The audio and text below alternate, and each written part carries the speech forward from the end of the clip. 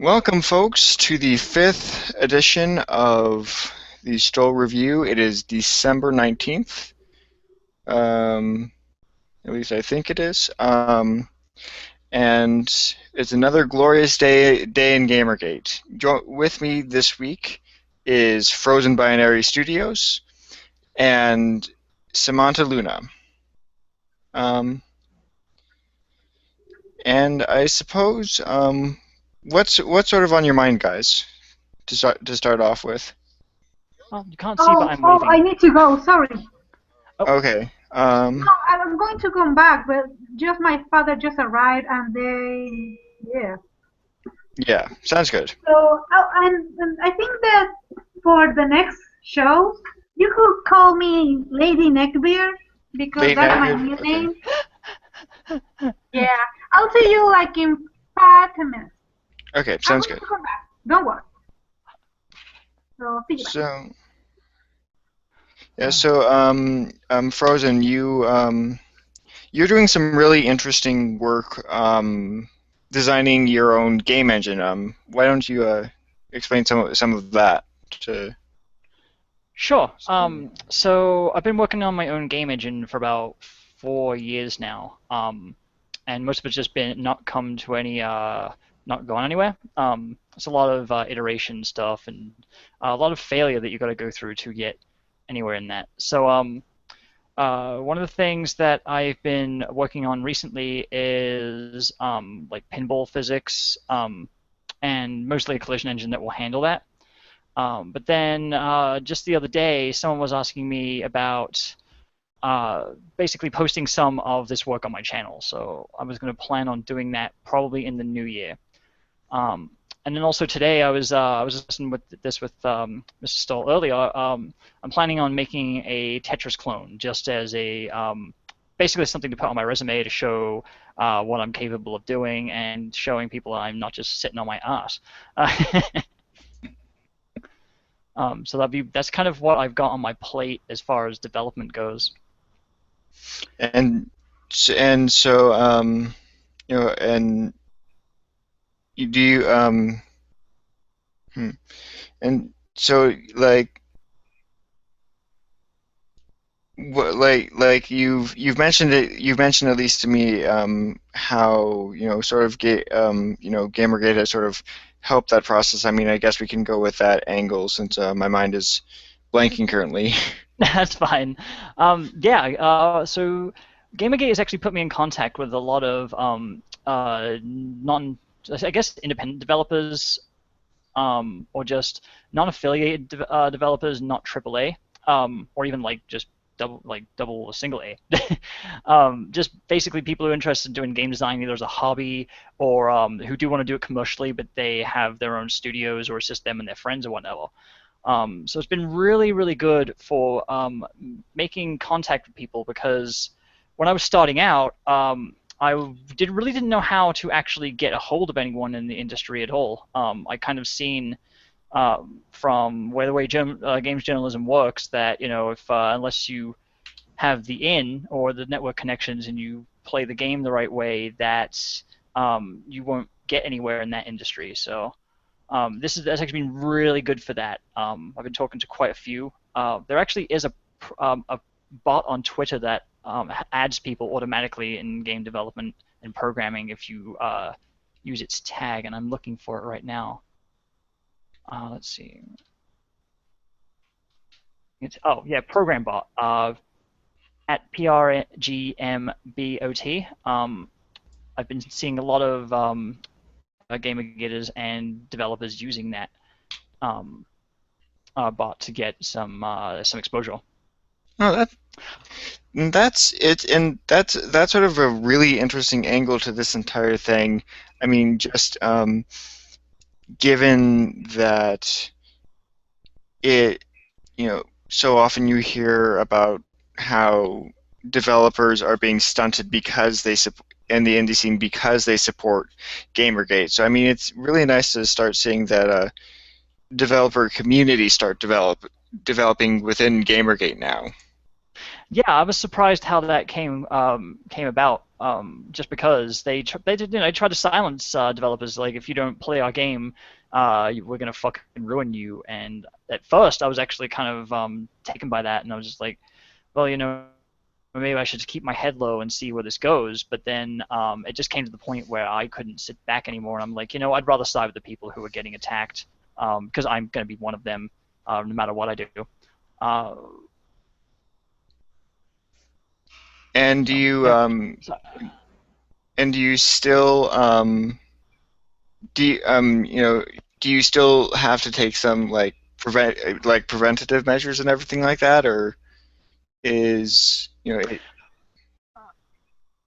yeah, the problem is a lot of my stuff is online publicly, because I have an EIN, and I do own my own business, that any kind of game development or programming stuff that I do outside of having W-2 and whatnot. That's where I declare all those finances.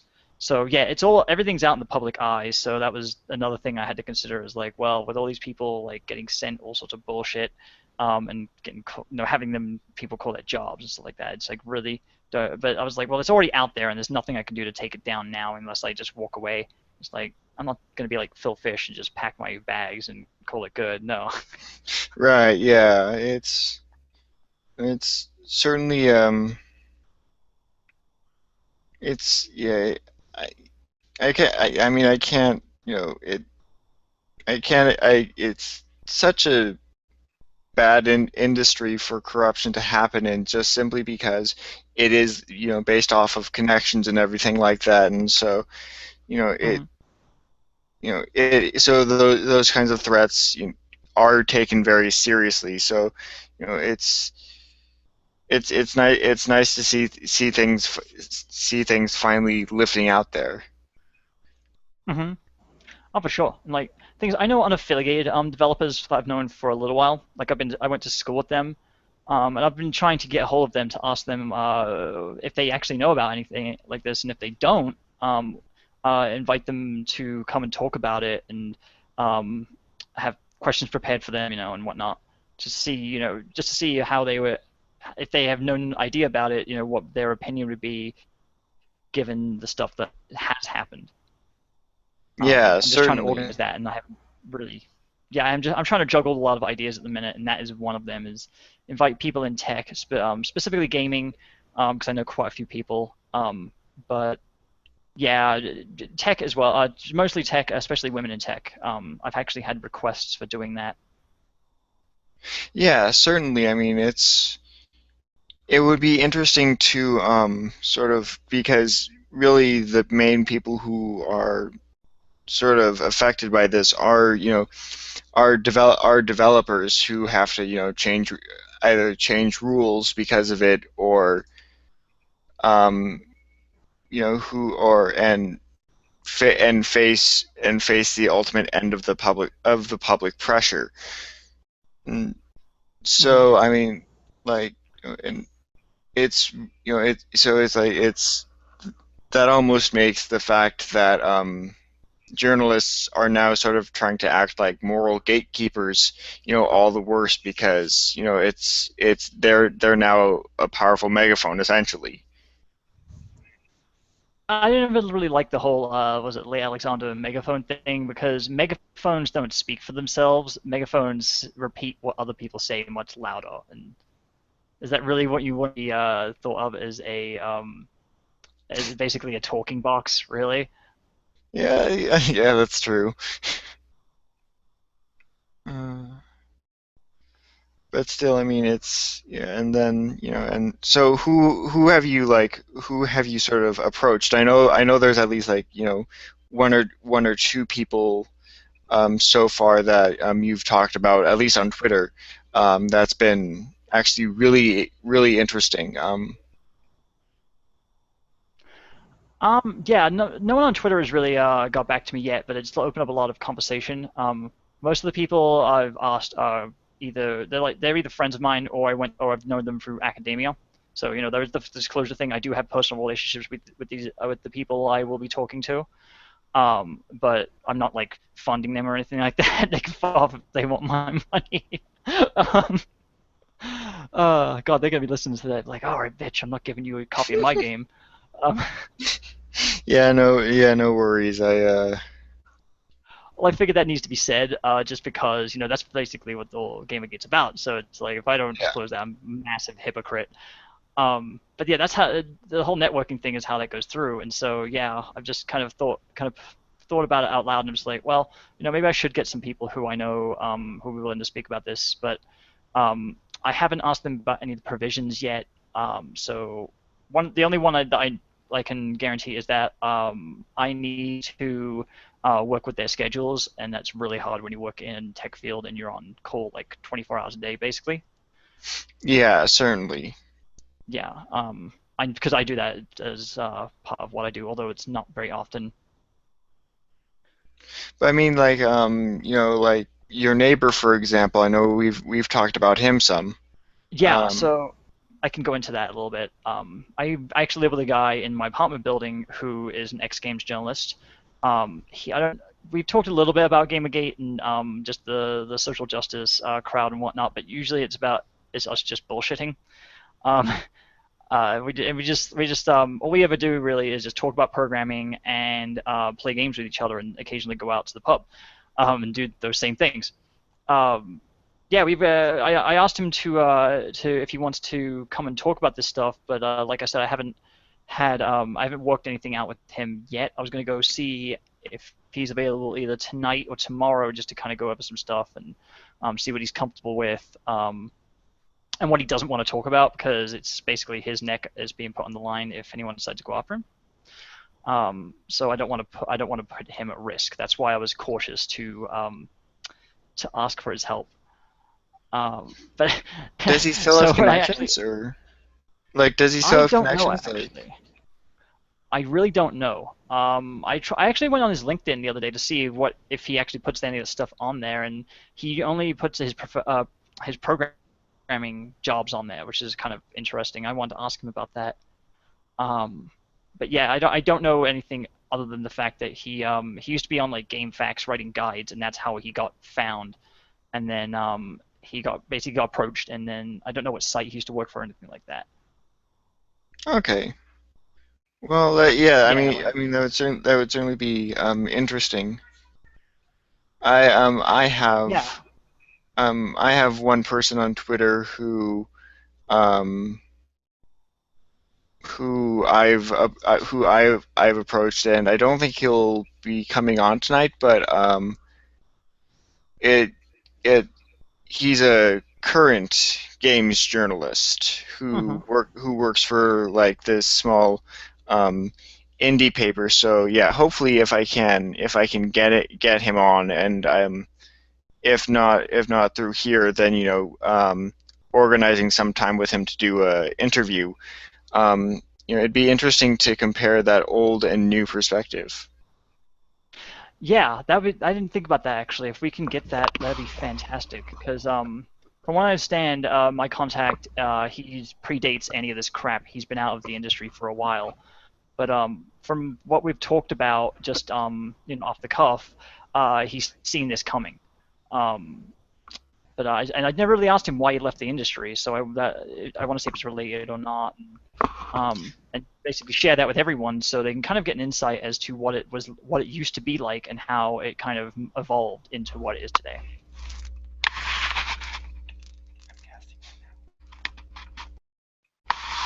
Yeah. I mean that's and see if there's just anything that maybe we can even bring back.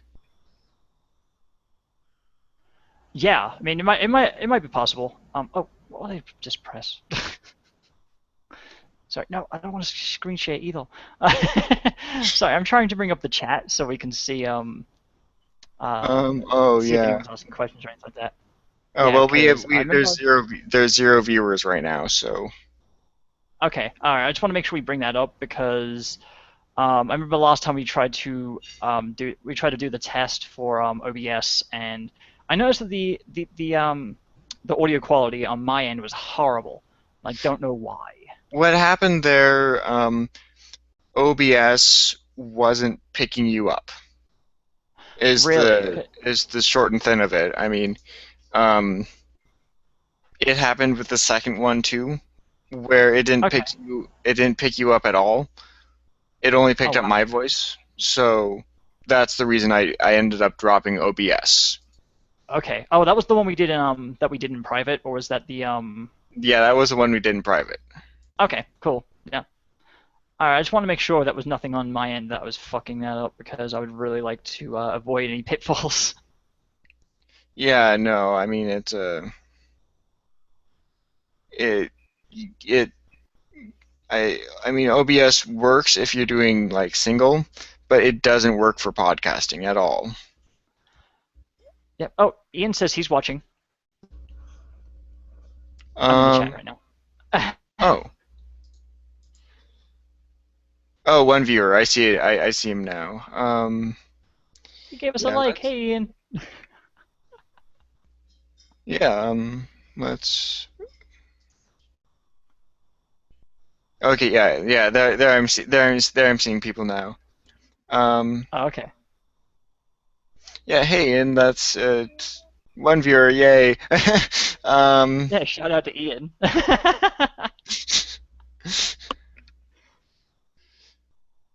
He must so I feel mean special. He's like 100% of our audience right now.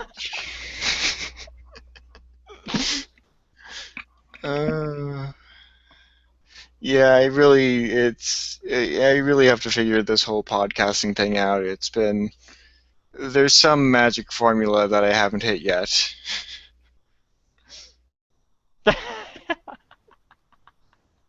He says yes. Oh, it won't. Did you send him the link? No, he wasn't on. Um, get on Facebook, Ian, and I can invite you in. Yay.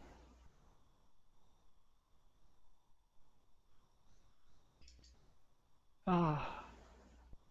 Um, Sorry. I actually had a game design thing related to something we were talking about in the pre-show. Someone's got a. If you want to talk about the what was it? The interview. yeah. Okay, yeah. If you want to talk about if you want to talk about that, I got something related to that. That's someone's project on Kickstarter. I just want to bring that up now. Oh, yeah. Well, what is that? Because I mean, Oh god. with a Let me whole. find it.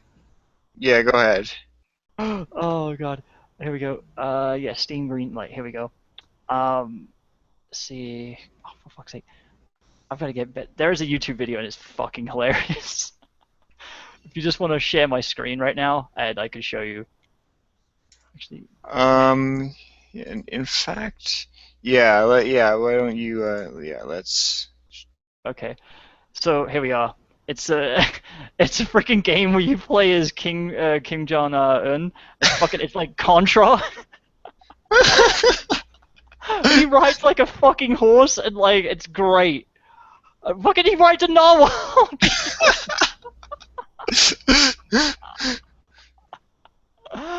Oh god. There's a video. I'll post the Yeah. And I'll post this in the private chat. We can put it in the links when this goes live. There we go. Yeah, I saw that. There we go. Yeah, the fucking horse. You know, it's a unicorn. It's not even a horse. okay. Yeah. That's Oh. incredible. That's. Oh. Well, see, why aren't they going after this? Or, why aren't they going after any number of you know, any number of the sort of um, faux totalitarian, why are, Team America? Well, where were they for Oh. Team America? Well, Team America got banned as the because it was not banned. It was Paramount was going to put that in place of what was it? The the interview, and they ended up pulling that. They ended up retracting out of that apparently. Really? Well, that's Yeah, sad. I'm like, what the fuck, man? That movie's been out forever, and it's retarded. That's what makes it awesome. Yeah, I mean, there's no shortage of these. Oh, Um, stop screaming, Jerry.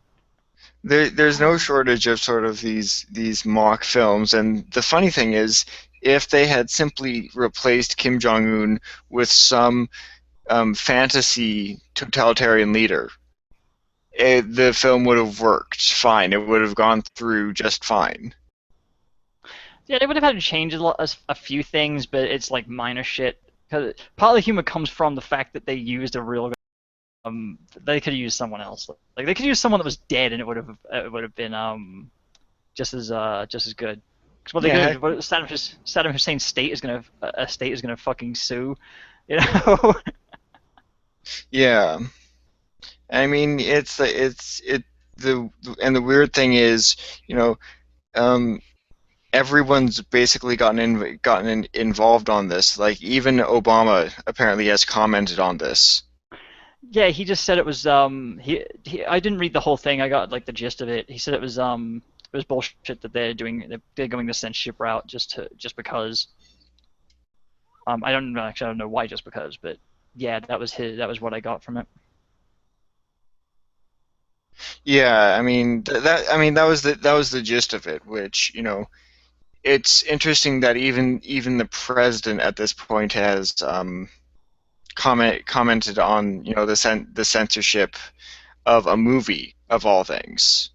Yeah, it's not like we fucking live there and we have to abide by their laws. We have our own fucking country. Well, I guess everywhere that has their own country doesn't have to do that. So it's really fucking stupid.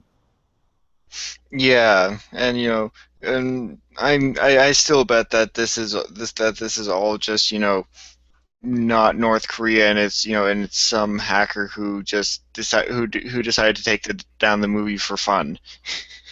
Well, you can always you can always do like proxies and shit. So wherever you can hide your activity fairly well. Yeah, exactly. Yeah, they could have just been like, oh yeah, I'm just gonna blame it on North Korea. I've seen fucking GoldenEye. I know how that shit works. Yeah, so I mean it's and even in games with the whole hatred situation, it took Gabe Newell again to reinstate it on Steam. Yeah, That's that shouldn't have had to go that far at all. Like, I shouldn't have had to go anywhere at all. Fucking so stupid. yeah, and I mean, I understand if it broke some standards, but I mean it's like they also sell Postal, so it. I really wonder who was the original person who made the claim. So they don't have that information like posted public or anything like that. I mean, No, not that I no. promote like going after people for doing shit like that. But if they have a legitimate grievance, that's perfectly fine. But just because they don't like the content, the theme of the game or whatever, that's a fucking dumb reason. Yeah, I mean, there certainly is a limit. I'd say, like, I wouldn't want like a Yori game ending up on Steam. That. Yeah, that no, there has to be some kind of standard for it. But like really, Yeah, a game where you go around shooting fictional people in a fiction, and I mean that's fucking every game. Like, let's just ban all first-person shooters just because you go around shooting people. yeah, it's. I mean, I suppose Spec Ops: The Line could stay in that case because it's doing it ironically, but you know, Well, it's just that um, they don't. I don't think they understand that like fantasy is like fantasy. Like people who play games generally know that that it's not real and you don't go around doing that shit. I mean that's been how many more times we have to fucking prove that. It's so fucking ridiculous that it's even a talking point anymore. yeah, I mean, it's a really interesting mindset. Like I've seen some analysis on their viewpoint, and it does. They're really overstating because I've had like college courses that go under that assumption that everything that is said, everything that you see, everything that you do affects you. Mm-hmm. Um, and they sort of hyper inflate that claim to then say, because of that, we can't allow certain kinds of content, or we shouldn't allow certain kinds of content because that affects you. Never mind that it may affect you differently, or that it may be less effective at influencing you than other things. Um, it's just running basically off of that very simplified assumption from, again, academia, not surprisingly. Yeah, it does my head in. Like, what? It's like if it's if it applies to video games, why doesn't it apply to anything else? Like, why is it? Oh, yeah, yeah, we have a lot of movies that have violence, but you don't see fucking people going out and saying, "Oh shit, there's Terminators everywhere." Go watch out for Skynet. There's probably one stupid asshole doing that shit, but like, are we really gonna base everyone else's behavior on the outliers? I mean, that's just insane. Yeah, and I mean I mean to a certain degree, I mean it. Some people may need some help choosing media because they're maybe more susceptible. There was an interesting study I found back in my online atheism days, Mhm. where apparently religious children, according to this one study, are less able to separate fantasy from reality. Yeah, I've seen that too. I mean, I've never confirmed it or anything, but No, I've heard that same thing, although I don't know where I heard it from or if it's even true. But yeah, I can confirm that at least that's a thing that's being spread around. so I mean, people can be susceptible, but it's just ridiculous what lengths these people want to go to. You know, just using that as justification. Oh, who's hitting me up? Oh, I should probably turn my phone off. I'm sorry. Oh, no problem. There we go. Yeah, cool. All right, sorry, I'm a little distracted. Um, so who else is all was all supposed to be brought in tonight? Um, there's someone named Joshua Ludden. I don't know who that is, but you know, Yeah, I think so. Yeah, I forget where I know him from now. But yeah, I saw him post in the group. okay, yeah. Mhm. So he's from Gamergate Ultras, Mhm. as well. Um, Darren, don't keep the faith. Darren Miller might be showing up. Um, and hopefully, but I'm not. At this point, I'm a bit skeptical if my other guest is going to show up at this point. So, I mean, this may just end up being a really short one, if not a It's lot of fine. people come up. Um, Well, the really long ones just like they draw me out. They really do. If I have to say. yeah, there must be some happy medium between the two, which, I mean, just comes with finding effective ways to get people on the show, get people watching, and everything like that. Yeah, I'm thinking about it. After this weekend, I'm going to be doing tests for my streaming capability. So I saw Lady Neckbeard was doing that this week. I Yeah. figured it was a good opportunity for me to see what I'm capable of. But when I figured I'm going to get like a timer or something like that just to kind of keep the pressure on. Um, that way we don't like sidetrack or anything like that. Yeah, certainly. Keep it in a time limit Mhm. sort of fashion. Yeah, we do that. We do that in tech. We call it time boxing, where basically we have a problem that needs to be solved, and if you can't solve it within X amount of time, or at least know what the problem is, or make some progress, then you just give it up and say, nope, we got to move on to something else. And it actually is really effective because um, the problem is that programmers get really invested in what they do, so they can end up wasting a lot of time doing some bullshit. Oh, I can definitely understand that. I'm in website design, so I mean that happens to me all the time, almost. You know, so I can certainly understand being invested in that kind of work.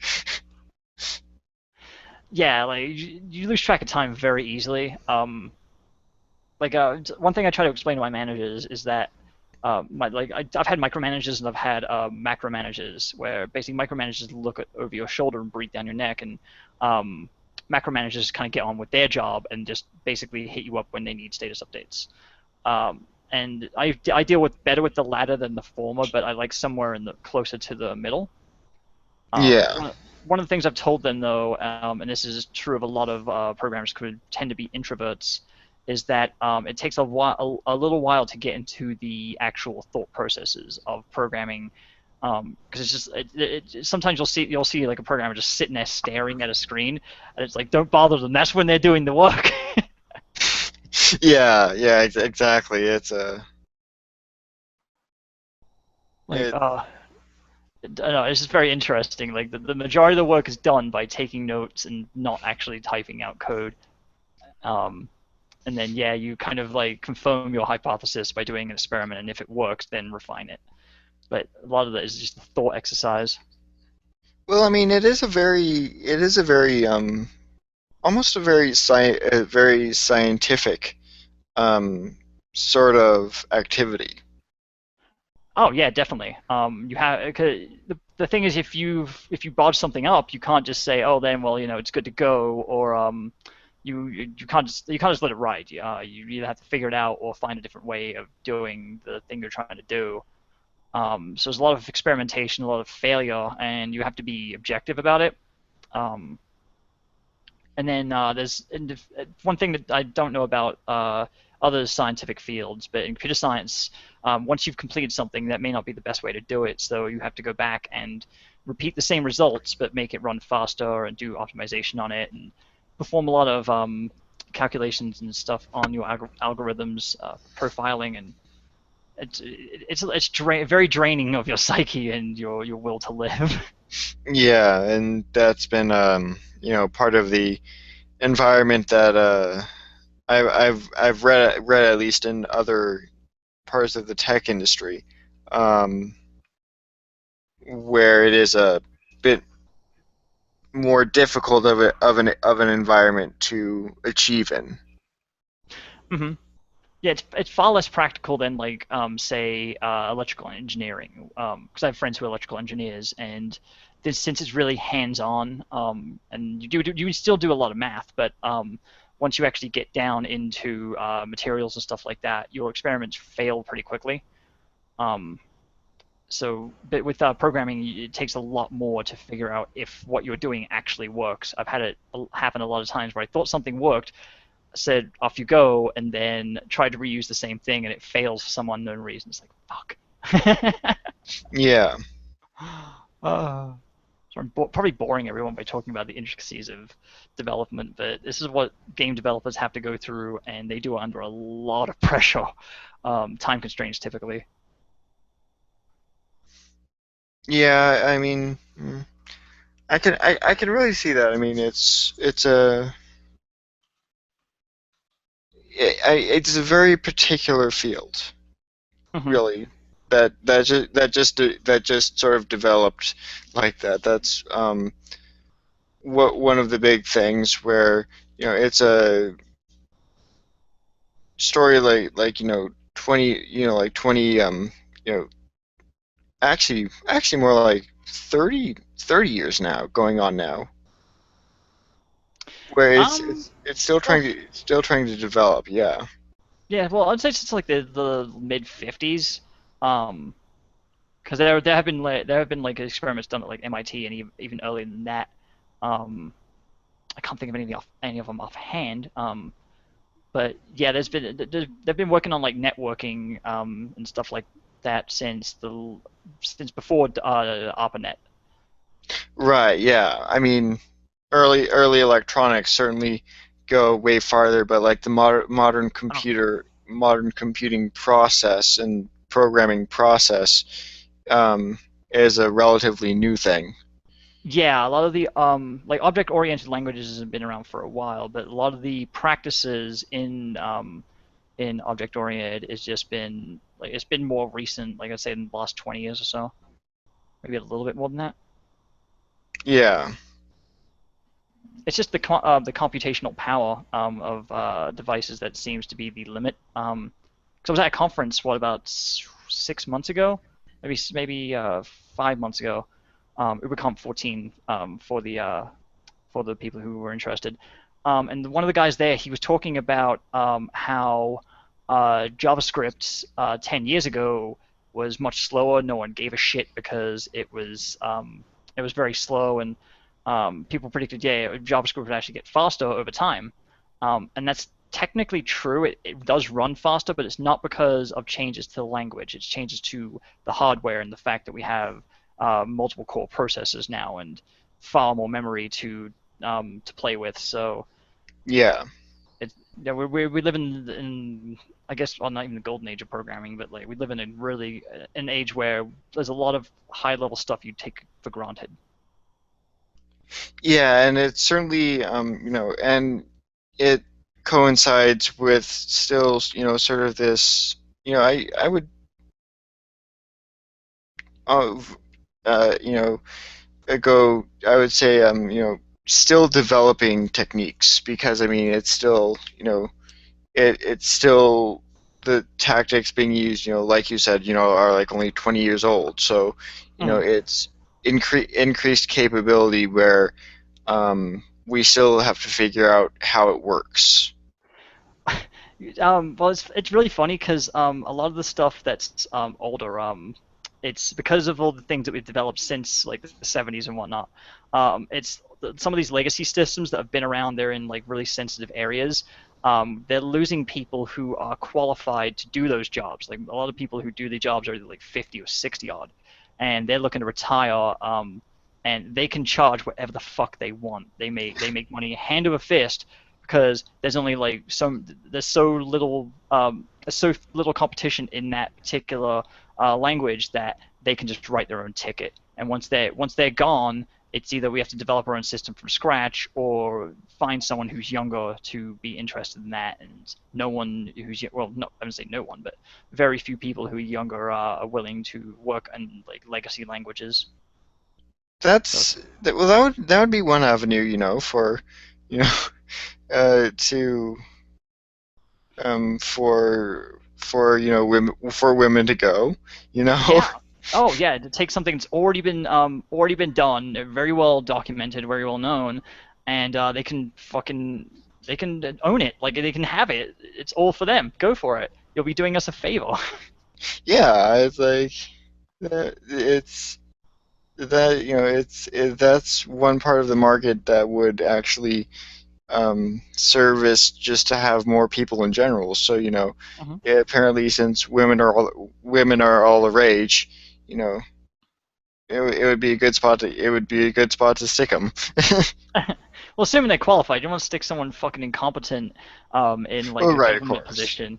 Yeah, because these are like places like military establishments and government positions and just like even academic ones. There's systems that have been around for like 30, 40 years where only like two people know how to fucking run it at the moment. Yeah, and yeah, I mean, I certainly wouldn't have the patience to do like, punch cards. Oh God, Like I couldn't. that would It's just be painful. well, trolling back in the day was fucking easy with punch cards because like it's I don't know if you've ever seen the episode of The Simpsons where I'm like, oh, I programmed like a whole chess game to work on punch cards, and Homer pulls out one and just reorganizing them all will take fucking forever. So he just throws them all out. That's based upon a real thing that actually happened. Yeah, I've heard stories from people from my like my old teachers who were who were engineers, I should say. Mhm. And yeah, they had to work with the punch card system, and it was like, yeah, it really sucked to mess up. Oh, there's a really great way to troll people because it can cause major damage and it's very easy to do. But all you do is make a punch card that has every single position punched out and put it in Oh, there. And because the bridges between each hole are very weak, when you try to pull it out, it will just rip the fucking thing up inside of it and chew it all up and prevent you from putting another card in. It fucks the whole machine up. You have to shut it down and pull it apart and then get every single one of those little bits out. oh, that's terrible. That's I know it's like thinking about it right now. It's like, oh my god, I'm defeated. Piece of fucking paper. well, if you're trying to, it's the whole idea of trying to run a machine off of paper, like an entire computer that takes its cue from cue cards essentially. It's a really foreign idea nowadays. God, this just makes me think of the old Willy Wonka movie where the guy is he builds a computer to help him find the golden tickets, and he's like trying to tell the computer to help him. The computer's like, why would I help you? I don't want no chocolate. I'll tell you exactly where to stick some bars of chocolate. Yeah.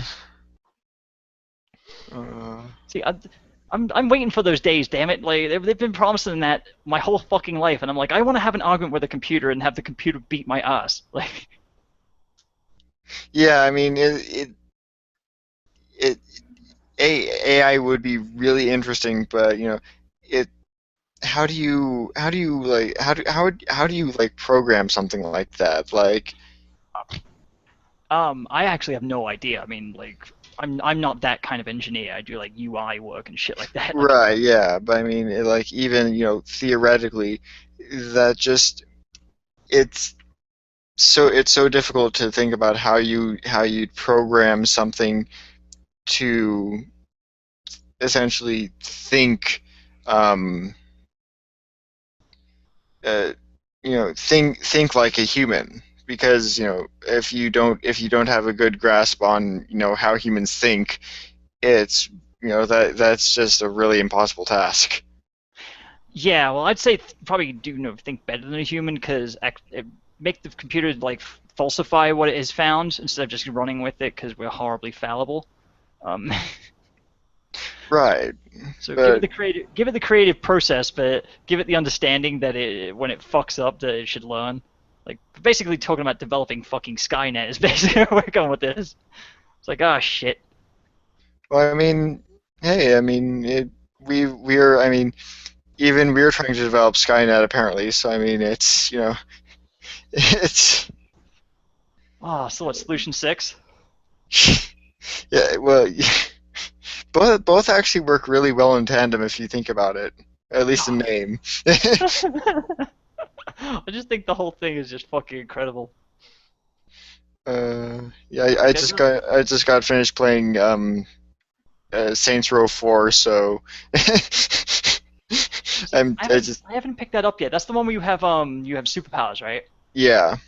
Yeah, I was thinking about getting that just at the end of the PS3's lifetime, and because it looks fucking ridiculous, and I don't take games very seriously anymore. I just can't. Like the Oh, story mode. it's excellent. I really enjoyed it, and I really don't like games really. Mhm. Like GTA and Saints Row are both terrible franchises to me, but it's like the entire game is just so meticulously put together, um, that it's one of the few games where the flaws aren't actually that terrible because they're compensated elsewhere. Okay. Well, yeah, you gotta have a good balance. I mean, But I like, yeah, mean, like this is like it's like the epitome of balance. okay, that's good because yeah, I'm just like fuck it, I can pick it up for like what $20 now. Because yeah, fucking this is bullshit. Like when I've been looking at getting some new games, and the digital download is like fucking $50 for a game that's like 2 years old. But I can go out and get the fucking disc, brand new, never been opened, for like half the cost, or even Wait, less. they're still selling it? They're still selling it at that ridiculous a price? Not specifically that one. But when I did my WWE video, I was looking that up, and yeah, the fucking digital download was 50 fucking bucks, whereas the disc was 25. Huh. And I was like, fuck that, I'm Amazon priming this bitch, boom, and I get it in like 2 days. That's. I wonder if that's just on EA's part though. I don't know. I don't know about how they do their licensing and shit. You're just paying for the fucking convenience, um, as far as I'm concerned. Which it's not very much of a convenience to just have it instantly if it costs that much. Yeah, and when you're like me, like I've got 2 gigs on my PS3 right now. I've got no space on there for games. So yeah, I need to either get a new hard drive or just have disc-based games. I don't install the extra packages and shit. I don't really care Yeah. about loading times so much. Um, like the only game I have to do that with is Marvel vs. Capcom 3 because I have the DLC and you can't get it anymore. Oh right, yeah. Fuck, does my head in because it's disc lock DLC. I mean, fuck's sake, like flip a fucking bit for me, please. Well, like when a game's that old, surely some intrepid programmer has figured out how to unlock the disk manually. Yeah, I don't know. I haven't really looked into much hacks beyond behind that. I'm perfectly honest. I've actually been looking into hacking a commercial Dreamcast to act as a dev unit, and I found a tutorial on how to do it. Oh, that Um, yeah. You were mentioning that. That's just really yeah. It's like it's really cool that it, that older systems may be the key to you know indie development nowadays. I mean, yeah, I mean that system is basically a Windows-based system. It's like Windows, an older version of Windows CE, so it's not fucking great, but it's basically an older version of what fucking Windows Phone is. Well, and yeah, when in Windows Phone, I mean, it's not a very um, great platform, really. It Yeah. Oh, we were actually talking about was it Windows Phone and Minecraft in a private chat. But yeah, they actually released the latest version for Windows Phone. oh that's out already? Yeah, I was going on. I went on Minecraft's wiki page the day after that, and I was looking at because I just kind of try to keep up on what the development stuff is, and their velocity, and yeah, I noticed that was on their front page. I was like, oh shit. Oh They don't well, have a Windows Phone one, but yeah. I might have to try that if it's if I mean do you know if it uses the Mojang account or if is it like is it just another version of the Pocket version? As from what I understand, it's just a port of the Pocket version. Okay. Okay, well that's a bit stinky. Yeah, it's the Pocket version's not too bad. It's got some stuff going for it that the console versions don't have at the moment. Yeah, I mean if you could sync accounts, it would be a good investment. But I mean, at this point, if you have one or the other, Hmm. you shouldn't have to pay twice for the same game. Yeah, I don't like that either. Because I have an Android phone, I'd love to be able to play Minecraft when I'm on the bus and shit. Or just in between compiles at work. Sometimes those compiles take like 40 fucking minutes. Yeah. I'm just gonna sit here twiddle my thumbs for 40 fucking minutes, or um, actually what I end up doing in between compiles is just looking up various bullshit. That's how I found the tutorial on Dreamcast development. Yeah. Yeah, it's Ah, yeah. I mean, I've done yeah. I mean, during that time, that's really all you can do is just like random searches, unless I mean, I suppose you could like run a quick session of Minecraft, but I mean, I'm would that get in the way of like compiling time or? no, I'd use a separate device for that, so it wouldn't get in the way. Like I'll Uh, compile at my.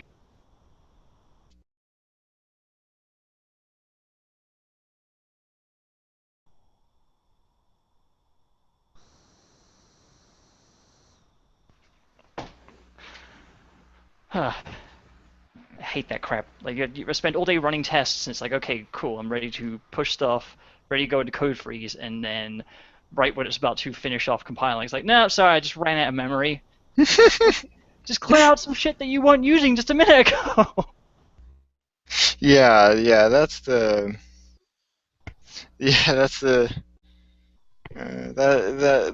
downside to having to those wait periods. Like you can't use any more of your computer resources to do other things. You just have to sit there and wait. Yeah, that's where the swap memory comes in handy. Like, I basically went and harassed our IT department for a second SSD, and they're like, "What do you want to use it for?" And I told them straight up, I was like, "Yeah, I need swap memory because I got 8 gigs of fucking memory, and it's still not it's still not enough." So they gave me like a 200 gig something like that. So 200 gig SSD. I took my old SSD out, put it in the spare bay because it runs slower, and then yeah, now I got like fucking 200 gigs of swap memory. Oh, that's fantastic.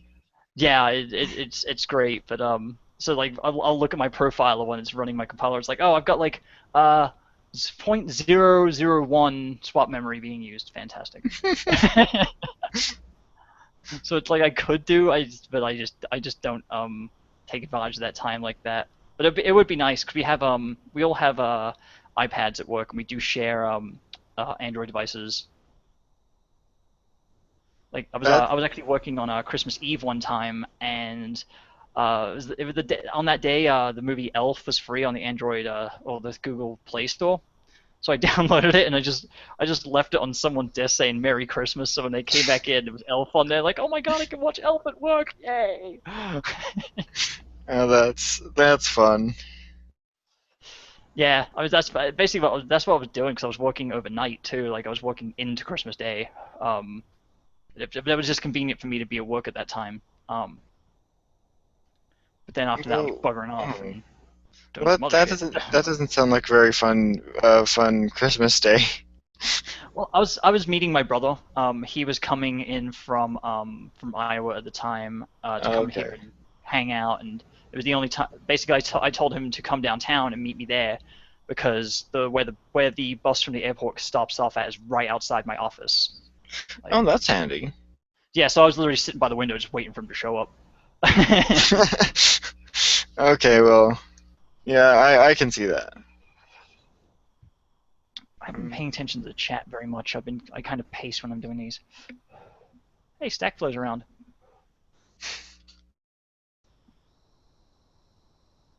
See Oh, him scrolling through the Stackflow. chat right now. Yeah, I think I follow him on Twitter as well.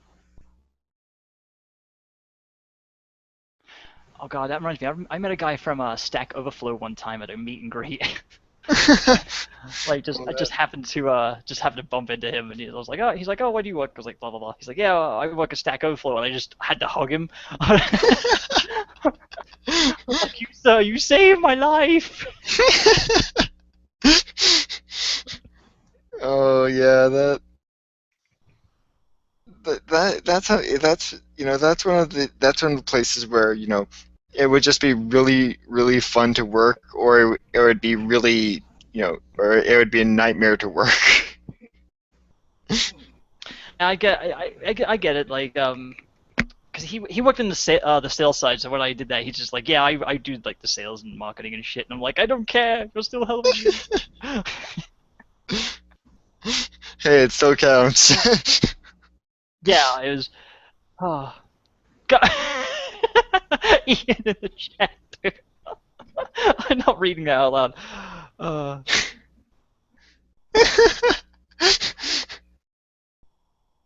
oh, uh, God damn.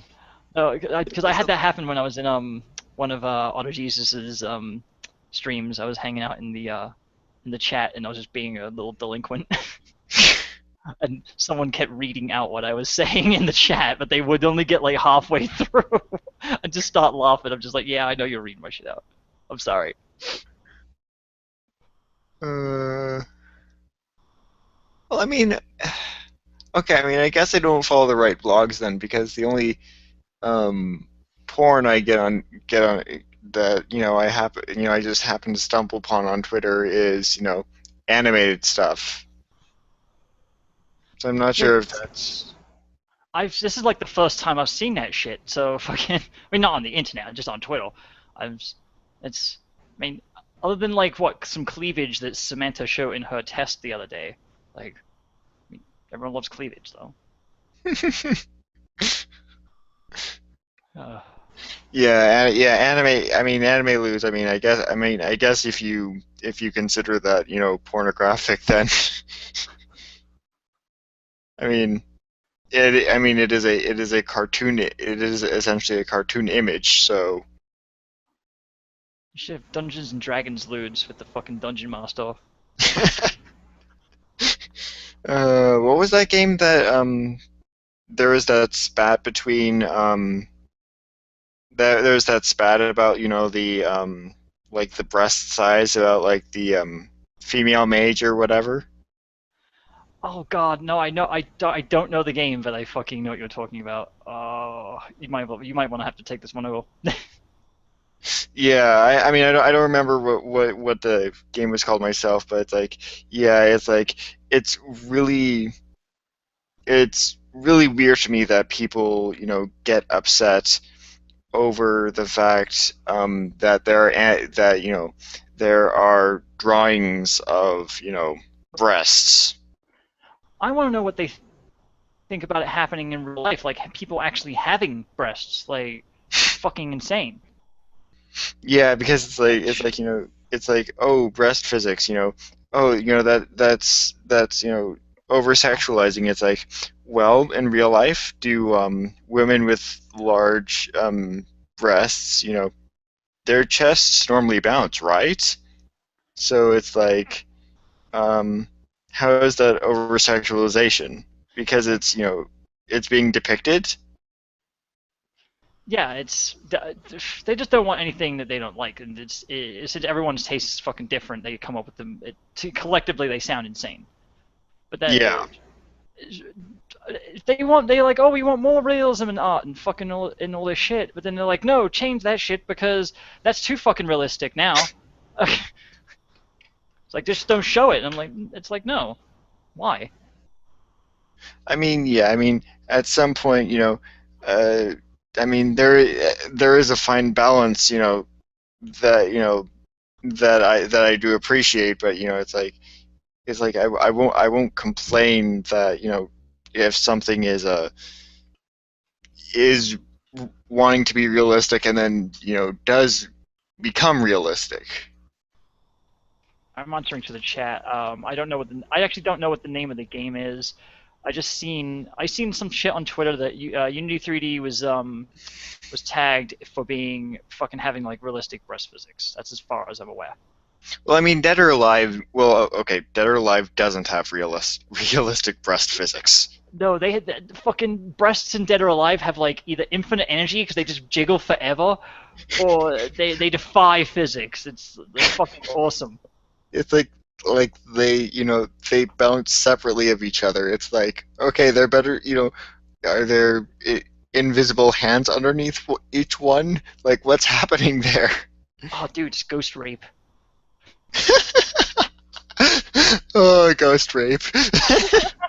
You heard it here first. Breaking news.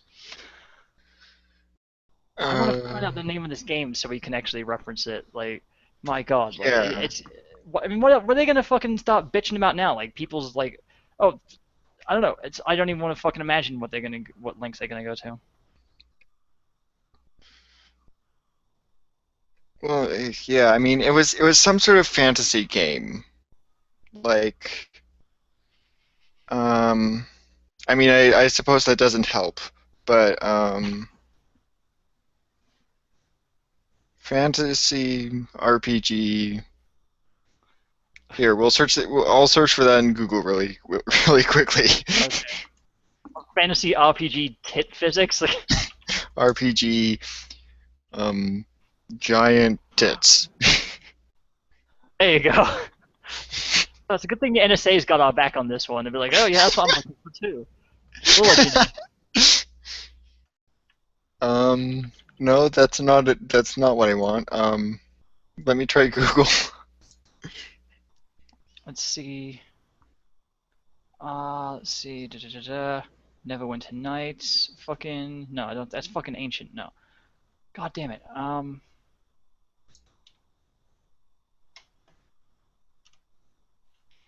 God, of all the things I would be searching for, this is not the one I thought I'd be searching for today.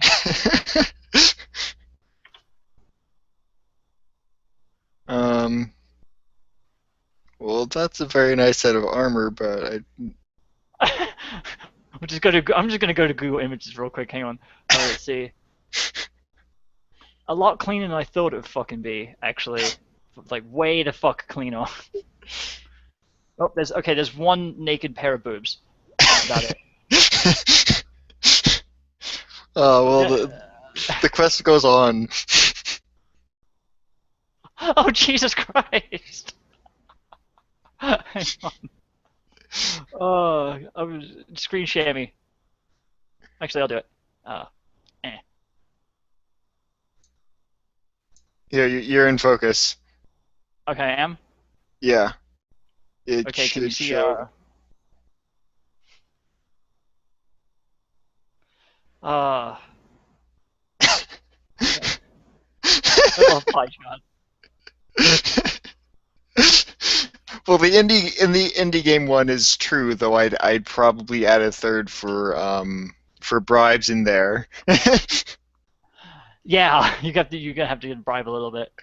Um, uh, fucking, I just went to Sargon of Akkad's Patreon today, and I was like, I don't know if this is true of everyone's Patreons, so or if they write their own milestones, but his like lowest one is, I forget what the is basically his description of it was, I will no longer have to eat instant noodles and fucking for every meal. The struggle. I know, we've all been there. I mean, check my noodle privilege. Yeah, Slut Fighter 2015. yeah, I mean, I mentally think to myself that's what I've been doing through what I did throughout high school, because like this is a true story. Like I used to eat like Chef Boyardee out of the can cold and Yeah, stuff like that. yeah, you had just sometimes you end up doing that shit. Right, and it's like I didn't have to, but I just ended up doing that for lunch. So it's like I like to think that I was preparing my stomach for college, and then and then going off of instant rice for a little bit. Yeah, like I don't know. When I was in college, I seemed to I worked at Pizza Hut, so I would just take home free pizza. 'Cause we get like assholes who would call just to like do the fucking like the fucking 4chan thing to people where they like call fucking for pizza, and the people are like, "Fuck you, no, I don't want the pizza." Fuck, we just have like a stack of pizzas by the end of the night. Really? Yeah, Oh, it would then happen, especially on weekends. Yeah, it would just suck. Fucking assholes. Which is like, yeah, see, you fuckers, I'm taking like a whole pan of pasta home, just munching it. well, right. I mean, once you have the food, you can't waste it. Oh yeah, no, it was, you know, uh, check my my pasta privilege. I was working like 2 jobs then, so it's like fuck that. I'm taking whatever I can for free. And yeah, and that two jobs and taking classes. That seems like a lot. That seems like a lot. Yeah, I worked full time at Pizza Hut and what was it? Frickin' I repaired vacuums. Actually, and so I just read. Why am I reading the chat? No, not when I'm talking. But yeah, I did that, and I alternated days. So I worked every weekend, and I worked 4 full days, and then on like basically the other days I would be in class. So the schedule worked out really well because I chose my classes around it. Yeah, And then yeah, I did like reading for classes because I always got like a week ahead on the reading by like kicking the shit out of it, just taking all these notes and whatnot before class started, and that really helped. Like I kept on top of that pretty much the whole time. yeah. That's when you are doing two full-time jobs. Yeah, you end up doing that. Yeah, it's Um, ridiculous. But my fucking dad did that shit, so like if he could do it, then I could probably do it too if I'm at least competent as he is, if not better. yeah, And other people do it too. It's not like it can't be done. It's just not fun. You have to give up fucking pretty much everything. And like so you're still in school right now, right? Or yeah. This is my third year, so I have okay. at least one more year. But then there's going to be more after that. Well, how far are you going, and what are you going for? Because I actually don't Um, know. well, yeah. So currently, I'm in doing bachelor's for history, and then I am at least plan is anyways that then it's going to be the master's in history, Hmm. and then trying to find some researching job or like archive job or something, something along that line. Okay. Something, yeah, something that deals with research specifically. Well, at least you have a way to you would basically have a plan to already go into your field because there's a lot of people who just take what they want and then they don't actually have a plan. They just kind of want to feel their way through afterwards. It's not a very good way to go about things. Yeah, no, it's not. Yeah, it's well, and that's unfortunately how most people like take liberal arts degrees, Hmm. or they do the Anita Sarkeesian method, where they then try to propagate themselves using using the degree um, almost haphazardly, not realizing that it was going to be a more difficult degree to get into than a lot of other degrees. Yeah, like I only know one person who has like any kind of communications degree, like Anita Sarkeesian and Rebecca Watson do. But like she has a doctorate in fucking communications. So she really went all out, and she actually has a job directing fucking. When I worked with her, she was directing the department, and she was my boss. So that's pretty cool. Yeah. So Yeah, it's like you really have to do that, and none of these SJWs um, did the work. yeah, like she's been doing shit for years. So um, she's actually earned her way up, and I respect her for that. But the like fucking Anita Sarkeesian, like no, like she talks out her ass. Which, yeah, it was just really um, it's just really annoying. It's just really annoying to see that, or to even see like um, game design theory being covered by people who have absolutely um, no ability to do so. Yeah, like fucking it does. God, I was gonna say something about that right now, and I forgot. Oh shit, lost it. Don't worry. Yeah, it's like well, it's like Diagra and all that. It's just a really sad state of affairs because it's a really actually a very interesting field that someone can go into, but it just takes a certain amount of dedication. Yeah, I know exactly what you mean. Like you have to really like study things, and someone like Adrian Shaw isn't objective. Like she seems to like kind of draw her conclusions and then find things towards it. Um, Yeah. yeah, I was watching Sargon's video on what was it that he did most recently. I forget what the fuck it's called. But Wasn't it that goes the metal into game? no, he's done one about the whole academia bullshit again, and he said that she had used the same she'd quote the same thing in two different papers where they have basically they have the not the same she used the same point to prove two different things, and without really thinking about it. I've only seen the Yeah. video like once, but it's a good video. It's Well, and I mean, if your peer review is basically all the other clowns in your clown car, you know, it's it's really easy to for that stuff to slip by. I remember what the thing was as well. I learned today that there's a Java library called Objectify, and so Uh, Please tell me it's for like images. I have no idea what it does. I'm actually gonna look it up. Fuck it. I'm gonna Objectify. Um, yeah, Google code. Let's see. Objectify is a Java data access API specifically designed for the Google App Engine data store. Blah, blah, blah, blah, blah. It does some bullshit for like, yeah.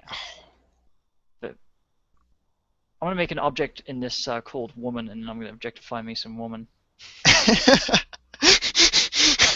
So it will, in your first in your first game, if you ever do go into the into the mobile market, that'd be the thing to do. Objectifying women in the code base. It's fucking so sexist. uh, Kotaku would rate your game, a whole 2 points lower just because of that. Then you get that one stupid bitch. She's like, "Oh, this game's not objectifying me enough. Like, this is bullshit." It's like Yeah. complain about something. Well, I mean, and really, it does get asses in seats. Really, it gets viewers to look at your content if you do complain, which is the main problem. This, At this point, sorry, go at this point, why we're not like radio silencing all these people is really does mystify me. I was gonna say this is a really good segue into something I remember that happened this week. Lacey Green got her own MTV fucking sponsored YouTube channel bullshit. Really? Yeah, it's called MTV Brawless, and it's got that fucking stupid bitch in it. Um, what is it about? Here's the description of it from what they say. It says Brawless brings a smart, uninhabited take on all things pop culture and internet. Get your fix every Tuesday. Brought to you with love by some fucking Earl. I call bullshit. Like fucking it brings a smart, and then you just then have Lacey Green host it. I don't think so. Well, the production value is certainly going to be lowered because of her. Yeah, but from what I'm like, got the very first frame of it up on YouTube right now, and the prop design's pretty fucking good. But like then she's in it, and yeah, it kind of brings it down. Ugh. I mean, I would be able to listen to her, but if it wasn't for the voice. Yeah, like dude, her fucking voice is annoying. Like, hang on, let's see. I love abusing the screen share. I'm gonna do it again because I'm just an asshole. Well, Which is it's actually working well this time around. So, okay. you know, Well, look at the that size of her fucking mouth, and that's like the very first thing you see in this video. Like, that's where it starts from. Wait, looks like her old set. Is it? Oh, I have no fucking idea about that. But this is apparently her shit. Like, Yeah, like that TLDR video right there. Oh, this one? Yeah, look at look at the thumbnail. No way, dude. Like, this will require some analysis, I think. Of course, that means I have to watch that shit. I'm gonna like just mute and do that. God, 10 secret vagina facts. Like, well, apparently I learned from Metal Gear Solid that women have more hiding places than men, so there's 11. Oh. The things you learn from gaming. Oh. Yeah, yeah, if when I get like stressed, like I have an assignment or something, like I end up watching old YouTube videos, and Mhm. it's you know, and so outside or outside Xbox is like they do like top 10 lists, and they're actually really well done. And it's like, yeah, so it's like they have one list for like embarrassing achievements because they mostly cover Xbox content. And so it's like, yeah, so it's like that's the first time that I've seen like the snake beater footage. What, Snake Beta? What? Yeah, like there's a moment in one of the Metal Gear Solid games where you can go into a locker, and there's a poster of a woman Mhm. of a woman in a bikini, and then it'll cut to one of the calls, and it's Snake masturbating essentially. Oh. I know in one of the games, if you see, because you can objectify posters of women. I know in one of the games you can like if you sneak against like a poster that's inside of a locker, you can actually like tap the walls. It will instead of making like the tapping sound, it will make a girl sound. So it's like you're raping the poster. Oh yeah, there are the like yeah, I mean yeah, I think that's related. I think like it's supposed to be like Snake kissing the poster or something.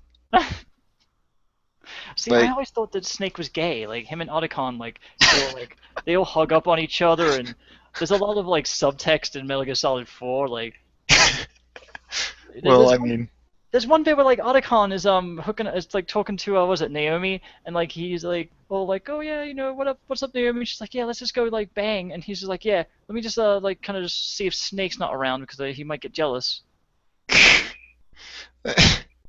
well, I mean, I suppose, but I mean, if I mean, the more striking character is Raiden, actually. See, I never had a problem with Raiden. Like everyone's like, oh, you can play as Raiden in fucking the second one. It's like, yeah, that's cool.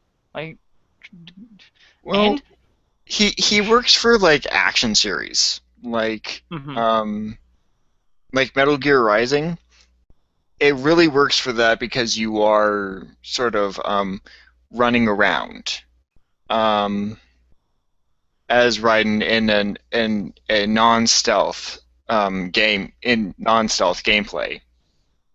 I don't play Metal Gear Solid stealth. Like, I just go in fucking bare hand punching people and strangling them. Oh, well. Yeah, I know it's a stealth game. I just don't give a single fuck about that.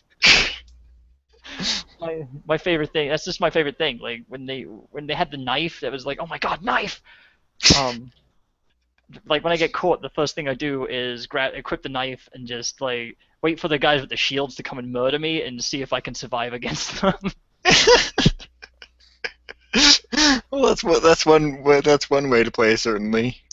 Yeah, I usually get killed, but yeah, they eventually stop coming, so you can actually win that battle of attrition. It's not terribly difficult. And if you manage to get one of those guys and hold them against you and fucking threaten them, you can use their shields to get away. So that helps a lot. But getting behind them is a bitch. Yeah. Oh god, I love that game.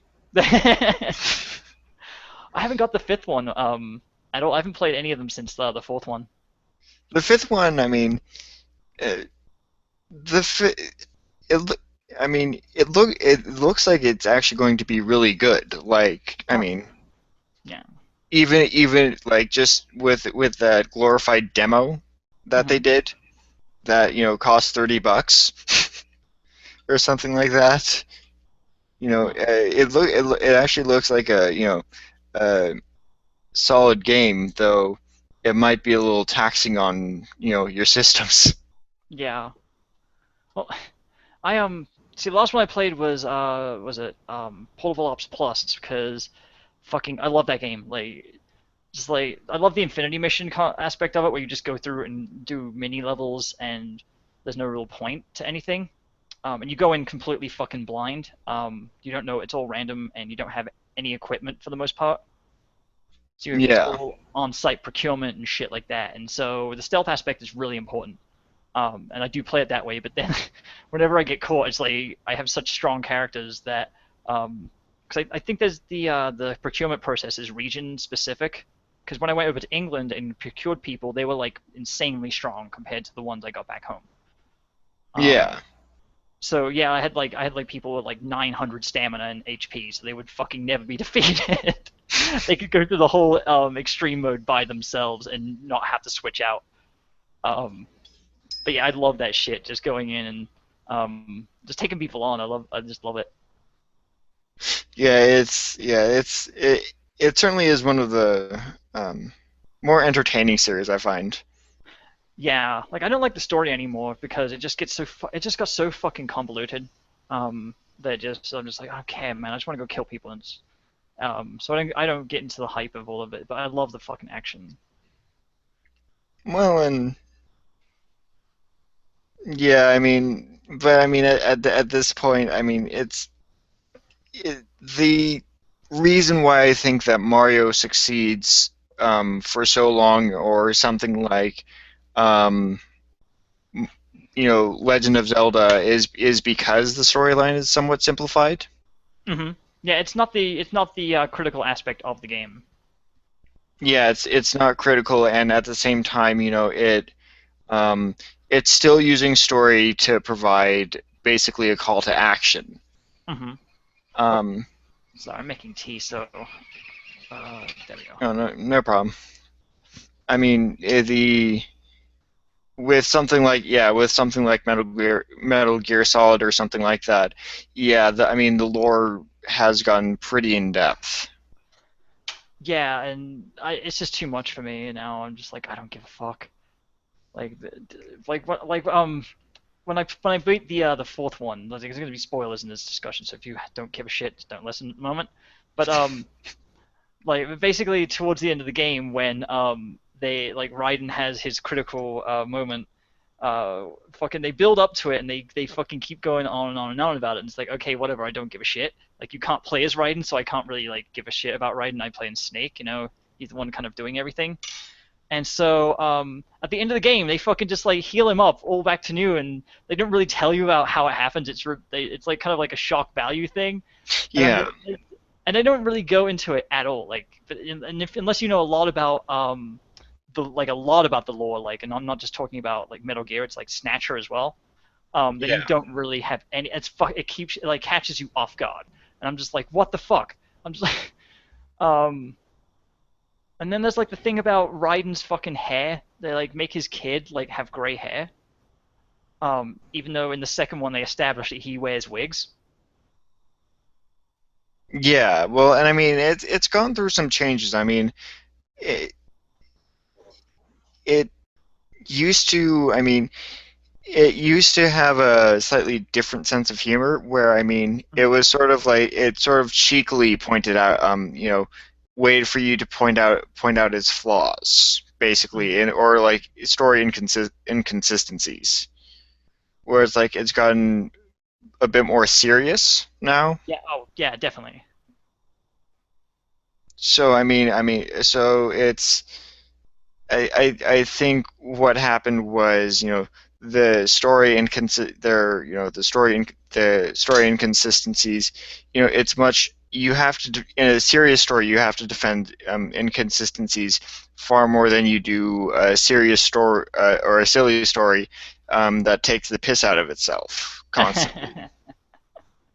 Well, see, they contrast that against like fucking what was it, Johnny, where he just like shits himself all the time. I'm just like, yeah, is that really a good mix? Because that was one of the aspects I fucking hated. Like, I mean, yeah, it's in all of them, at least all the solid series ones. But fucking like they like make out the end of the game he's fucking superhuman because everyone else is all fucked, and he's like, no, they spend the whole game establishing that he's a fucking incompetent jackass, and he doesn't get to have a fucking like an arc when no one gives a shit except him. Yeah. And the way they frame that whole thing just really pissed me off. I'm just like, really, this is like such schlock at the moment. I mean, I understand if they're doing it for humorous value, but like I said, it's getting really serious. So it's like it's hard to tell if they're self-aware or if this is just how they're choosing to close that loophole.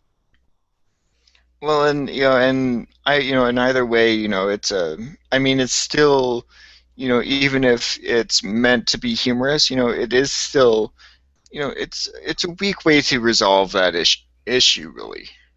And there's a lot of shit going on in that whole thing too, because they're like switching between everyone doing their thing. Because there's like fucking 10 different things happening all at once, and it's kind of like what was it Star Wars Episode 1 when they I don't know if you've ever seen like behind the scenes footage, but they show that George Lucas is sitting down with his peeps, and they're all like, yeah, we're kind of just like mixing the emotional tone of all these different resolutions happening. We have like fucking them fighting Darth Maul, and then fucking the Jar Jar Binks is being a douche, and then like fucking Anakin Skywalker's up like blowing the shit up, and the other shit that's happening. There's so much crap happening, and and that's the problem. So much crap is happening. You just got to stick with like maybe two, um, at the Well, most.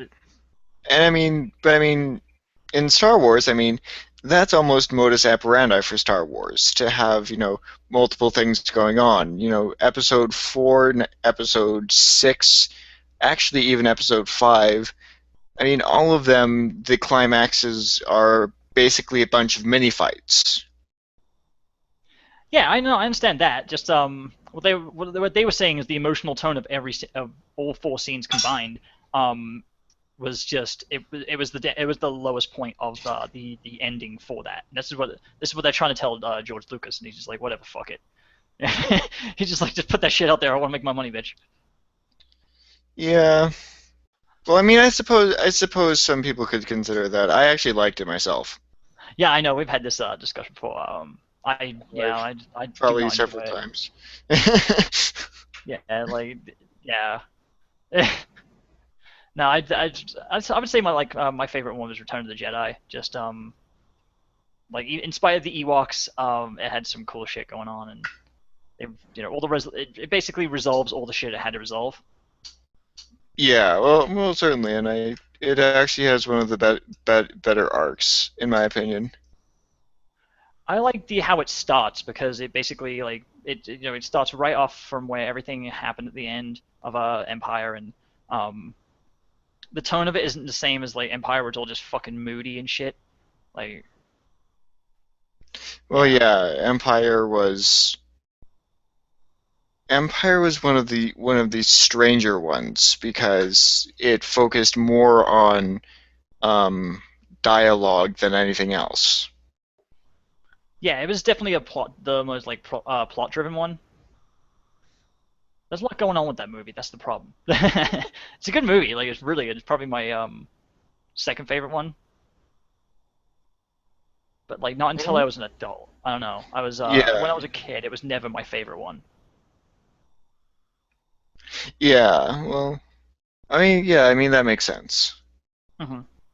There's like I said, there's a lot of shit going on, and it's not really a kids movie. Like there's a lot of adult shit going on there, like betrayal and um, coming to terms with things and whatnot. Well, and yeah, and the entire thing, it really has to grow on you a bit. Like children watch, it's children watching it. It's actually probably would be really interesting. Um, because then it's one of those properties you then have to go back and then you're like, holy shit, that's what happened. I never knew that. I never considered that as a kid. Yeah, that's what I'm saying. You have to have a bit more experience in life to really understand some of the darker themes, because it is a darker movie than either A New Hope or Jedi. Yeah. Yeah. See, talking about fucking Star Wars theory, bitches. uh, it's kind of weird because the Star Wars movies are stronger. The Star Wars franchise is strongest in the movies. The TV iterations of it have always kind of been weak. Not well, okay, not always, mostly been weak. But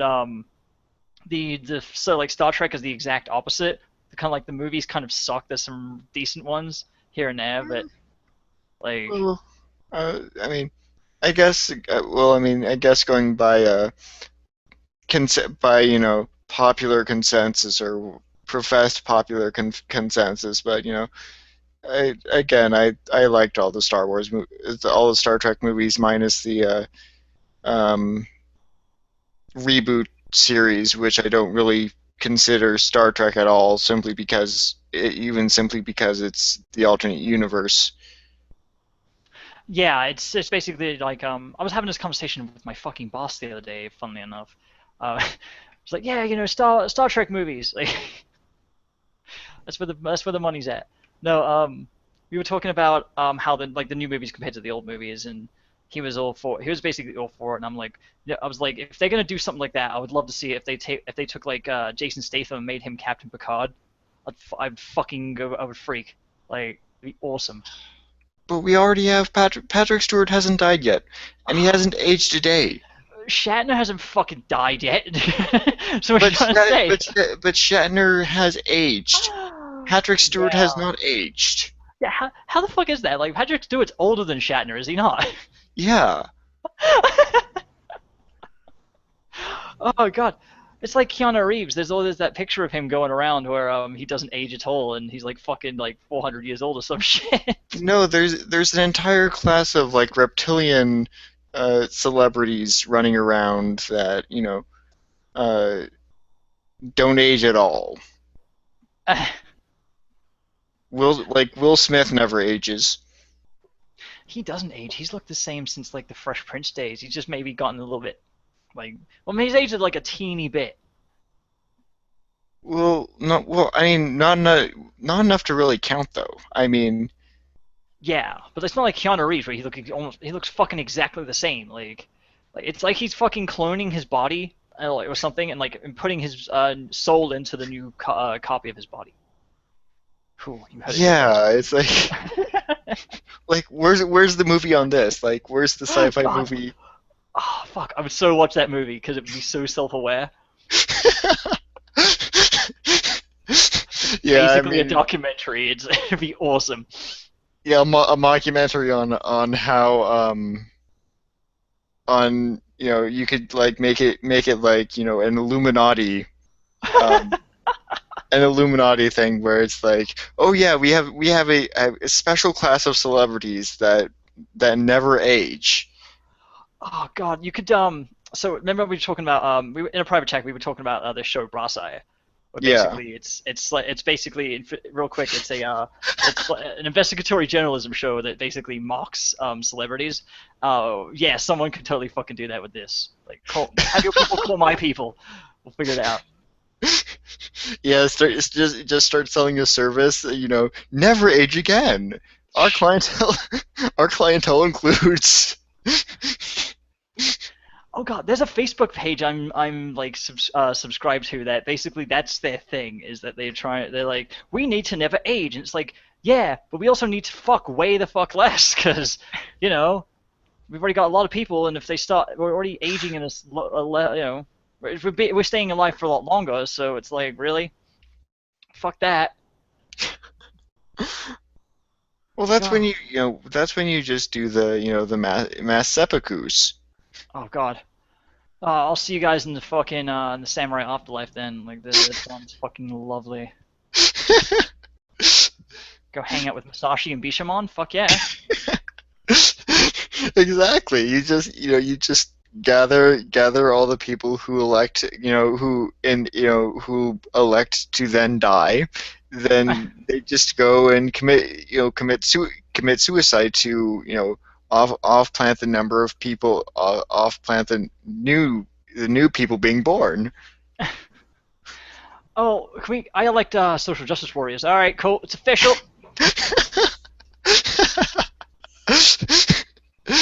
Wait, social justice warriors that live forever? No, I like them to kill themselves. Like, Oh, oh, yeah. Well, I mean that's a bit. I mean that's a bit harsh, but that's. oh yeah, no, I'm joking. Obviously, I'm not reincarnated Hitler. uh, Man, And that would actually make a really fun dystopian novel. Like someone discovers the fountain of youth, and then society has to somehow deal with that.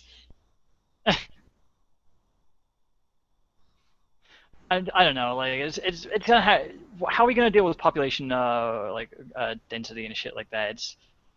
No, I've been thinking about this my whole life because I grew up in the fucking '90s. It's like episodes of Captain Planet and fucking they used to have this show in England called Blue Peter, and basically it was like shit like that. It's like, oh yeah, the Earth's fucked, and if you recycle all your cans, the Earth will be fine. I'm like, okay, cool. Captain Planet will come and fucking hang out with me, hopefully. Yeah, that was a weird time. That was the time of, like Fern Gully, which, Oh you know, god. beautiful animation, but I can't stand any other part of that film. Yeah, thing is, I didn't see that until like I was much older, and so I never really understood why it was so popular. Like because it had fucking Robin Williams in it, and it had like the whole message about. Wasn't Tim Curry in that fucking movie too? Yeah, Tim Curry was the antagonist, which, I mean, really some solid performances from those two. I mean, not much from the rest of the cast, but at least from those two, like solid performances. It was just that their characters were just so maldeveloped. Oh yeah, well fucking Tim Curry's just awesome because he's so fucking just ridiculous. Like I was watching one of my subscribers sent me a video of what was it? Oh god, he's in some Command and Conquer game where he does the cutscenes, and it's fucking great because he's just like Tim Curry in a military uniform speaking in a fake Russian accent. Oh, I've seen that before, actually. Yeah, and I'd never seen it before because I've like played the first Command and Conquer. It's like fuck ancient shit. But yeah, I'd never seen it before. I was just like, yeah, that's just Tim Curry doing his thing. They probably just caught him on his off day. He's like, yeah, dude, we already got the fucking uniform, We'll just Yeah, film you. yeah. It's Well, like, hey, you have an afternoon? Yeah, I think we have a I think we have a costume in your size. well, fucking it's kind of like Nicolas Cage. I sometimes think that some of his movies are just him just dicking around, like fucking, and they just happen to have a camera at the same time. It's like, oh well, this is a Nicolas Cage film. Oh, yeah. Well, one of the few actors that that I just can't, that I just love every single thing he does, because either it's legitimately good, or it's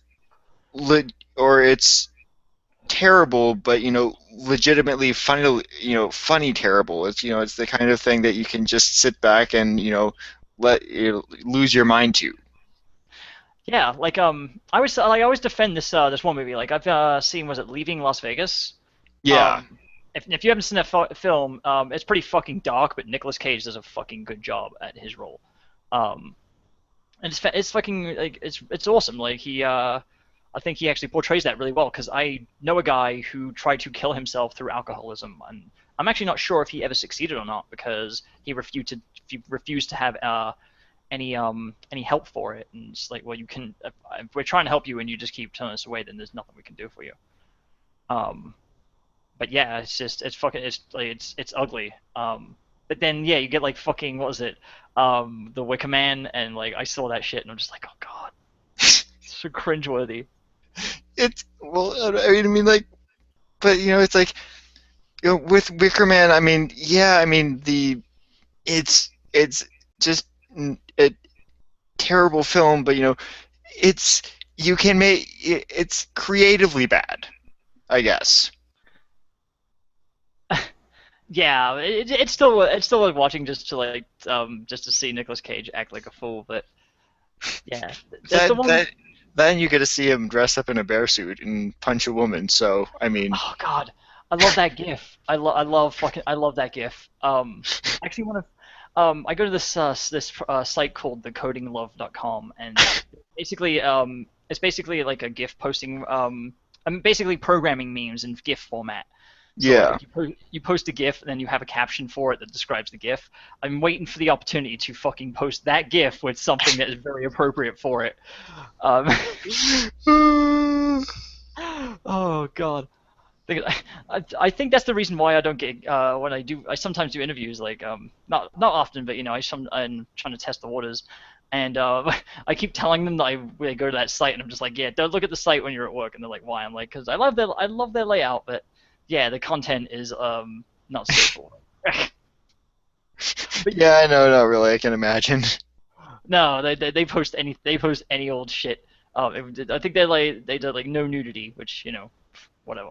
But yeah, language and content otherwise, like fucking nasty shit. But yeah, I love that site, and I've been waiting for that GIF to either show up or for me to use an opportunity to do it. Uh, Oh, yeah, there's also the coding confessional, which is fucking great. It's basically I think I got the name of the site right. Basically, there's this site you can go to, and you confess your sins anonymously, and other people either upvote you or downvote you. There's some pretty fucking nasty ones on there, and I've submitted some as well. Um, well, I mean, seriously, you don't know what dark things people have done until you've met like programmers or you know um like site admins. You don't know dark things until you hear what they've done. oh yeah, some of them are harmless, and like some of them are like really fucking bad. And it's just like I've seen some of the comments and it's like you're an asshole for doing this, and it's like really when someone has to call you out on it like that, and that's pretty bad. But like some of them are like fucking stupid. Like was it I put a hidden Super Mario application in our app, and it's like that's fucking awesome. I'm upvoting that shit.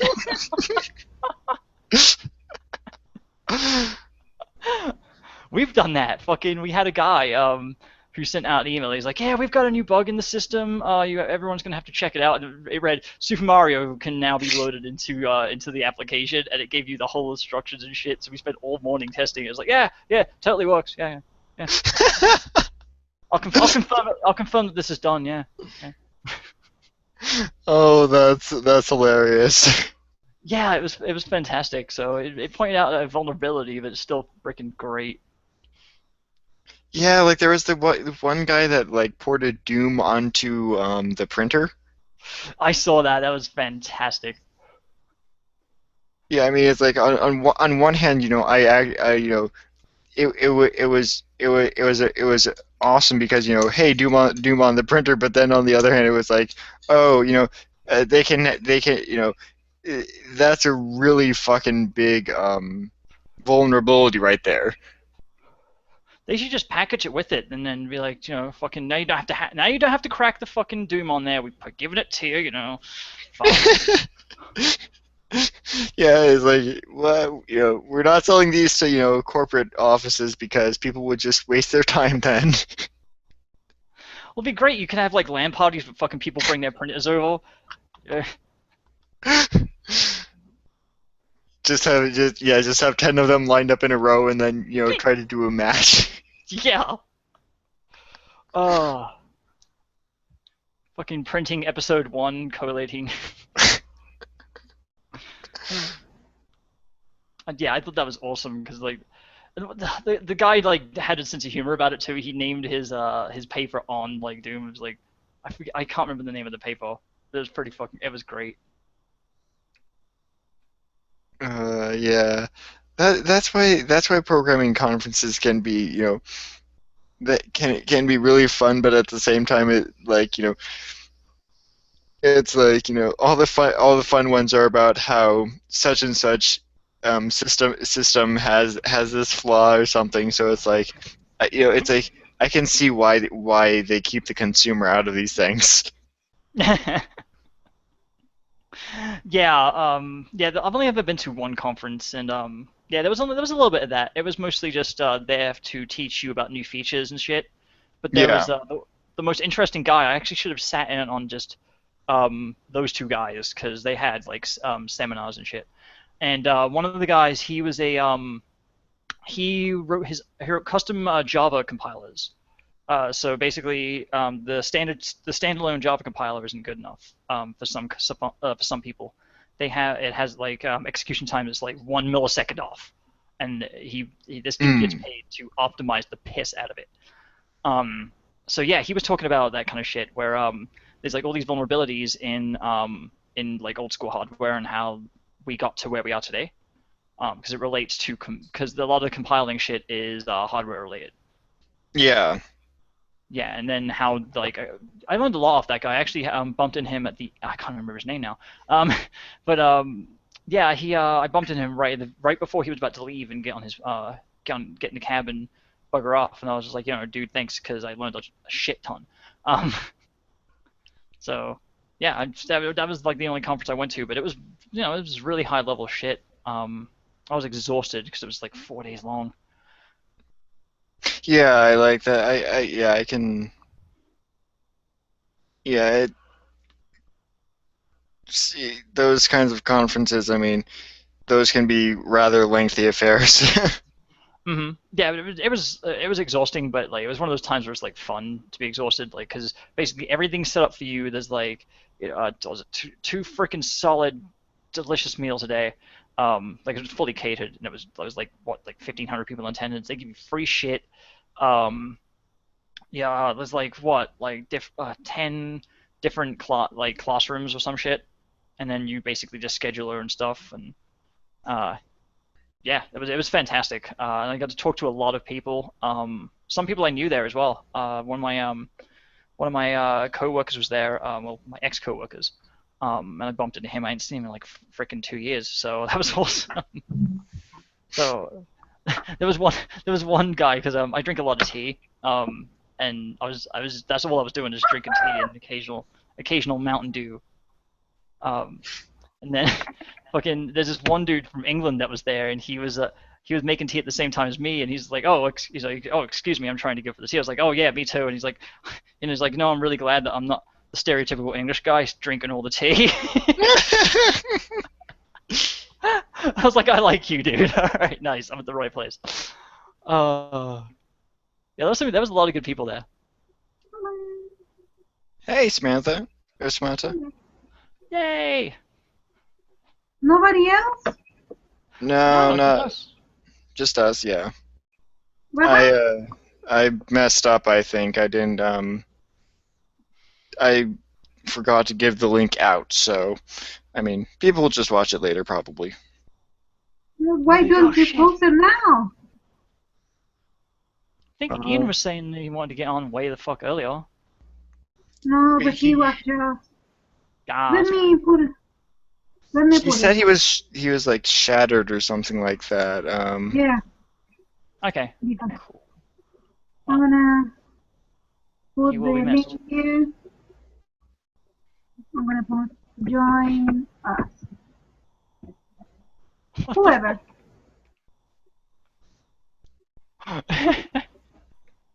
Sorry, I just So saw. what were you talking about? Oh, just yeah, we were just basically bullshitting around. Oh, you fix. I was here. Book fix and all of that. The last thing that I heard. I didn't catch any of that. I'm sorry. Yeah, can you repeat that? The last thing I heard from you before I went to do my cocktail was that you were talking about the physics of the game, talking about the book physics. Oh, yeah. Yeah, we And were I trying to find that one that one RPG where like there was that huge spat over character design because um, like the female character types were just way over sexualized or something like that. Dragon's Crown or Terra. Wait, it was something. It was something with crown in the title. If it's not Dragon's Crown, then it's Terra.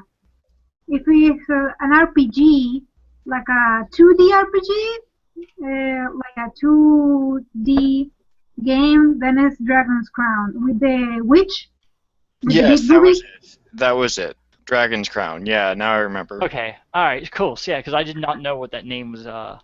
It's the witch with the big boobies, and actually it's not all the characters. Actually, there's 3 female characters you can play, and there's the witch, which has the huge basonga, and here here's like a here. Here's an image of the 3 women. Let me check. Oh God. Here is the image of the 3 women of Dragon's Crown. There's the big kitty witch. As you can see, she's holding a skull against her boobies. Even the skull is smiling. Then is the big thigh Amazon, which is really muscular, but she has big thighs and a big ass. And that's one of the things that I was trying to say, that the archer, the woman who plays the archer, is actually not sexualized. She's actually completely covered. Yeah. You can see her here. Here's the whole table. Well, if you're into. And the thing is that they are all sexual. In a sense, they're all sexualized because they're all exaggerated on their features. I mean, the warrior has a huge chest. There's a guy in Dragon's Crown who has like an 8-pack, and you meet him. Well, there's this obviously. There's this harem of women, which you can actually, well, you can see that it's sexualized.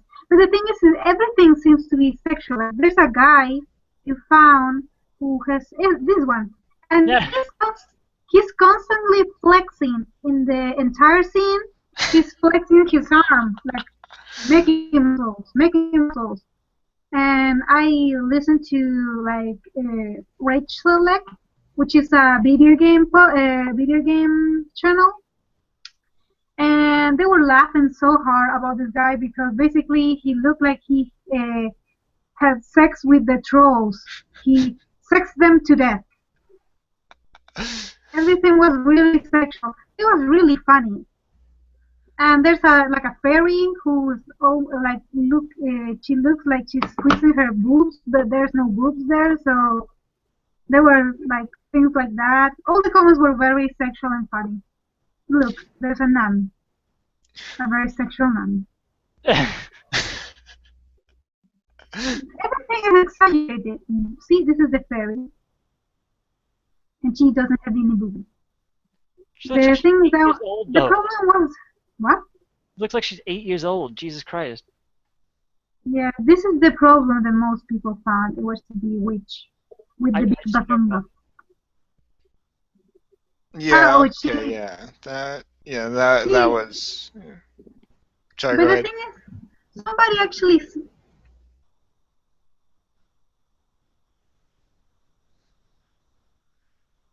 The whole problem with what she found, that feminists were arguing that it was basically fan service. And she said that she put a picture of herself. And she has very big breasts, natural breasts. And she said that it's sometimes very offensive that feminists try to say that women with very big breasts are just fan service, because in reality there are women with those kinds of breasts, very large breasts, and they weren't made for the entertainment of men. They were made they're just how they are. And so you can understand why she might feel offended for that, and it's actually a really interesting discussion. I mean, if we're talking about these women on video games like they're real women, although we know that they're not real women, then we need to realize that some of them might need to have big breasts. I mean, you cannot make all women flat-chested because you don't have any tits. That doesn't mean that the rest of us need to be flat. Yeah, so yeah, certainly not. I mean, and the entire I mean, the entire debate was just sort of odd even then because um, a fantasy game with elves and witches in the first place, having sexualized characters, you know obviously they weren't going for the realism. Yeah. It's like that's the one thing that everyone who complains about skimpy female armor um, doesn't really understand. It's if the game is striving for realism and it's like one of those strange MMOs that you find on the side of like torrent sites. It's like where the guys are realistic and the women are not. Okay, fine. That's a little, that's straight up pandering. But if both sexes are, or only the men are over sexualized, those also happen. Yeah, that's one of the examples. People were giving the examples about how RPGs are actually changing. Is the whole example of Terra and the races that are in Terra, and one of the races is called the this a race which is basically both genders are incredibly sexualized, which is the Castanics. The male Castanics and the female Castanics, you see their underwear, you see the clothes they use, and the men basically are completely sexualized, just like the women. And I'm going to show. I mean, it's not just sexualized. It's incredibly sexualized. It's like they're pretty boys, and they're open. You can see their chests, and they wear really very tight clothing. So let me see where I'm gonna share my screen again. Sorry. Oh yeah, I've been abused too. Yeah, I mean the Castanic men. I mean you can put them on. You can put it on like thongs or such. Like Seems like a plus 50 thong. I mean, duh. Yeah, Plus you 20 can rubber put duck. them on that. Well, that's an But interesting concept. yeah. This is I wanted to show you an example of an actual real clothes they use, like in the game, and you can actually see them. See, you can see their stomach. They're sexy. Their sexiness. I wanted to show you. You see, even in the images, they're open-chested. You can see that like they're really almost the under the belly button, like towards heaven. And yeah. Oh, here clothing. This is really gay. I'm sorry, but this is really gay. This is really fabulous. They're fabulous, basically. Do they? The women also are almost not dressed. The women and the men are completely sexualized in this way. They're demons, basically. They're like rock stars. Okay, so they're like going for the almost the succumbus style sort of thing, Succubus, you mean? or succubus, or Yeah, both terms work. succubus, the incubus, the sexual demons. Yes. Oh, so it's actually part of the game itself. It's not just done for just for the sake of doing it. Very sexualized, very really, really down that pants. The thing is that actually what is creepy is they usually use these guys because they look younger and more like they look like younger guys in comparison to the humans, which are bigger, and the other ones. They usually use these ones, and they tend to use it to. They draw them, the girls, especially in Terra. They like to draw them with the Elan in Terra, which are the race of little girls that are in Terra,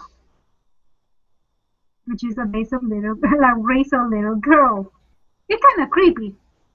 Actually, this is more creepy than the sexualization of any woman. And she's freaking anthropomorphized, so that doesn't help either. No, they are they're incredibly. I actually don't mind the sexualization of any adult women, but this game sexualizes girls. They're actually supposed to be really old. They are supposed to be like thousands of years old. But look, this is the original, and this is the change. Look. So they had to change it. Yeah, they had to censor it. Well, I mean, if they're thousands of years old, I mean, they have a good in-game reason for that. They have big thighs. They always make, I don't know why, but they always put the lolicons and the choticons, like, they really make them with really big thighs. I don't know why. And they undulate, like, they undulate when they like, appear, they undulate, like, their hips and their hands. It's really funny. Actually, if you watch like a video of the bro team, which is in our site, you know that the bro team is kind of GG. Yeah. So they have a what? I was gonna say he's fucking incredible. I've been following him for a while, and yeah, his whole thing about him coming out like kind of not even say in support of GG, but like just coming out and speaking out against all the things he's noticed, that was really good. Like he put that together. Yeah, and he made a Terra review, and it was so funny because it was the whole thing about the alien, about how the alien is like really sexualized. I was like, wow. It was basically he was pretending to be a pedo the whole review. And then he started playing with the panda because there's also the populi, which is an anthropomorphic race with like they look like puppies but with the faces of the populi. Oh, here, populi. See, they're anthropomorphic hamsters. Okay, okay, those are cute. Those. Yeah. But they sexualizing them though. No, they're so cute. They're like the male equivalent of the alien. But the thing is that if you go to Terra Online and you see females, let's put the females, any female, they're sexualized, but they're not. Some of them are really classy. Some of them are not. Like, I mean, there's really a lot of really skimpy outfits, but the thing is that the fact that they sexualize the men is one of the arguments that a lot of people were saying. Well, the RPGs are changing; they're sexualizing all genders, and actually, because they're sexualizing all genders, women tend to play those games too. I mean, women like to see those men wearing skimpy outfits. Well, I mean, and to certainly try to play for both. Mm-hmm. That's one of the things. Actually, some women said that they really weren't bothered about the sexualization of the women. They were bothered that they didn't have sexualized males.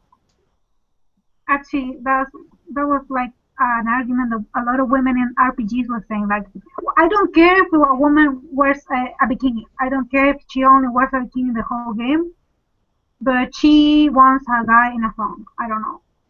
Hells yeah. Yeah. And actually, It's amazing to see that. I don't know why the LGBT, especially the gay male community, actually tries to push for more skimpy outfits in male protagonists. Well, I mean that I mean, gay men are attracted to that sort of thing. So, why not? That works equally well for anyone who's interested in the male physical form.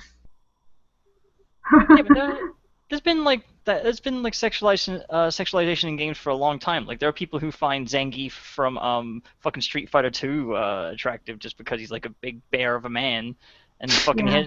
that's all he wears is a fucking pair of speedos. It's like, yeah. So it's not unique. I mean, I don't know why. Mount your friends. This is the game that changed everything. I saw them play this on a versus on the Rooster Teeth channel. It's It's fucking really distracting. Like people like actually find it funny. Actually, that's very interesting to see that the sexualization of men, the really blatant sexualization of men, most people find it funny. But the sexualization of women, they find it offensive. These men, like they basically are blow-up dolls. Well, They are basically yeah, blow-up dolls with like swinging dongs. but I That's mean, what they are. but And I people, mean, instead of finding it offensive, find it hilarious. the thing about Mount Your Friends also that is that it's also the whole concept of not only the gay innuendo, but the fact that you're building on top of each other and how difficult that control scheme is. It's you know it's like, why is I am bread so well liked, and and why do people think it's hilarious? Well, because it's hilarious to watch people fail, essentially. yeah. Yeah. Yes, and Gift is kind of sexy, especially in the movie. The, have you watched Wreck-It Ralph? Yes, Yes. that was the reason why I went to go see the film. Really? And Gift? Yeah. And they actually actually Ralph. There's a part where he finds like Sanjeev's underwear. Oh. He finds it like in the box, in the Bowser.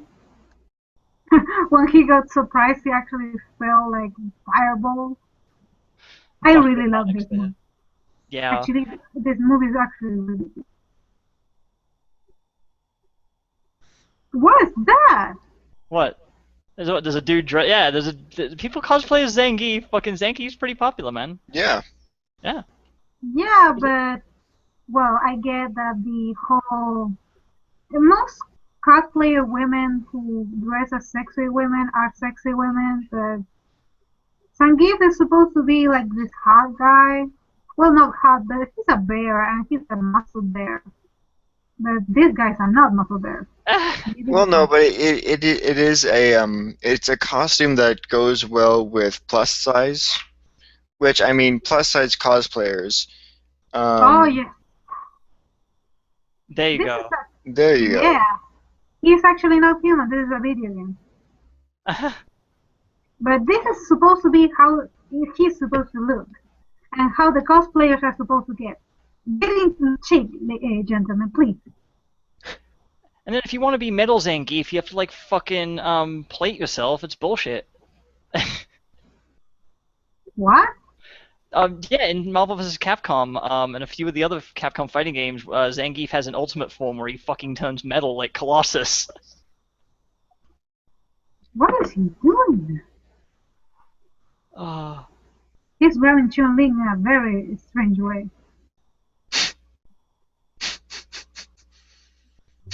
I think Because Zangief. the actor, yeah, the actor that I like would be a perfect Zangief. Hmm. Funny. I was then it show up because he's tall and strong, He and I was in want to see him in a school. he was in Resident Evil 5. I think he played not Resident Evil 5. Barry Burton. Yeah, Barry he played Burton. Barry Burton. Yeah, I thought that was fucking awesome casting. What? I thought that was just awesome casting where they chose him to do it because I was just like, yeah, I totally see that. Fucking Yeah. awesome. Love that shit. Yeah. I actually really enjoyed that movie. It's my guilty pleasure. Yeah. Really? That the last one? Yeah, like I went to go see it in the theater and fucking like it made me laugh so goddamn hard. Like, oh my god, I don't take those movies seriously. I just go in to enjoy them.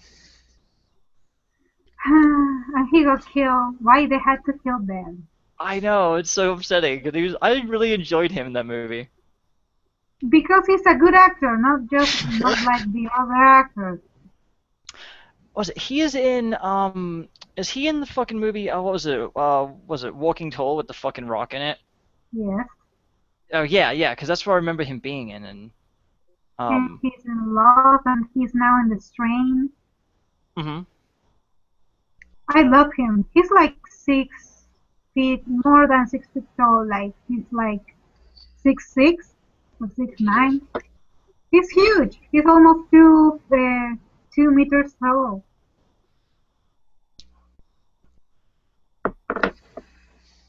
that's awesome. So, oh, he also was in the movie Big Mama's House too. God, I haven't seen that film in fucking ages. Yeah. I skipped all the Big Mama's films. I'm not a Personally. big fan of. I'm not a big fan of Martin Lawrence. I used to be. Like I used to watch his shit. I'm just like, nah, I kind of grew out of it. I actually liked when there was like this. There's a character in Living Color that was played by uh, Jamie Foxx called Wanda,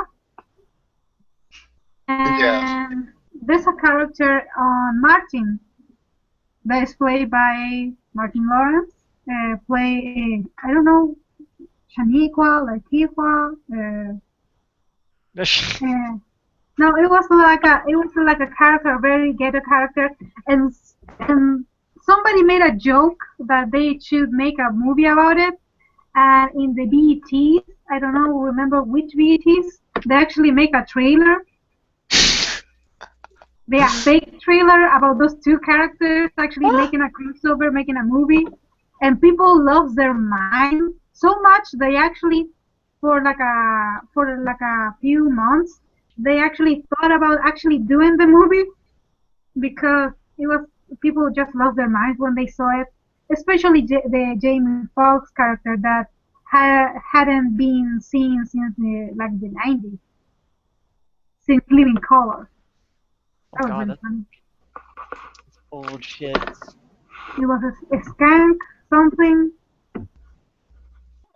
Skank Rovers? I remember. Yeah, Skank Rovers. Oh god. Sorry, He caught me off was, guard. he was Oh, Wanda that. and what was the other one? I think they're still going to do it. I don't know. Oh, that. Oh, Shanae, that's it. Shit. Yeah, that's the thing. There were two characters like in the 90s that were really famous. I remember I watch like YouTube clips. They're really funny, those characters. And if they do a movie, I will watch it. I will rent it probably.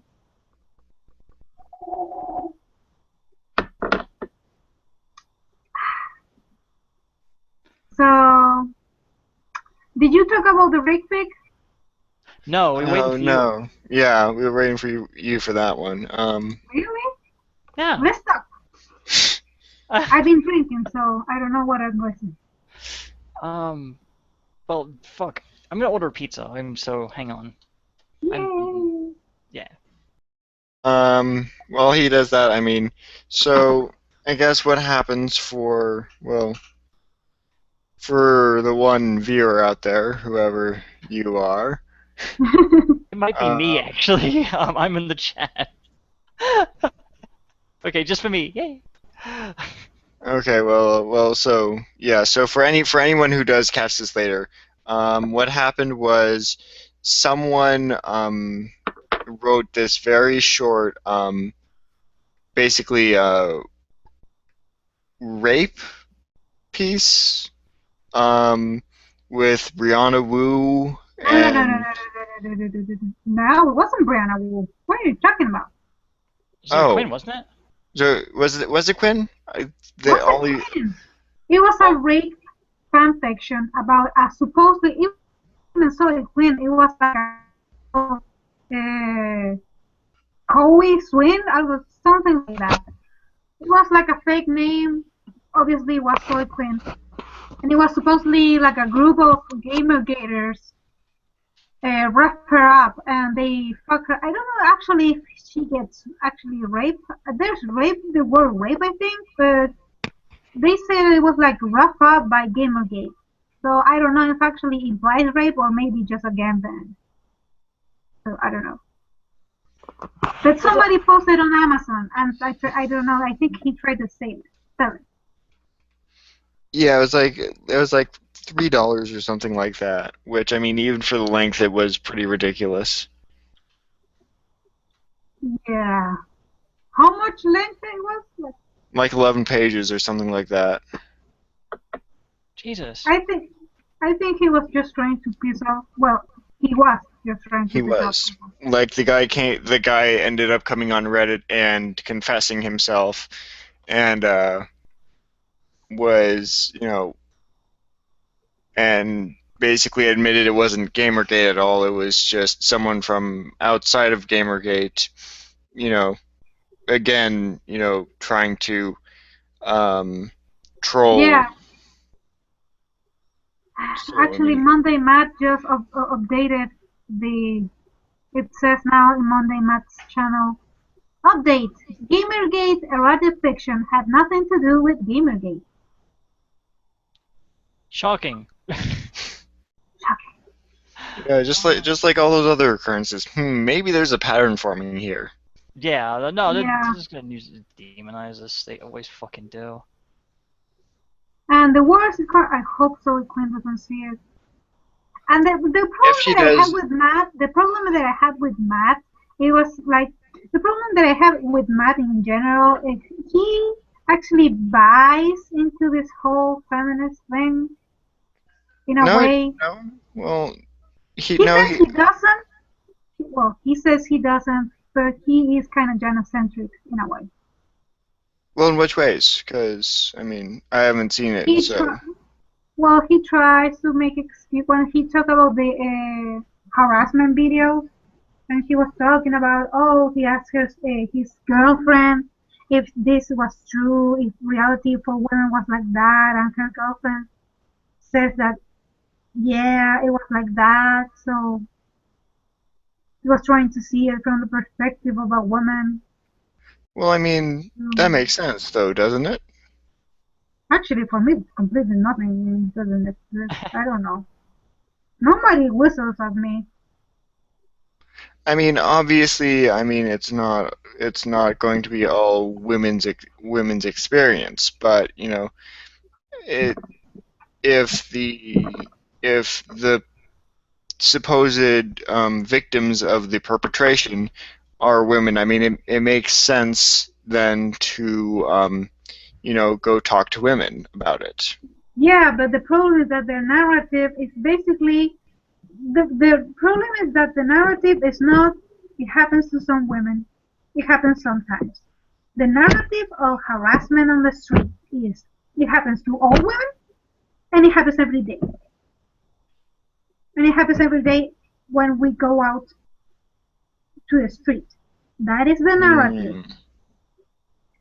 If it was just some women and it happens sometime, maybe once or twice a week, a day, no, the harassment, the street harassment narrative that you see in those 10-hour videos is that women, every time she walks out, she gets harassed.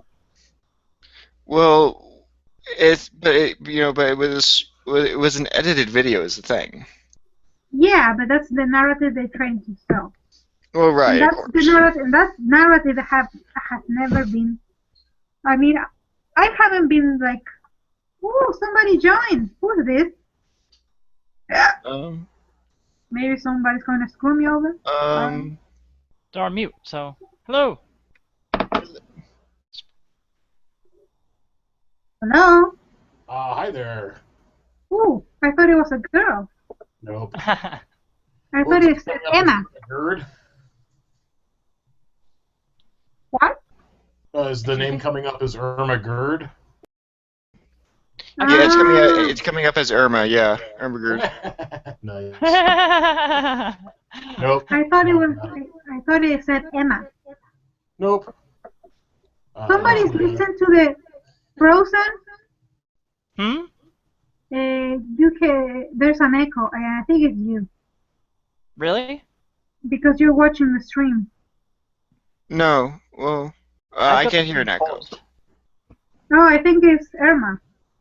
Oh. No, there's an echo. Listen. it was probably me. I just put in headphones. Hello? Can you hear me? Yes. No, yeah, but can you hear the echo? Not Hello? anymore. Oh no, I don't hear an echo anymore. I put in headphones. Okay. Okay. Wait. So you're from the group? Yeah, the which Facebook group is it? Gamergate Ultras. Yes. Yes. Sweet. Okay. Yep. So Well, we welcome were. to the show. Hello. Welcome. Hello. Howdy. We were talking about the rape pic. The whole rape pic. God. That, yeah. Yeah. I'm ordering a pizza, so. That's And the oddest thing really about the whole that whole incident really was that then it comes out that I think it was either Wu or Quinn that basically discovered this and alerted people to it. It was Shu. Oh, it's true, yeah. Oh, really? Was no? See, I think it was. I think it was Arthur Chu or no. How's the other guy's name? The other Asian guy. The Norton Chu is the other one. The Nazi. Ian Miles Chong. Yeah, he was. Oh God, him. He was the one that I think found it. Which I mean, what is he searching for? Where he'd come across this random, fanfic on Amazon. Maybe he was looking for some fanfic of that particular type. He's like, oh yeah. Or he was maybe searching for anything Gamergate. Which, well, I mean, oh, okay, I could see that, but still, that's kind of creepy. Yeah, actually, somebody pointed that first. Somebody pointed that it was weird that he was searching for it, and the second thing that they pointed is that if he thought it was wrong, then why he posted a picture of it? He was basically promoting the thing. Okay, and then this here. Can you guys see the screen? Yes, I can. Present to everyone. Yeah. So this is the AMA actually. Irma just brought this up. Where this is actually from the guy who apparently wrote it. Nothing verified, but apparently this guy wrote it. And so he apologized for dragging Gamergate through the mud, and calls it a cheesy porno parody, which is a really interesting idea because, well, it's it doesn't seem like it didn't seem all that cheesy almost.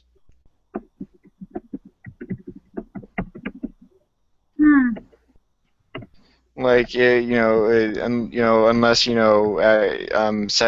sexual assault is you actually call sexual assault cheesy in that case. It's an odd word to use to describe something like that. Like, you think they'd have a better descriptive word to use.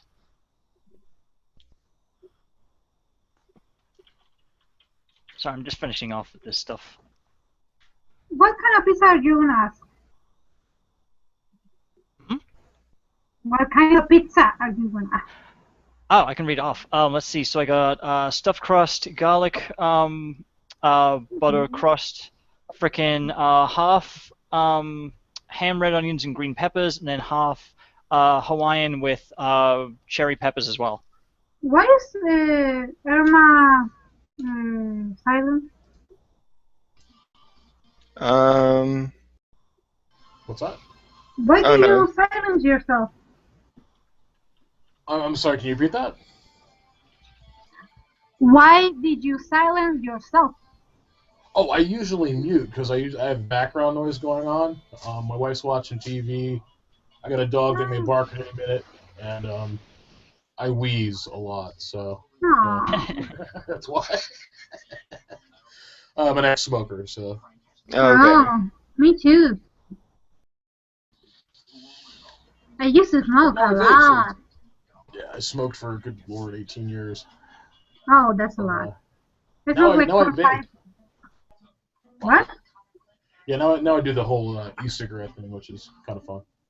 Oh, does it work for you or? I haven't had a cigarette in 15 months, so yeah. Okay, Worked that's pretty good. well. That's good. Mm-hmm. Yeah, it's good stuff. Oh, it was the Gamergate erotica author, not a guy. Was a girl? It was a girl. Well, obviously, if it's rape, it's going to be a girl. I'm serious.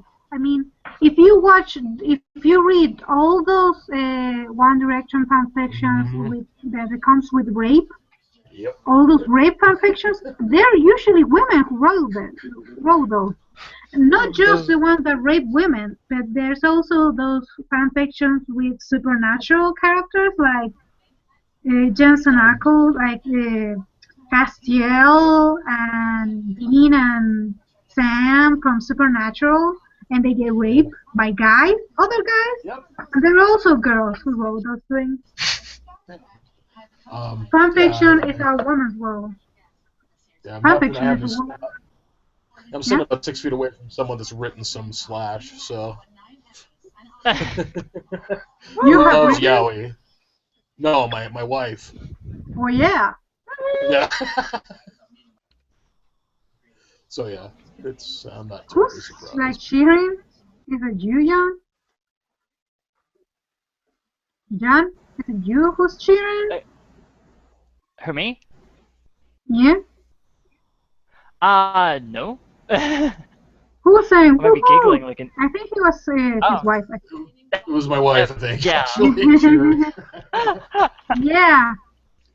Yeah.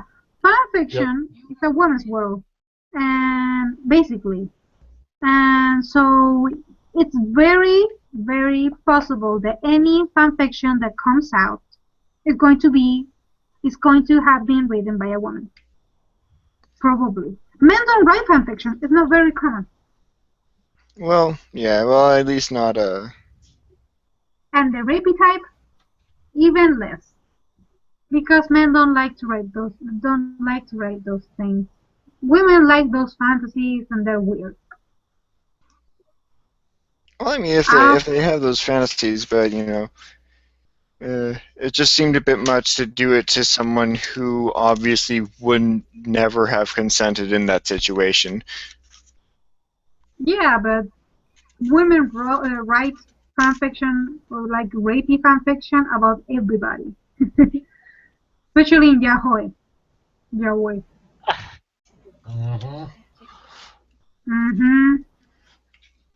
Oh yeah. There's a lot of rape in that, and slash. I don't know why. I don't like that. But I'm kind of a Uh, dude in those things. it's yeah. There's a reason why I stay away from fan fiction in general. Women are pervy. These are porn.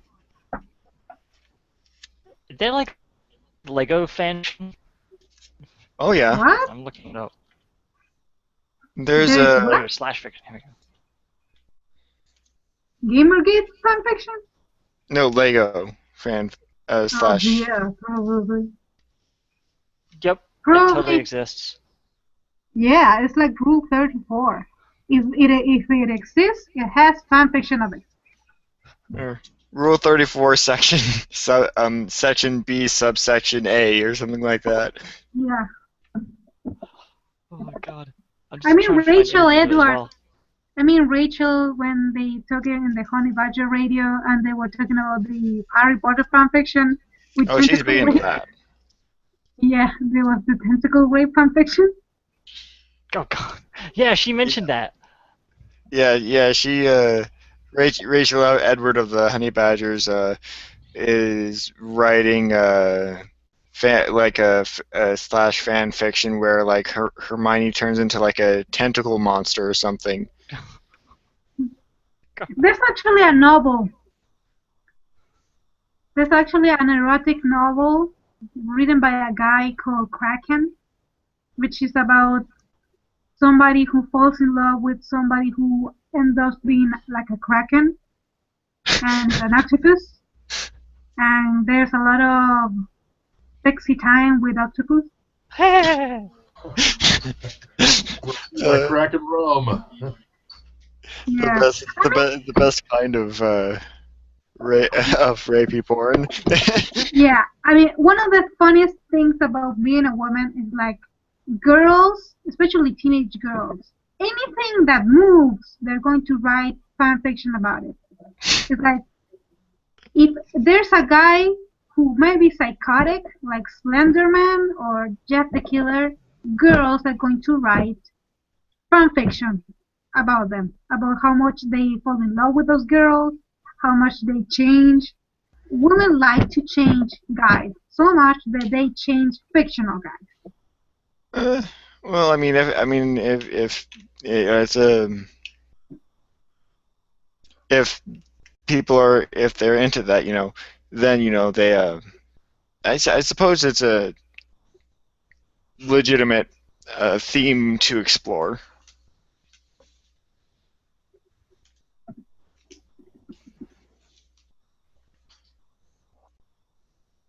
Yeah, I like to write fan fiction, but not so much now. I want to write my own original fiction.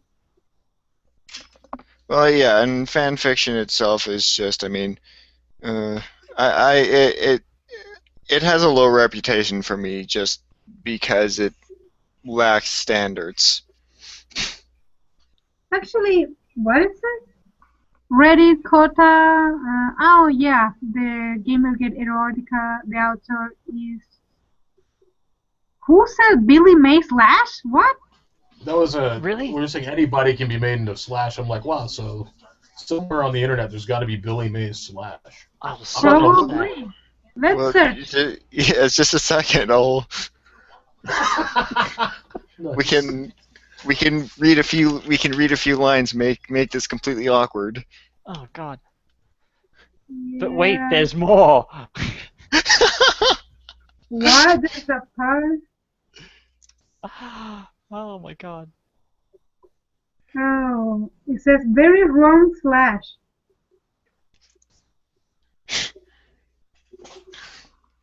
You're going to love this. This works wet or dry. What? I think there's here infomercial love. This is a Billy Mays slash. Oh God, Billy Yeah. Mays in BioShock, a BioShock fanfic. Oh god. I was Really? kidding. Oh God, what did I do? I'm not sure how erotic it is, but I'm gonna click it anyways. Let me search for infomercial Oh, God. love. Oh You know you God. can't unsee, right? Like,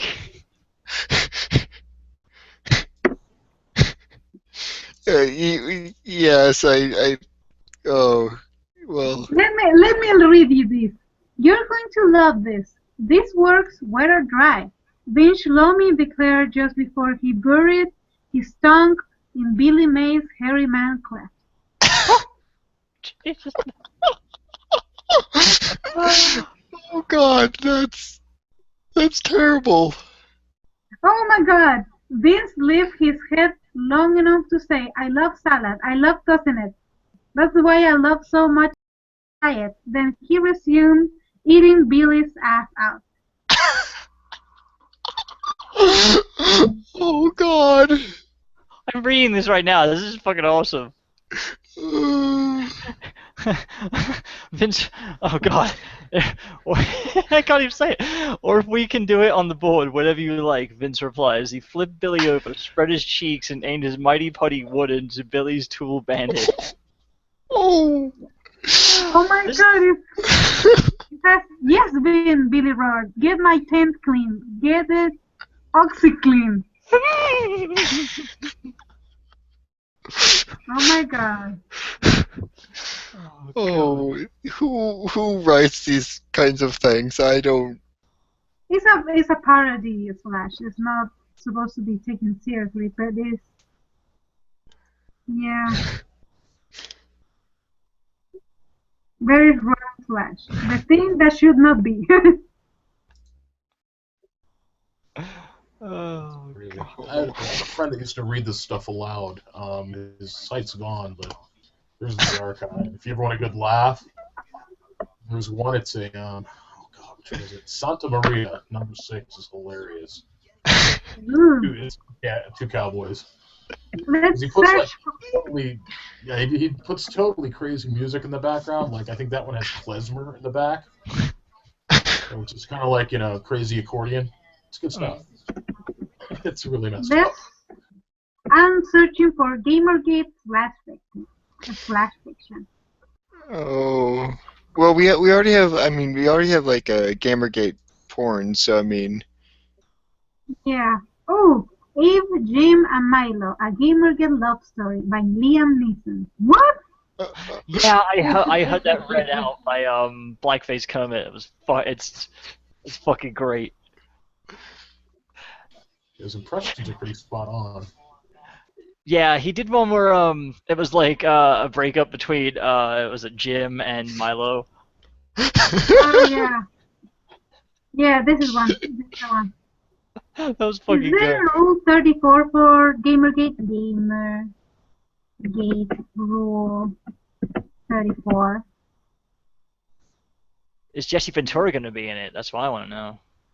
Yeah, I like Jesse Ventura. He hasn't got time to bleed. When he was in Predator, he was hot. Oh man.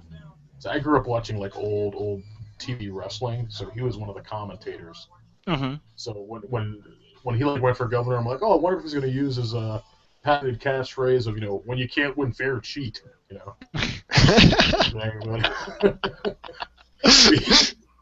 He made some pretty racial like comments too about some of the wrestlers. Like, "Ooh, this could probably bite him on the ass." But, apparently, it didn't. Not in Minnesota, anyways. Oh, he's just being multicultural, don't you know? At that time, it wasn't. I mean, it wasn't so cutthroaty. This was the '80s. I mean, geez, Three's Company, they got away with saying, what were they calling Jack Triple fruit? Oh yeah, it was Well, they weird times. Weird times. I saw Bro Team Pill. He was playing like an arcade game from the 80s, and one of the answers one of the questions. It was like one of those quiz games, like old 8-bit bullshit. And one of the questions was, what do you call a gay man on roller skates? And the answer was roller aids. Like you could never get away with that shit nowadays. Oh yeah. The other version of that was That's bad. What do you call Rock Hudson in a wheelchair? Roll aids. Actually, that makes more sense. guys. Yeah. That's Actually, awesome. that makes more sense, like the workhouse on in a wheelchair. Yeah. Because he had AIDS, right? It was true. Yeah. Yeah. But like, this was back in the 80s when that was the whole fucking... Everybody had AIDS in the 80s. Yeah, right. Everyone. No, yeah, everyone. It's like, especially gay men. Most of them, a lot of them died because they all had AIDS. Because they didn't have any clue. Oh yeah, no, I'm aware. Everyone's scared of it. I'm just then the drug community, like the needle Ooh, community. Yeah. what's Kyle this? Arsenault. Hello, Kyle. Hello. Do we have a new person? Yeah. Oh, Come on, Robert. This is your podcast. I'm tabbing around to different tabs here. Hmm. So, I'm sure Hello, I'm the new chat. person. welcome, Kyle. Are you from the group?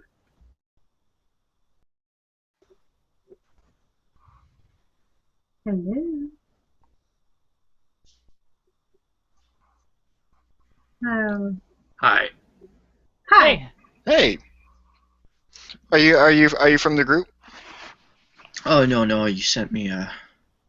Oh, okay, okay, Yeah. yeah. He's from Twitter. I am Thoughtful Salt, your humble lord and savior. Oh, thoughtful salt, excellent, excellent. Nice. Mhm. Okay. I fell asleep today, as I want to Aw. do. But I am here now, and we shall discuss great things. We were talking about the Gamergate fan fiction that they uploaded to Amazon. It's Gamergape. It's not Gamergate. Yeah. And we were talking about fan fiction, actually. We started to read some fan fiction. Well, not this fan fiction, but some fan fiction. We started to just talk about fan fiction in general. Mm-hmm. Here's a couple. I guess since I'm here, I should let you know what I'm about. I used to be neutral until about 3 weeks ago, Ooh. and then I joined Pro because I was sick and tired of all the condescension I was seeing from anti-Gamergate side. And you're a games journalist, right? Working for 2-dash.com. I'm currently working on some big projects, so I haven't been able to do much journalism over the past couple of weeks, but I'm making a video. What kind of big project? Game of the Year videos. Ooh. Yeah. Oh, Mercedes just posted her charity video. Don't open Twitter because we're gonna have tits. Don't show it. What? Has tits. so Her charity video. Her charity porn, Gamergate porn for charity. oh, Mhm. okay, yeah. Yeah, and she posted the image. I think it's a video or an image. It's an image, but it's her image, and she's showing her boobies, her very fake boobies. Yeah, that's a weird concept for me. It's Gamergate porn, really? Like, What? Feminism equals what? What so is she talking about? Can you link me to that in the private chat? So I can see How what you're can talking she say that feminism doesn't equal matriarchy? She's saying, Brianna would say that matriarchy, the word matriarchy, the concept of a matriarchy, is anti-feminist. about. Well, actually, it's there is a difference, believe it or not. Yeah. Feminism is just believe it or not, the definition of feminism is to get equality with the male sex. A matriarchy is a female domination, which is, female superiority over men, which is not at all what feminism is about. It's a semantic difference. It's a difference that exists, so don't get confused about it. well, and and really, the semantic difference is Are Let's not talk about. I think we are going to talk about maybe a delicate subject here. well, Yeah. I mean, it is a delicate subject, but I mean, it is. I mean, it's worthy of talking about, right? Yes, but matriarchy is not feminist. The feminism's main goal. Maybe radical feminists' main goal, but mainstream feminism. Speaking as a feminist, no. Yeah, we are going to talk about a delicate subject here. Well, yes, Samanta, but Yeah, I mean, we can handle it. I mean, I don't yeah. think so. I mean,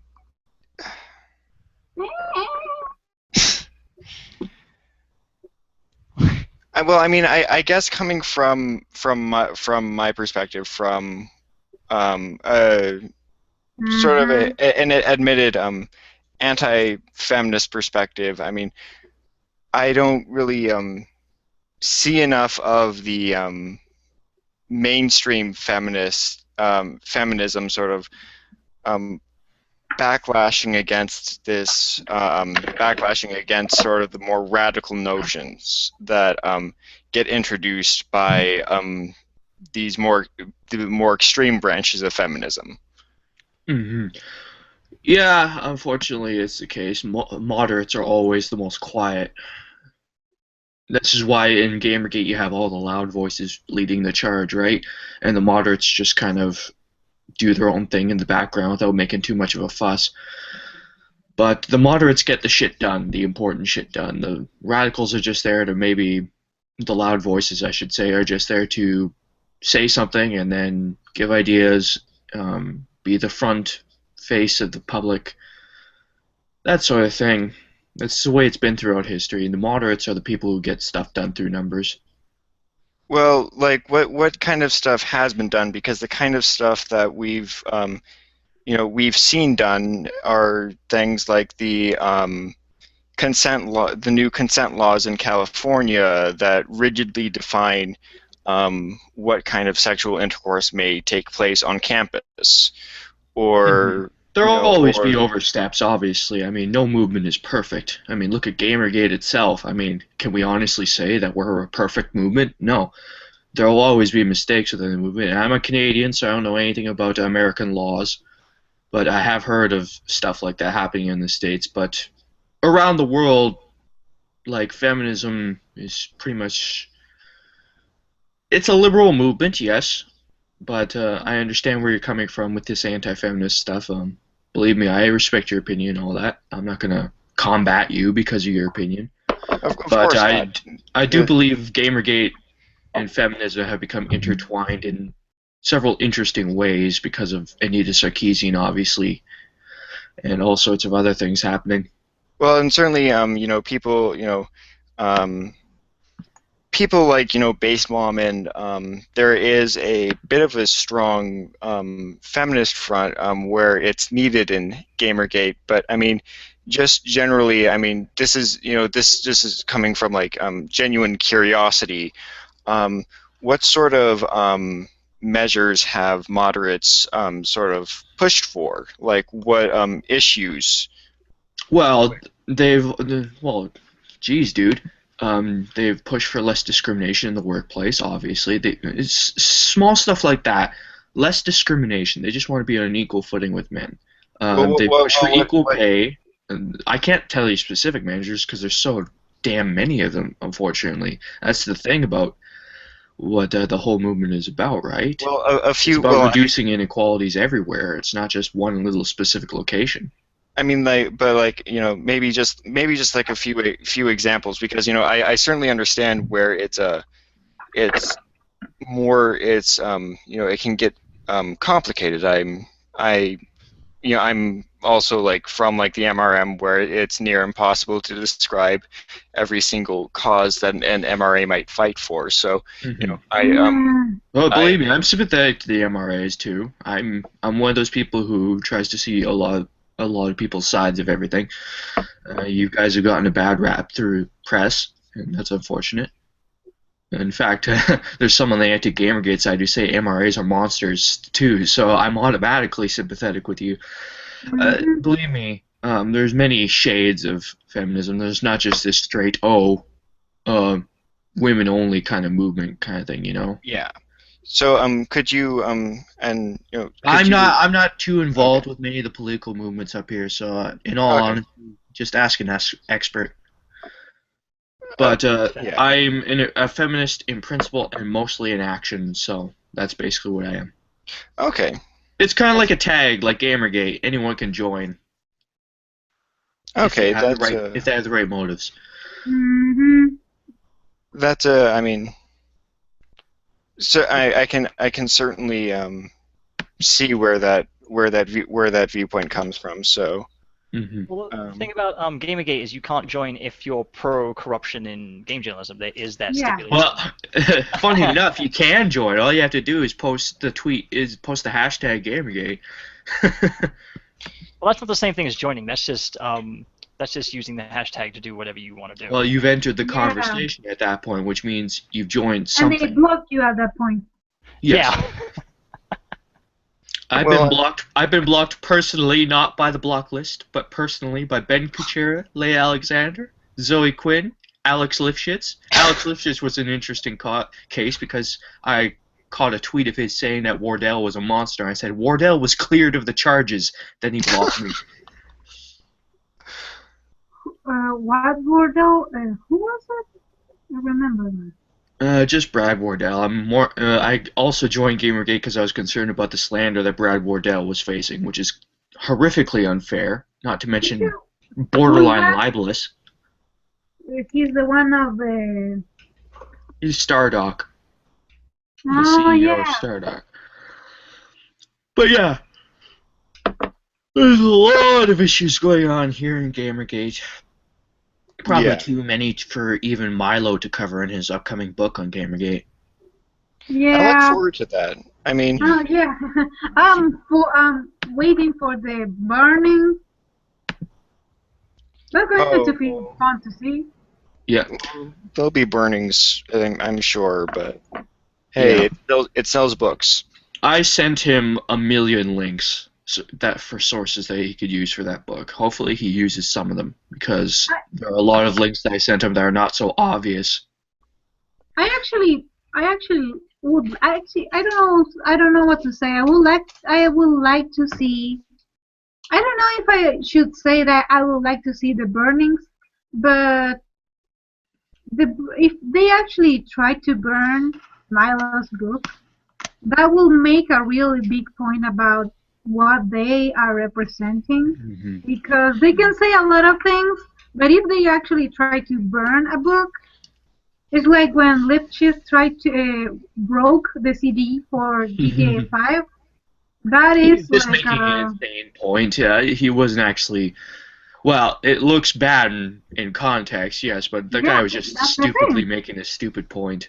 I mean, Well, Depression Quest is not objectively more worthy than Grand Theft Auto 5. Grand Theft Auto 5 is a better game. As much as I like Depression Quest because I have depression, but Grand Theft Auto 5 is just simply the better game. It'll be remembered by history more, unless by some freak accident Depression Quest becomes a good game in the next couple of years. I don't know. Depression Quest 2.0. Oppression Quest. Well, they actually have Oppression Quest now, or some person made a Flash parody of Depression Quest called Oppression Quest, and Yeah, I was this in that device. chat helping that get started actually. Yeah, Lovely. Partially suffice to responsible. say, it's a bit slanderous against Quinn. Yeah, well, Zoe Quinn, at this point, honestly, it's a good thing that there haven't been any, like, I've been browsing Kotaku in Action daily for months. For the past 3 weeks, I've noticed maybe one Zoe Quinn thread, so it's a good thing we're moving on past her. It seems like this fan fiction thing is a desperate attempt to bring her back into the limelight, but, yeah. Oh my Good god! riddance. Good riddance. We don't need to talk about her anymore. Yeah. Quite frankly. We need to Oh my- radio silence all these people. Oh Like, my god! Sorry. well, we need to radio silence all these people like Zoe Quinn, Macintosh, Sarkeesian, hell, even people like King of Pole. No.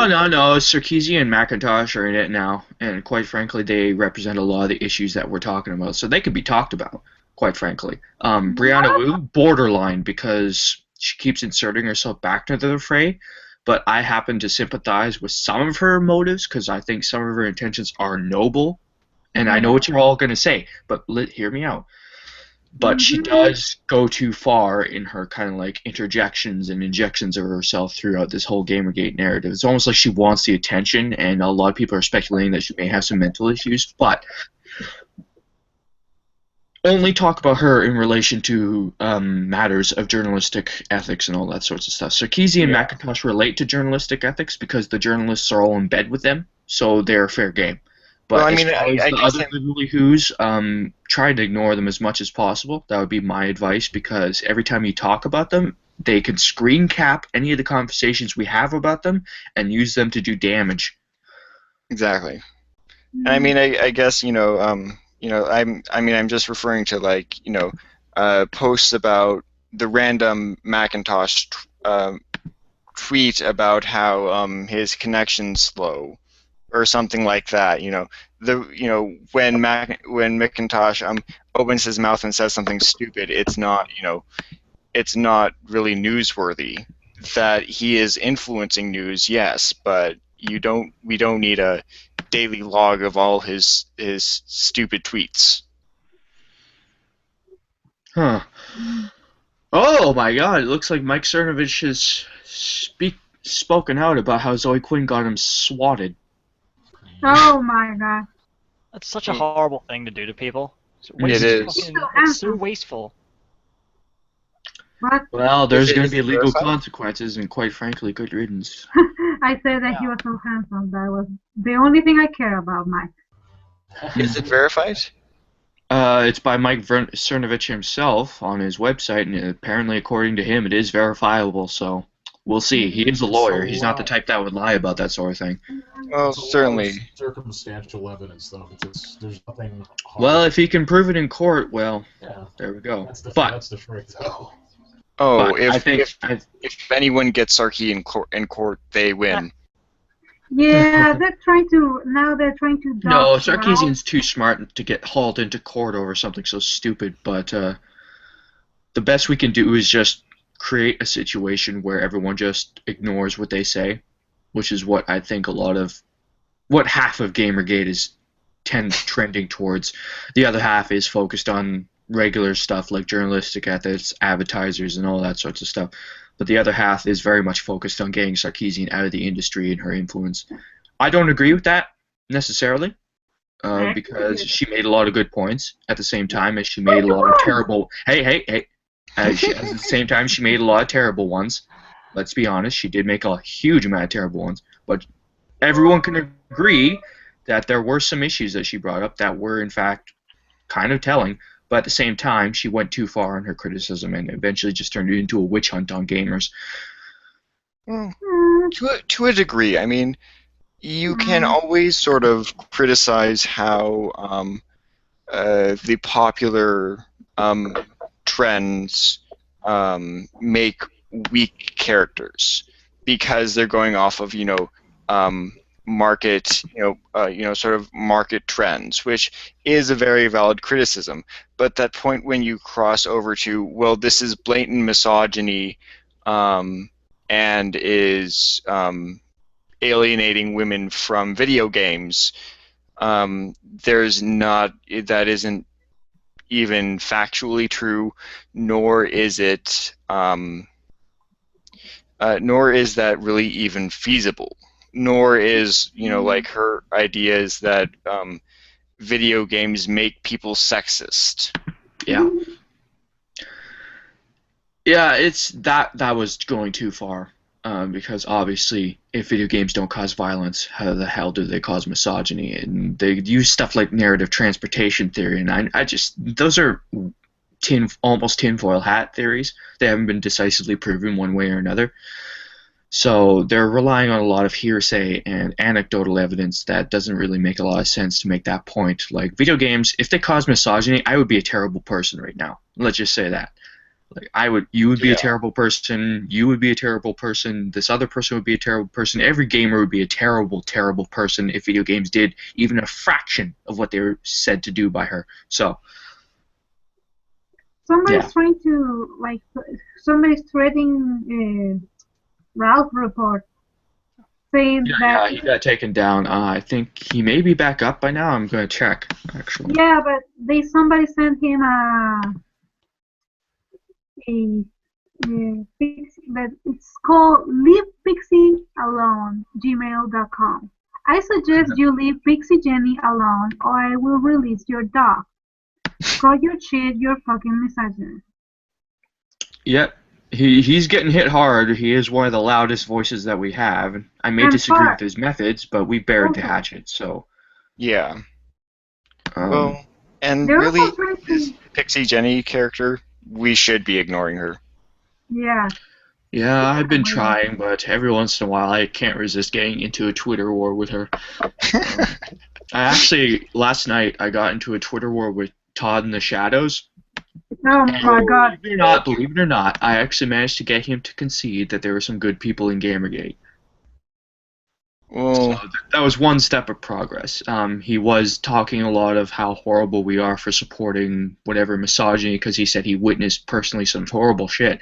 Because said, his okay. girlfriend is nostalgia chick, and she's a huge feminist.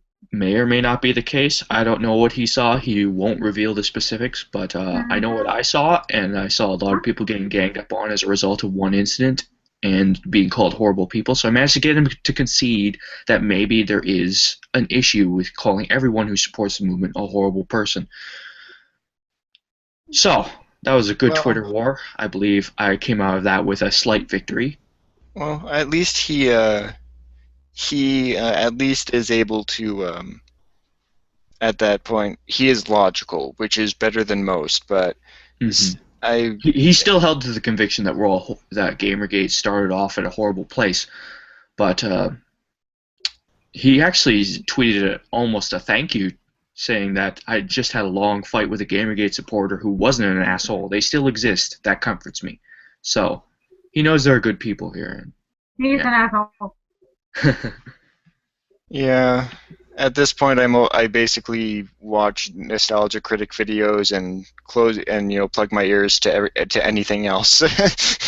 Actually, you should watch the Cinema Snob. I love the Cinema Snob I now. love that. Oh yeah, well, Cinema Snob. he's the only one who hasn't said anything about it. Mm-hmm.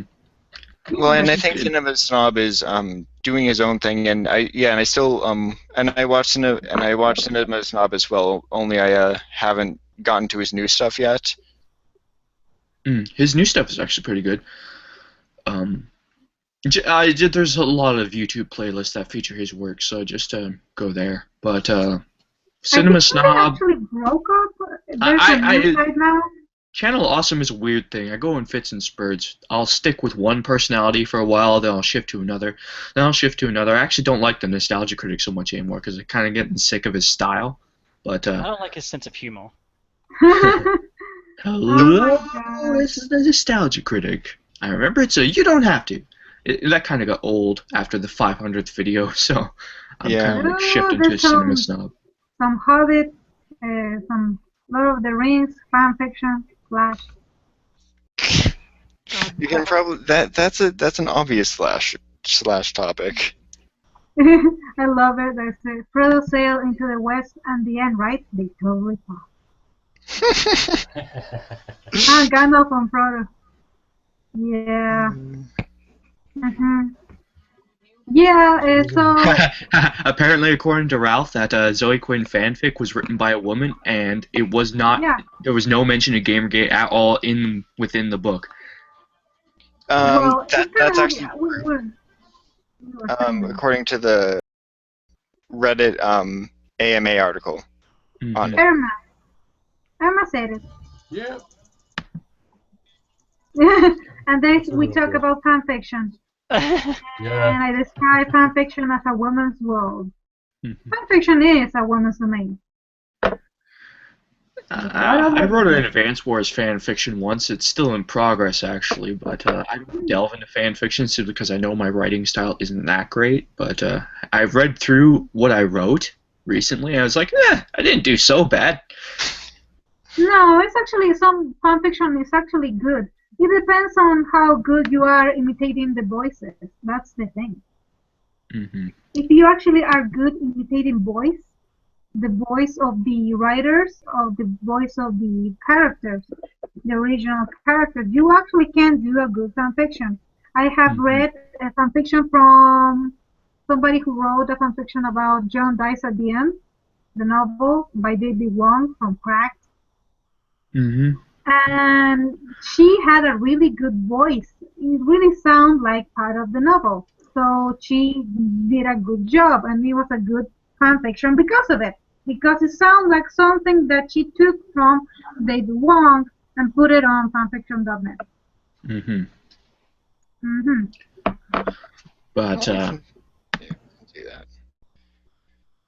And everybody's commenting on Randy Harper dying her dog. we don't need to comment on her. Who? She's just a vile human being who we should just ignore. She'll go away on her own. Oh, okay. There's many of those. Yes, but she is spectacularly unique in her vileness, so we should all just not talk. The only comment that I said was that she dyed her dog blue because she wanted it to be just like her, a blue carrot bitch. Okay, yeah. That is a special level of vileness, I will agree there. She mean. But, yeah, I know. It's kind of funny, honestly. No, she's in But- California, right? Yeah. Somebody should check the local laws, because I know California. I believe someone have already done so. I don't think anything is going to come of it, though. Oh, I love this First person has been in drawing. jail. Have you seen this drawing from somebody in Twitter? Made a drawing. It's a Jigglypuff and the guy from Hatred. And it says Gamergate, games are for everyone. That's a pretty good representation, actually. Yeah, I think that's I don't know, that's the thing from, which is the teddy bear that Hot Wheels has? The teddy things? Like, No, that's Jigglypuff and Kirby, I think. yeah. That's cute. Yeah. But, games are for everyone. And a lot of people have this mistaken assumption that Gamergate exists to keep everyone out. No, actually, we just want to keep... I don't want to say that, even. We just want more rational criticism and ethical journalism to create a more balanced kind of like environment so more people can succeed in making games. Yeah. Basically. The thing about Gamergate is, and there's a sentence I think that applies to a lot of situations, if you can't explain it to your grandmother, then you can't explain it at all, or you don't know jack about it. Gamergate is that. Gamergate just wants to create a more balanced environment in terms of media for everyone to make games and play games in. Anti-Gamergate exists solely to inject radical feminist ideologies into gaming through whatever means necessary. Dubious means too. Though it's not just that. It's weird how complicated anti-Gamergate is. Well, they've had, how many years to set up their San Francisco-based network of contacts? It's weird how much of the anti-Gamergate side comes from San Francisco. And That's how where many of them everything are rich? Or went Yeah. there. It's not like some of them was originally from there. No, but I mean, that's What? that's where that's where everything sort of coalesced. It's why artists go to Oregon, Portland, because that's where all the contacts are. That's more or less the natural professional thing that happened. Somebody I didn't knew that Alejandro Argandoña made a drawing of other Jesus. Oh yes. It's so Yeah, I seen that. cute. Isn't that his background image? Yeah. Oh my That's so god! awesome. Oh my god! I'm sorry. I just need to show it.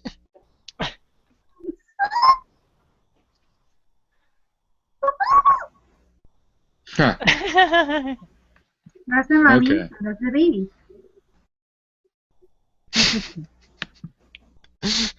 Okay, that's cute. Yeah, so I was saying I had like daily cute supply. That's the name of the video. Oh yeah, so I was seeing the other Jesus, and he has in his background the picture that I want a picture like that. Everyone wants a picture like that.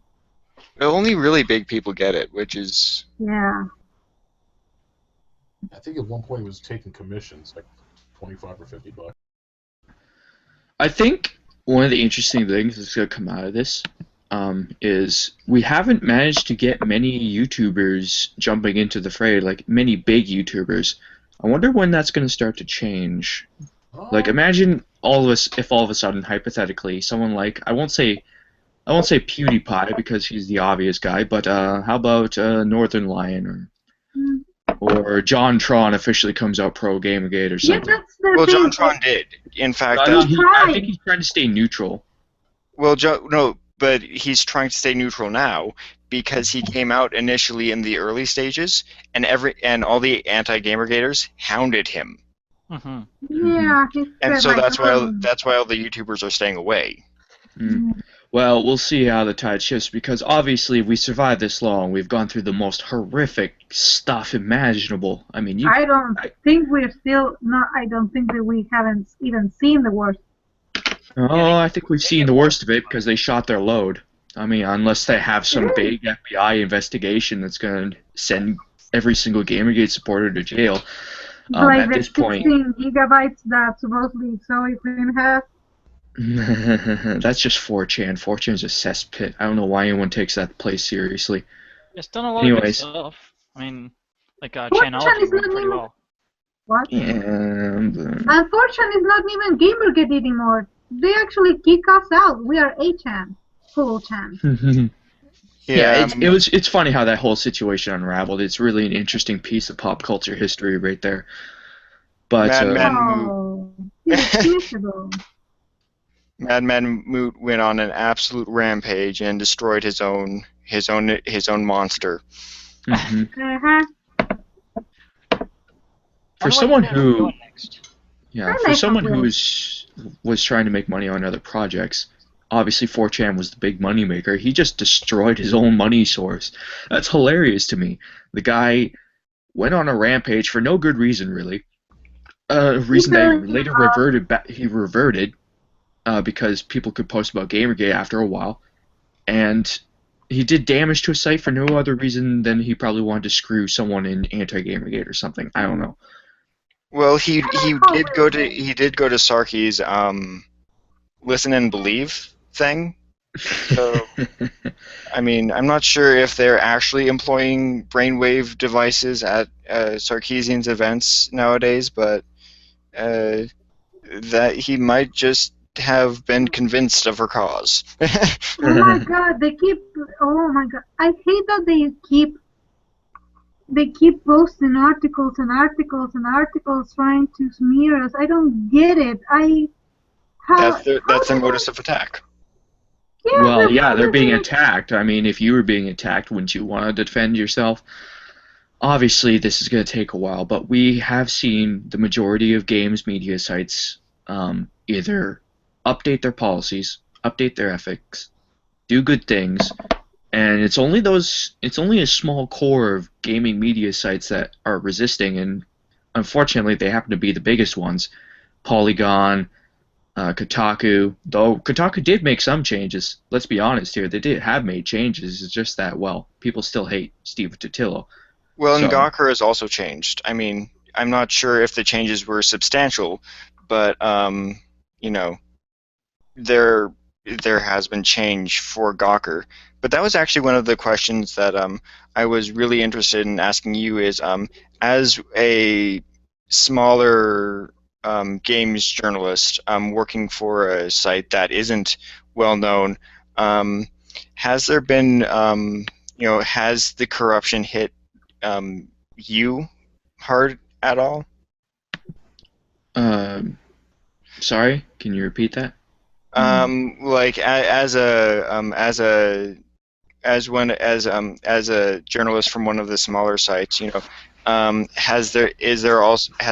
you noted a long history of bribery or pushing an agenda or anything like that within within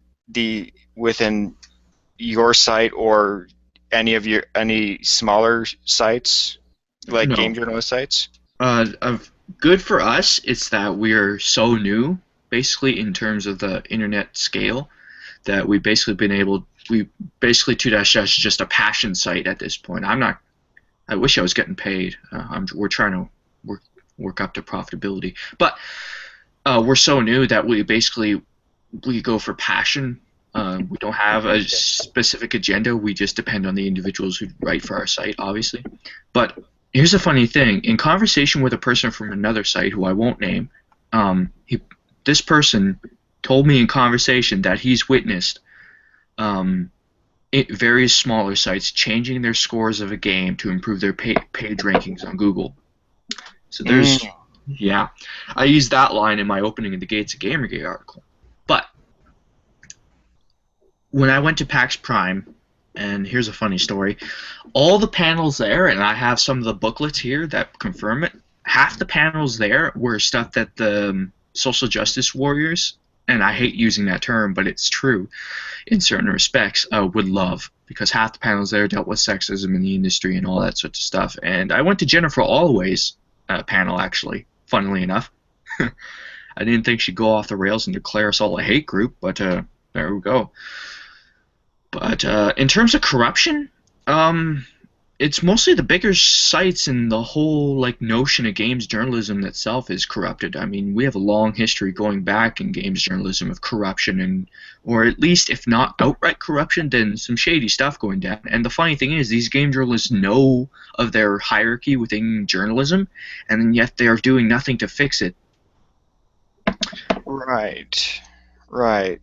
So, I mean, they do it a lot. Let's give some sites a lot of credit here. I mean, some sites have policies that they've tried to follow, and God bless them, their reputation still isn't improved. But at the same time, it's like you got to be more active than that if you're trying to dispel a notion. I mean, geez. I mean, the last couple of years have unveiled some really creaky stuff. I mean, even if it's not outright corruption, it's really creaky to be standing on for these guys, and they just don't understand. And they say that's not how journalism works. You guys don't know how journalism and friendships work. Maybe so, but at the same time, if I can look at a free newspaper that we get, like what we get up here in Canada, and see better journalism than on sites where you are ostensibly paid, then what the hell are you doing? Yeah, you're not really earning it. You're not really earning your paycheck there. Mm-hmm. The problem with games journalism is it goes back a long ways. Let's go back to the very beginning. Gaming started as a small clique of people making games and enjoying games. It was started from a very, very small core, and then just expanded outwards in different cores and cores of people. This is not in a situation like film where there was a mass audience to begin with. No, this is gaming has always been kind of like this super, I won't say exclusive club, but it's always been this super isolated club from most people, because it's a first world kind of like culture. So the gaming press, as they grew up covering that, were tied to that culture at the same time. So there's the problem. It started off as enthusiast press, and then it had pretensions towards being like major journalism, and they found that they did not have the chops in the early going, and in the past decade they've overcompensated for all those deficient weaknesses, and they're still function like a PR campaign for gaming companies and all that sorts of stuff. It's kind of sad. Polygon, as much as I dislike them, they do write some interesting stuff every once in a while that goes against the grain, but my God. Well, they've written some interesting histories. They wrote an interesting article on the downfall of THQ. There's a lot of other interesting articles I've read that I can't remember off the top of my head, but I have read some very good stuff from them. But obviously Polygon is one of the sites that has drawn the ire of everyone, because they have such a obvious agenda in hand. that it's kind of hard not to like focus on them. Well, they were kind of like Jim Sterling, where Polygon is just against things, not necessarily, and not always necessarily for the better. They can be when they're against things we don't like AAA studios, then we or at least uh, like people like me, then I can agree with them or see where they have a point. But then they start getting into sexism, and then they lose me instantly. So it's that sort of phenomena where it's just generally negative. Well, here's an interesting thing, and this relates to a lot of what's going on here. I'm doing a bit of research into this, and I'm going to update my findings as I go along. But people decry the lack of women in games, and Roberta Williams made a good point when she said, well, they have to put themselves out there and actually go into game design if they want to have more people in games. But here's the interesting thing. I went to a university and got a confidential percentage of female gamers in game design programs. Guess what the percentage is? 15%. 15. That's not much. No, and compared to all the other programs in that place, which is like a liberal-minded, arts-focused university, which had numbers of females approaching 50% or exceeding it in certain cases, 15% in game design. And I'm trying to see if these numbers are true across the board, but basically the numbers I'm seeing fluctuate from 15 to at most 25. So these people want more women represented in games companies, but the numbers just aren't there. You can even go to any indie game meetup in any city and count the number of females as compared to males, and you can see the number disparity is there. It's not that people aren't accepting of women in the industry, because obviously we've proven that we do accept women. It's just that the numbers aren't there for them to actually have a meaningful impact beyond just their small numbers. Yeah, and I mean, the kind of thing that anti-Gamergate really goes for is like a quota system, which never works. No, I mean, it destroys the whole function of capitalism, the whole like success based on merit kind of thing. And there's this weird idea that more women are going to mean like more female characters. I mean, that doesn't translate necessarily like that. Maybe a bunch of men are going to make a bunch of female characters, and the women are going to make a bunch of male characters. I don't know. Nobody knows. You make the characters you want, not like your gender has to dictate that you must just do the characters your genitals were born. I don't know.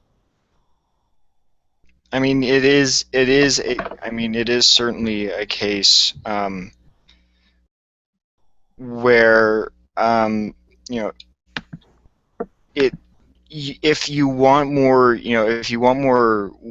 female characters in video games, you don't need more females in game design or more males in game, or less males in game design, I should say. But you need more people who want to make female-oriented games, which. Let's be honest. Let's be honest here. No matter what your feelings on the matter, more games by females would be awesome, right? Well, more games by talented people, no matter what gender they are, would be awesome. Some of my favorite games of all time have come in the past couple of years, and they have female protagonists. They've been made by females. And that's just because they're great games on merit alone. Yeah. But if they want more of these, they have to get more women into the industry first. They have to get them more into the game design aspects, not just animation, which is a fluid kind of like field, and they can join film, television, video games, anywhere. Not just music or sound design or anything. They need to get them into the hard core of the matter, into game design itself. Until those numbers improve, they aren't going to get what they want. Well, certainly the way they profess it, but um, it it's a bit presumptuous to say that if more females join core game design elements of the industry, that suddenly there will be more women protagonists in video games. I mean, this isn't a I mean that isn't Well, necessarily I'm not saying that. I'm saying more games made by females, but it's a good presumption that if a culture approaches 50% females and Yeah, minorities that and stuff, 50%, good we don't presumption. know that. It's a good presumption. It may not become entirely true that there would be more video games with female protagonists because that's the culture that they're being created in. well. The truth is that women don't. I have seen. I once wrote about the mechanics of games and how that applies to how women play games. Hmm. Do you remember that once? I posted that on my Facebook. Well, I'm not talking about casual That's game. I'm not talking about that. no, I'm not talking about casual games either. I'm talking about women like to play games, video games, even hardcore video games, as long as they do it socially. If they're like doing like a two-player game, like offline two-player game, it could be the most action-packed game. But if a woman, is with another person, a man or a woman, they tend to go with it. They tend to be 5 hours, 10 hours, even that, as long as they do it as a social experience. Women don't like to play games alone, and I think that's one of the things that has been happening lately, that there's a lot of games that are online multiplayers, for the exception of the RPGs on the PC, but the ones on consoles with online multiplayers, women sometimes don't like to play. They don't like to be alone when they play, and maybe they feel alone when they play, and that's why they Mhm. don't play that much on consoles. Is They that is that feel. like is that like a study backed up by lots of other studies that confirm the same thing? No, that was my thought. I thought it was a observation that I made because of my sister. Oh, okay. My But sister, my sister is not a very. She's not a big gamer, but she can play 10 hours of Resident Evil if I'm playing with her. I would play 10 hours alone, but she cannot do it. She doesn't like to play alone. She gets bored. there are So differences between males and females. Let's face it. There are biological differences. There's chemical differences. Um, but I am of the firm belief that eventually we will reach a proportional representation, and I believe it's something that should come naturally, not just force-fed down everyone's throats unnaturally. A quota system would totally undermine the merit that we have, the merit system that we have in place, and it could result in more bad games. I mean, we already have enough of them. Let's face it. Well, and there's a ton of reasons why there's been, many bad releases this year. yeah, yeah. I mean, it, even, the fact, even Sega producing games Oh my God. has seemed to decrease the quality of games this year. Hmm. But This year, I'm hearing lots of opinions. Apparently, some people have called it a really bad year for games. I would call it one of the best years in indie gaming history, but I'd have to agree that until like 2 months ago, until the beginning of like what was it, October or November, AAA games had a really bad year. I mean, the only AAA game of note during the first half of the year that anyone would really, I think, would be playing in 100 years is probably like Dark Souls 2. But up until 2 months ago, it was a really bad year for gaming in general. Yeah. Except The Sims. Well, even The Sims. Well, even We've had the a lot Sims- of good releases. I mean, Bayonetta 2, let's face it, it's a great game. It's I it, never, it, I've it, never it seen. deserved to win. It deserved to win over Dragon Age Inquisition. Yeah, I've seen videos of Dragon Age Inquisition in action, and it's kind of like, I nope, want to write it's the good that book. we didn't nominate this then. I just want to ride the bull. I just want to play it and ride the bull. Hmm. I mean, I love BioWare because of Mass Effect. The Mass Effect trilogy is as shitty as Mass Effect 3 ended. But the Dragon Age series has never appealed to me because there's something always a bit off about it. Like it's if something their style works in science fiction because science fiction is such a dense genre, regardless of what you do with it. But fantasy, it doesn't really rely on intimate details so much. You know what I'm saying? Yeah, I can see what you're saying. I mean, I liked Dragon Age Origins. Like when they offered it free on Origin, I snapped it up, and I actually really liked a lot of the mechanics. I liked the real-time mechanic where cities could fall without you being there and things like that. That was really interesting. But the third one, they tried to they did the Assassin's Creed Unity thing where they tried to make an impressive game, and in doing so forgot all the other elements. Mm-hmm. Obviously, Dragon Age Inquisition is loved by a lot of people, but I seriously doubt. Give it 5 years. See if anyone still touts it as one of the best games. That's my litmus test. Because obviously, back in 2001, there was this game called Serious Sam. And you know what other game was released that year? Halo Combat Evolved. Guess which game won Game of the Year? Wasn't it Halo? Oh. No, Serious Sam. And who thinks that game is one of the greatest of all time again? No? No one? No one? Halo Combat Evolved. There we go. Yeah. Why do you say that it was a really good year for indie games? What indie games came out? Let's face it. Transistor, Luftrausers, Luxuria, Superbia. You have stuff like Neverending Nightmares. You have a lot of great indie games being released this year. I'm sorry if I can't name any more off the top of my head. My brain is kind of stupid. But there's been a lot of them. Like a hell of a lot of them in the early going of the year. There hasn't been so many in the past couple months. That's just because I think they're being drowned by the tide of AAA coverage. But there we go. Well, and you even have technically indie titles being given AAA coverage.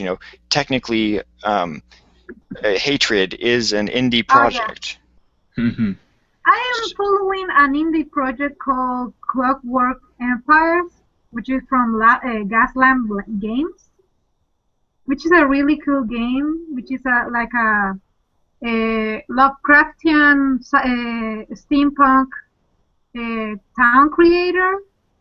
It's really cool. It's like The Sims, but like SimCity and The Sims mixed, but with Lovecraftian and steampunk themes. It's really cool. And I really like the game. It really looks like a game that when it comes out complete, it's going to be a really fabulous game. And it's an indie game, and it's actually a really good.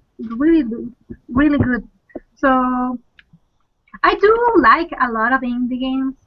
It's not that I am obsessed with AAA games. I actually think that some indie games should look more entertaining than AAA games. I mean, some AAA games just like the fanfare, like how big we are, how advanced we are, and they really don't care about the story. Mm-hmm. Well, let's face it, going forward, GamerGate is going to be supporting a lot of indie games and stuff. Here's the funny thing, anti-GamerGate loves to paint us as, oh, you're just being exclusionary, you don't want more diversity in the industry. Actually, we do. The only thing we want is more fairer coverage of the people that are there, not just people getting special focus because they happen to make a game about depression or sex. Or they sleep with the person. Yes. There's a better way to do this, and Gamergate exists because of that. Going forward, I still support games like Gone Home and all that sort of stuff. I actually liked Gone Home. I mean, it should have been offered for free if you for the amount of content it had. But I don't agree with that. Maybe, but definitely the price it had definitely hurt its sales. But if it was cheaper, I think a lot of people would have been more accepting of it. But I mean, the use of red herrings in the game was absolutely fantastic, if you ask me. Like, Everybody was hoping for a demon to come out. It never come out. Yeah, it's funny. Gone Home, I think, is one of the best titles of that year. That's just an outspoken opinion in Gamergate because a lot of people hate that game with a passion for some reason, even though it's for what it is, it's a legitimately great title in a certain genre that I'm actually studying. That includes Dear Esther, Proteus, Gone Home, Jazz Punk. I love Jazz Punk. oh It was so yeah. weird. Yeah, games like that, and you know what games I'm talking about. Journey's even part of that genre. So pretty. Yeah, but for what it is, it was a great game, and I love it. It's one of my favorites. But that's the sort of thing we should be supporting moving forward. Just great games being made. Obviously, Gamergate is going to PAX Prime next year. Mm. Yeah, it's going to And, be interesting entering the convention season how this all plays out. Mm-hmm. Yeah, Well, I mean, here's the thing. The Penny Arcade guys have come out sort of pro, sort of. They're tiptoeing the line because they obviously don't want to alienate half their customer base, right? Because half their panels were SJW stuff last time. But they've been sympathetic at the very least to a lot of what Gamergate is going through. So it's going to be very, very interesting to say the least. But I don't think they'll allow any out-and-out Gamergate like rabble rousing at the thing. So I think No, that's but there shouldn't be. Yeah, Honestly, there shouldn't be. it doesn't need it, and honestly, these conventions should be about gaming. Hmm. I wonder how I'll be received because obviously I'm going to be bumping shoulders with a lot of people who are anti. I wonder how they're going to receive me because I'll accept them. I'll say hi and I'll be a polite person. But if they start getting rude to me, well, that's going to be funny. I'll just get them kicked out of the convention. Haha, suckers. one of the things that I found strange sorry. Go ahead. One of the things that I found strange, very strange, is that they are complaining about the way that games are created. I mean, the whole new article saying that is it gameplay like stopping games, something like that. It was like how gameplay affects games in a negative way. And they also like to talk about diversity and all of that. And like the last year, the last 2 years ago, the Telltale games of The Walking Dead was released, and it's not a common type game. It's more of a story-driven game, just like they wanted. And there's characters like Clementine and Lee, who are not white male people, and it's like they wanted, and they still use the narrative, even those games came out and were not ignored. Actually, people considered that like that year that game, The Walking Dead, the Telltale games, Walking Dead, the episode 1 was or the season 1 was the best game of that year. So I don't understand when they complain a lot. And I just finished, and sort of to add to that, I just finished Saints Row 4, and that game's just an absolute bastion of, of everything they want. Mm-hmm. It's hilarious. You know what? It would have won our game of the year if it hadn't been for the fucking giraffes in The Last of Us. Okay. Like, I hate Last of Us with friggin' passion. I'm very outspoken in that regard, and I know so. But I'm not budging for my opinion. That game... I don't get it. Why they're so obsessed with that game. Yeah, it's got a good story. It's got a good story. That means it's a great game. No, its gameplay is shit. It's frustrating. It's got insta-kill clickers. It's got enemies who respawn behind you. Okay, 1 second.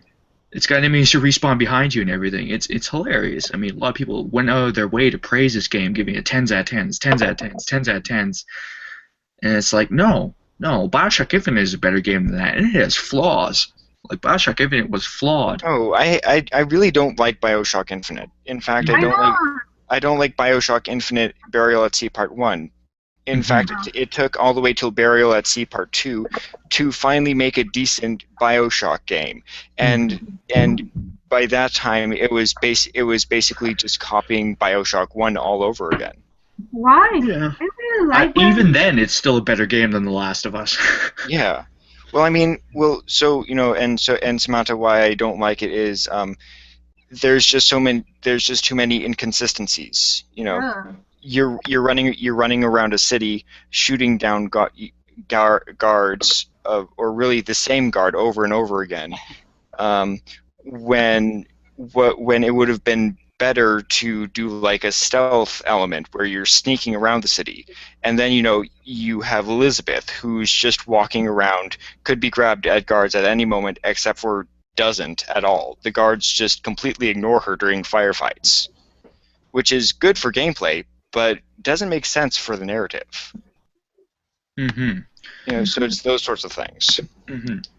What we have to remember, obviously, is that Gamergate is not like this solid, defined thing. It's a bunch of people moving in the same direction.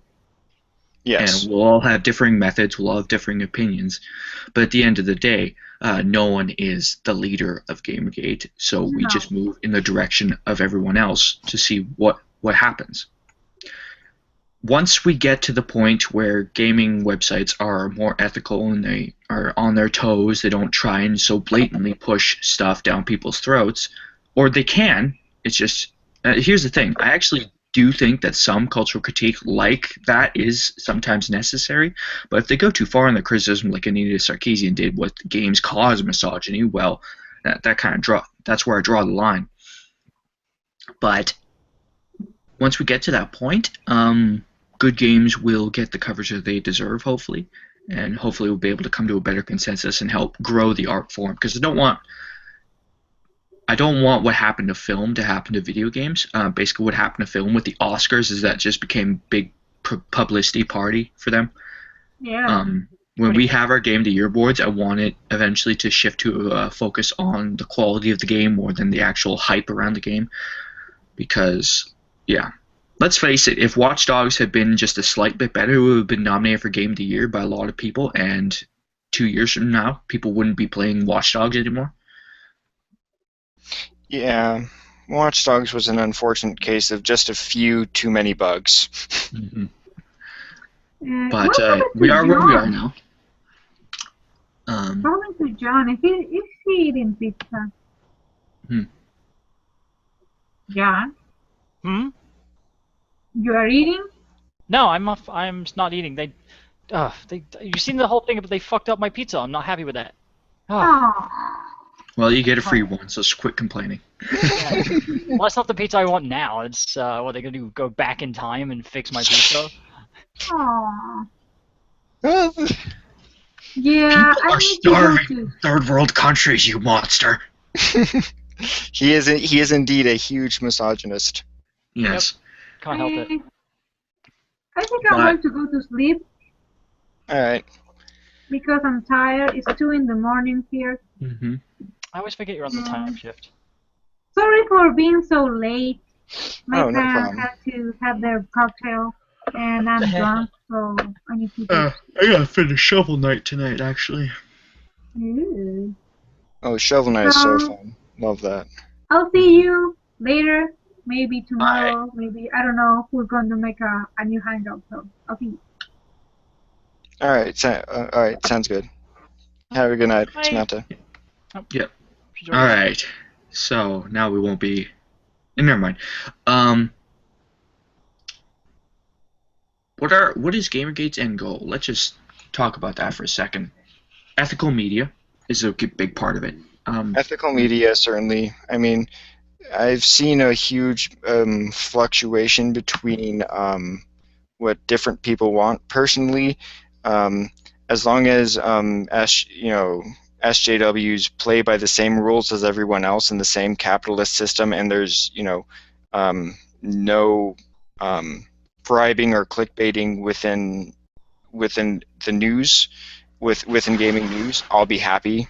In fact, ecstatic if it establishes a standard for all internet journalism, which is sort of broke at this point. Then I'd be happy. But I'm really not sure. I can just say when I'll basically get off this ride myself. Mm-hmm. Obviously, I wanted to stay neutral for the longest time, because I was afraid for my career opportunities if I joined one side or the other. And quite frankly, when I joined, I probably threw half my career opportunities in the toilet. So I'm hoping this succeeds, if for no other reason than I want to get a job eventually.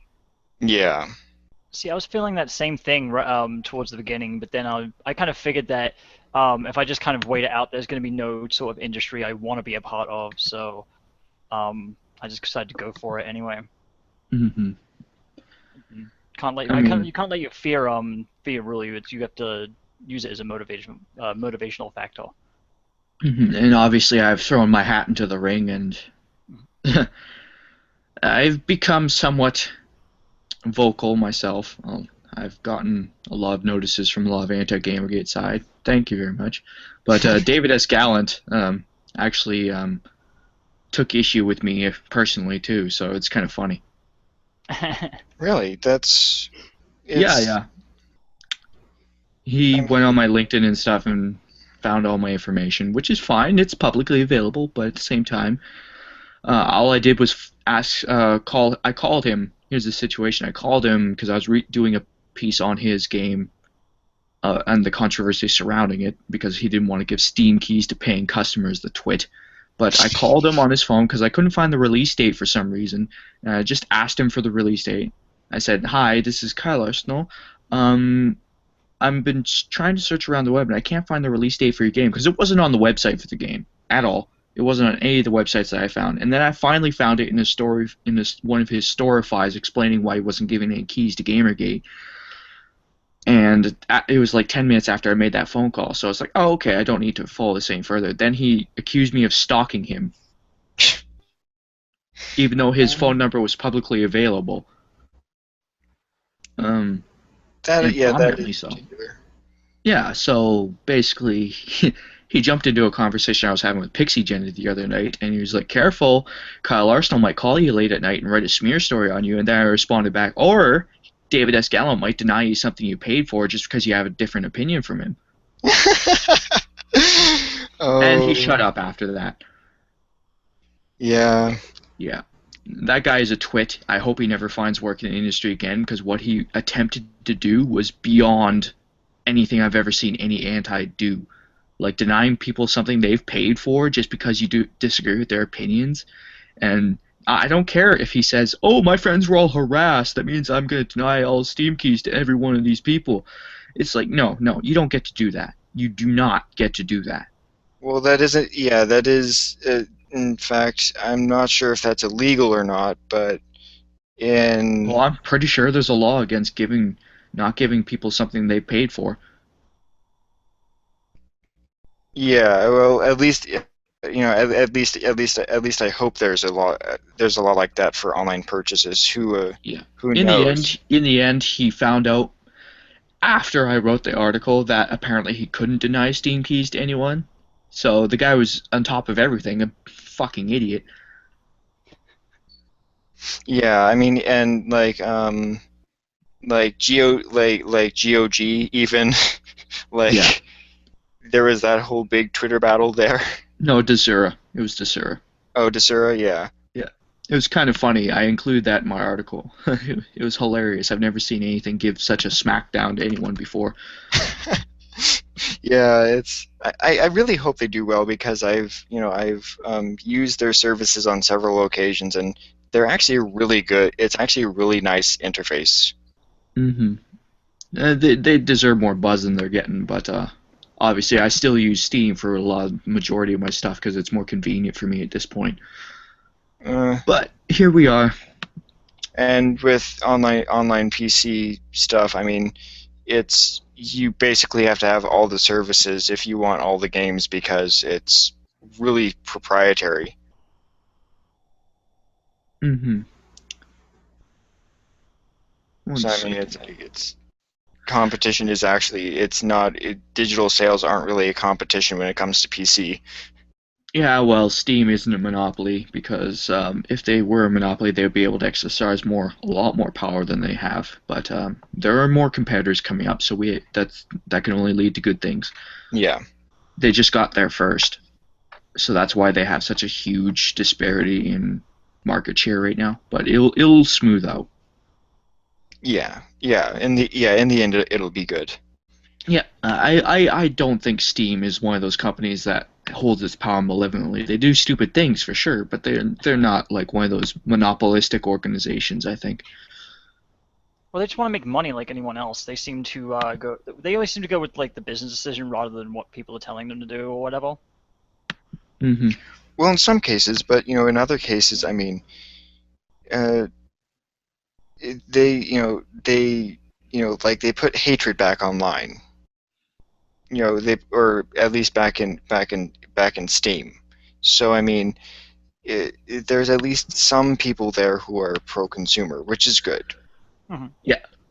Well, Gabe Newell had to intervene personally. That's what's hilarious about all this. It's like, what was the original statement? Based on what we've seen on Greenlight, Steam would not be publishing this game, therefore we've removed it from Greenlight. The Gabe steps in and says, that was the wrong decision. We have put it back on Greenlight. Yeah, and then someone got fired. Yeah. Well, hatred, as much as people despise the game, if a game like Postal, Hotline Miami, Manhunt already exists on Steam, it'd be a bit hypocritical to deny hatred from being on Steam. That's why everyone was righteously angry. I mean, if those games hadn't existed on Steam before, if those games weren't available, if ultra-violent games weren't available on Steam, then, well, Steam would be more justified in their response. But unfortunately, they got caught between a rock and a hard place, and they chose the rock. So there you go. Yeah, which I mean, the hard place in this case is a bunch of people who don't necessarily buy video games anyways, just continues to not buy video games. Mm-hmm. Well, the thing is, even if it was like the breakthrough game where it was the first ultraviolet game, let it stand on its own merit. I mean, if people don't want to buy it, let them vote with their money. Mm-hmm. Actually, here's the funny thing. A lot of people say Postal was clearly meant to be satirical. That's actually a retrospective view.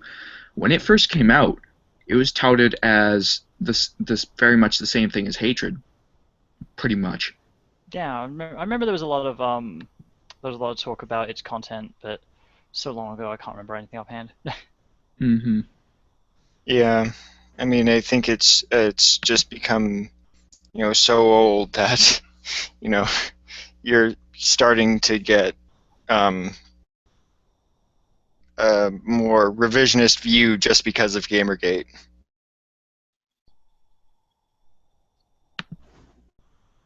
Mm-hmm.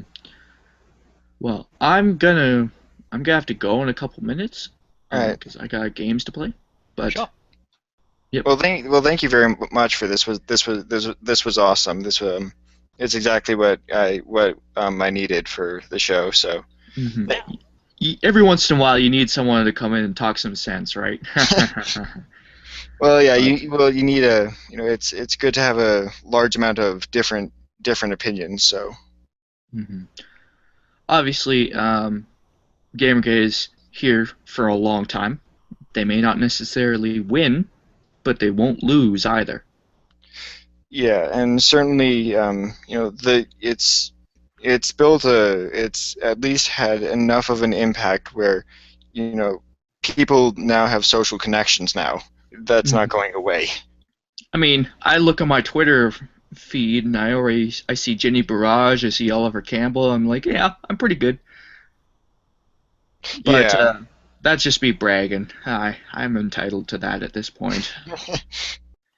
It's like I'm still waiting to get one of my dots on one of those, like, what was it? Did you see that that analysis cloud of Twitter followers of Gamergate?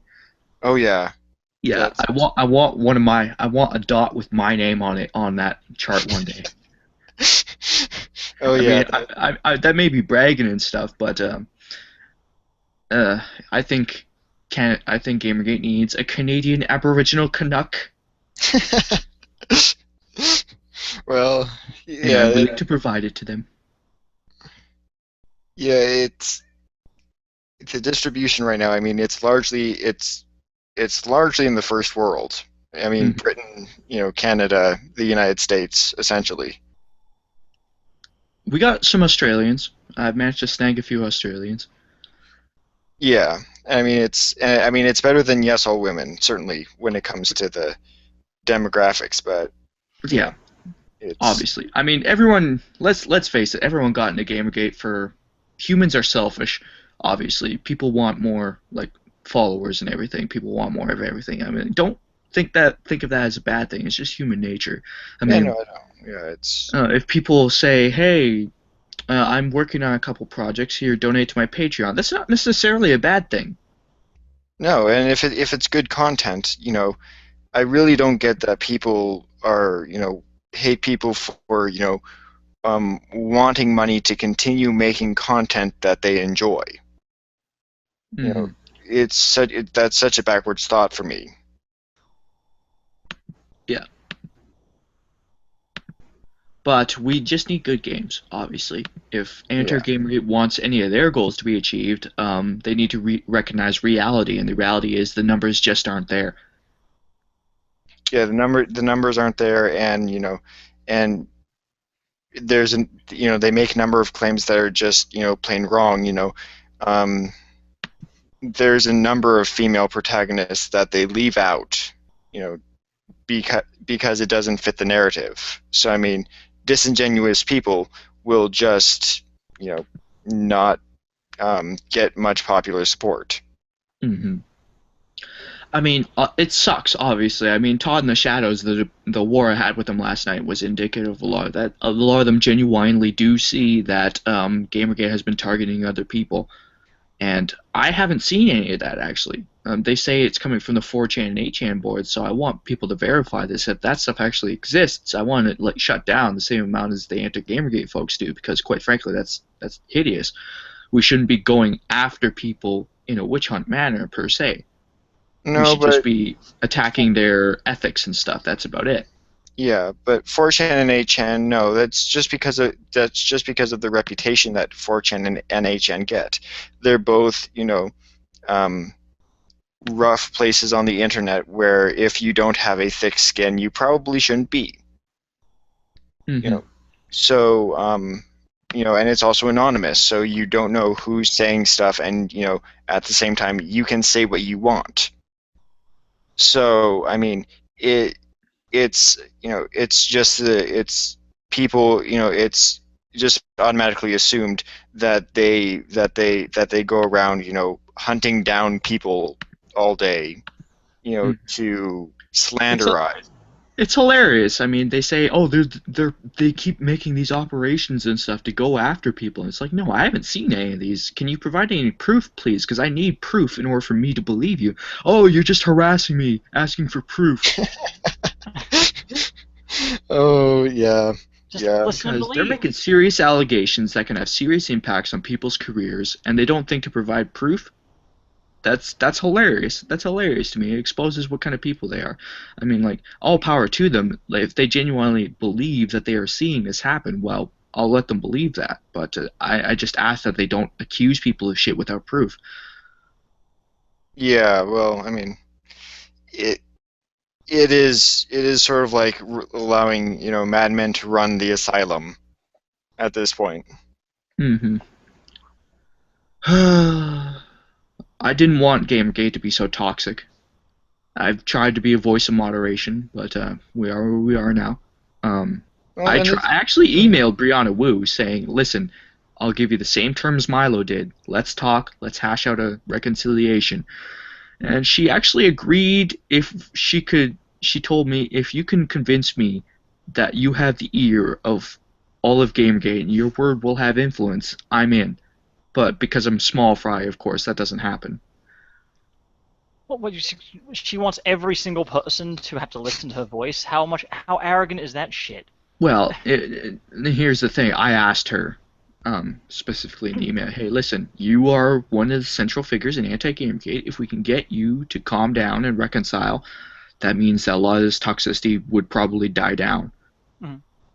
And let's face it, that's a good point. Like, if we it can get one of the big voices on the other side to see reason at least and stop making it so toxic, maybe this whole thing will start to calm down and de-escalate.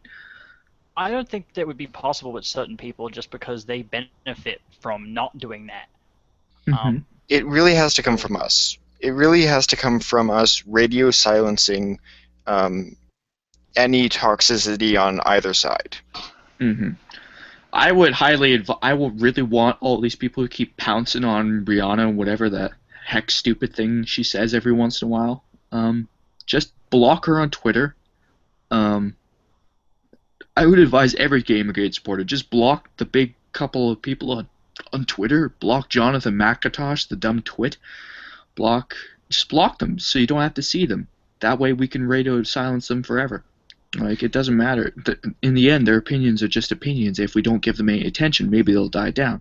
I only follow them for the sake of historical kind of like perspective. But I don't reply to many of their tweets or anything. Just don't follow the people if you want to ignore them. Yeah, well, I mean, and blocking may be a little bit excessive, but because that shuts out conversation entirely. But certainly don't follow them. Don't and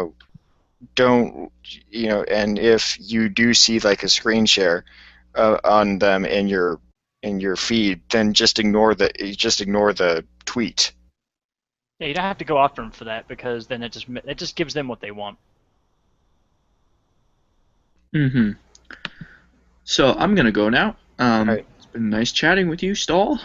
Right, well, thank you very much for this. This was good. This was awesome. Yeah, I think it's been a good discussion. Mm-hmm. Did you have a Brit or a European person in here at one point? That would be me. Oh, that would be you? Oh, okay. I'm actually doing a line of inquiry. That university thing, I want to see if it's true in Europe as well, too. Oh. The percentage of people in game design programs. That I don't know anything about. Maybe that was someone else talking. But yeah, I grew up in England, so I thought you meant me. Mm-hmm. Well, Yeah, also if you, on Twitter, if you contact, I'll put you in contact with Ian Davis. He does a lot of promotion for like Gamergate material. He also might have connections that you may be able to use. I'm not sure if he does, but it's a lead for you. Mm-hmm. Send me a message. I'll have to look into that, obviously. But Yeah. The Brit, which is you, Frozen Yes. Binary. Maybe. If you know any universities that have game design programs, if you could, because obviously it might be a bit easier for you. If you could give them a call and just ask them, hey, I'm looking at applying, but I only apply at certain universities. This will be confidential, or something, so forth. Do you know the percentage of women in the game design programs? Just ask for a percentage. That's all I'm asking for. I'm not asking for specifics, so that helps them stay confidential so social justice warriors don't jump on their throats for revealing the information later. I actually went to one here in Colorado, so yeah, I can ask around. Yeah, that'd be great. You can follow me at Twitter at thoughtfulsalt, thoughtful_salt. Sorry, I keep having to emphasize the underscore. Oh yeah. Yeah, and just send me whatever links you come up with, and I'll add them to the folders that I have because I'm working on a game review article. I'm working on this thing. Obviously, with the Christmas break, it's going to be a bit difficult until after New Year's. And I'm also working on the Game of the Year videos, so I'm booked solid. Well, good luck with that. And then I will certainly, and for everyone else, I will also put links to his Twitter and also the site he works for in the low bar, so that you can also go support it. I highly suggest you do. It is one of the best sites that I've seen so far. So yeah. Why, thank you. I should tell Chris that. You should really tell Chris that. The guy's having a rough time right now. Oh yeah, I mean, yeah. We'll see how many people see this, but hopefully, but yeah, I will definitely do my part because you are a very good voice in this movement, I think. Yeah, I've been hearing that a lot. Maybe I should start believing them. Depression can really kick your ass sometimes. I gotta say that. Oh yeah. I can tell, or I could. Okay, I'm gonna go now. All right. Okay. Okay, bye. Have a good night. Thank you very much. Have a good night. And then there were 2. Oh yeah, so that Like was a horror good. movie. We're losing people. No! Don't go down that corridor! This, we have to go now, monster. What is this?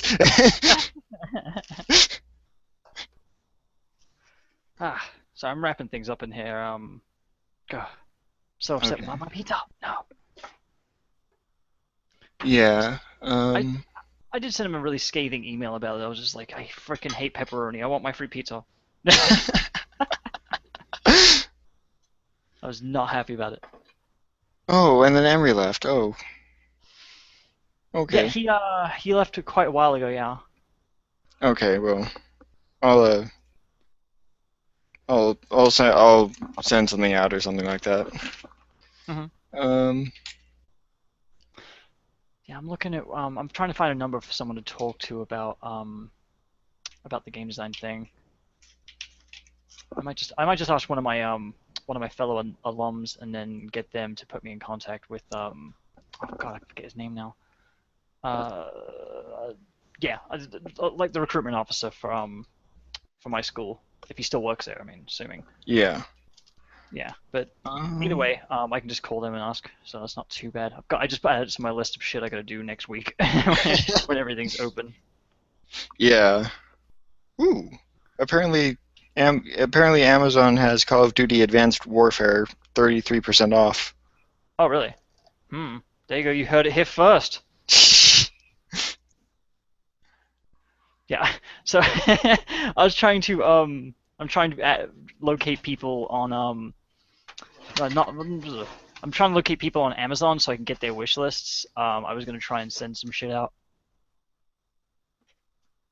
Oh, for like your family and things. No, for like Gamergate people. Oh. Yeah, I'm trying to see how I can send shit to them without them actually knowing about it. So until they get it, obviously. I mean. Yeah. But, I think there's a way to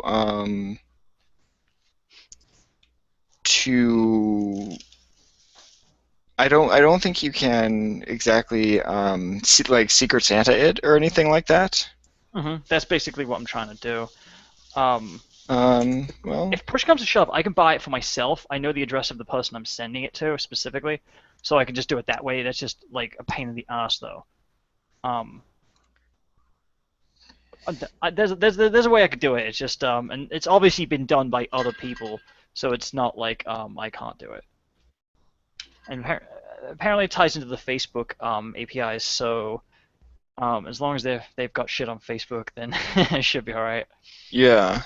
But I don't know if they've put in their address, so it's like, well, how do I guarantee it's going to go to them, you know? Yeah, no, that would be something to look up. Yeah, I might just do an experiment and see if it happens. Just like order something small and be like, fuck it, I don't care. And then yeah, just let it arrive and then wait until they contact me because they'll probably know it's from me. Well, I mean, yeah, I mean, if they know that it's you, it's a. They'll know by what it is that I'm sending them, so it's not like Okay. it's not. I'm being very cryptic intentionally because you never know who's watching. Well, right now it looks like no one's watching. Yeah, it might be just me because I've had the chat open the whole time, seeing if anyone is in there, and apparently not.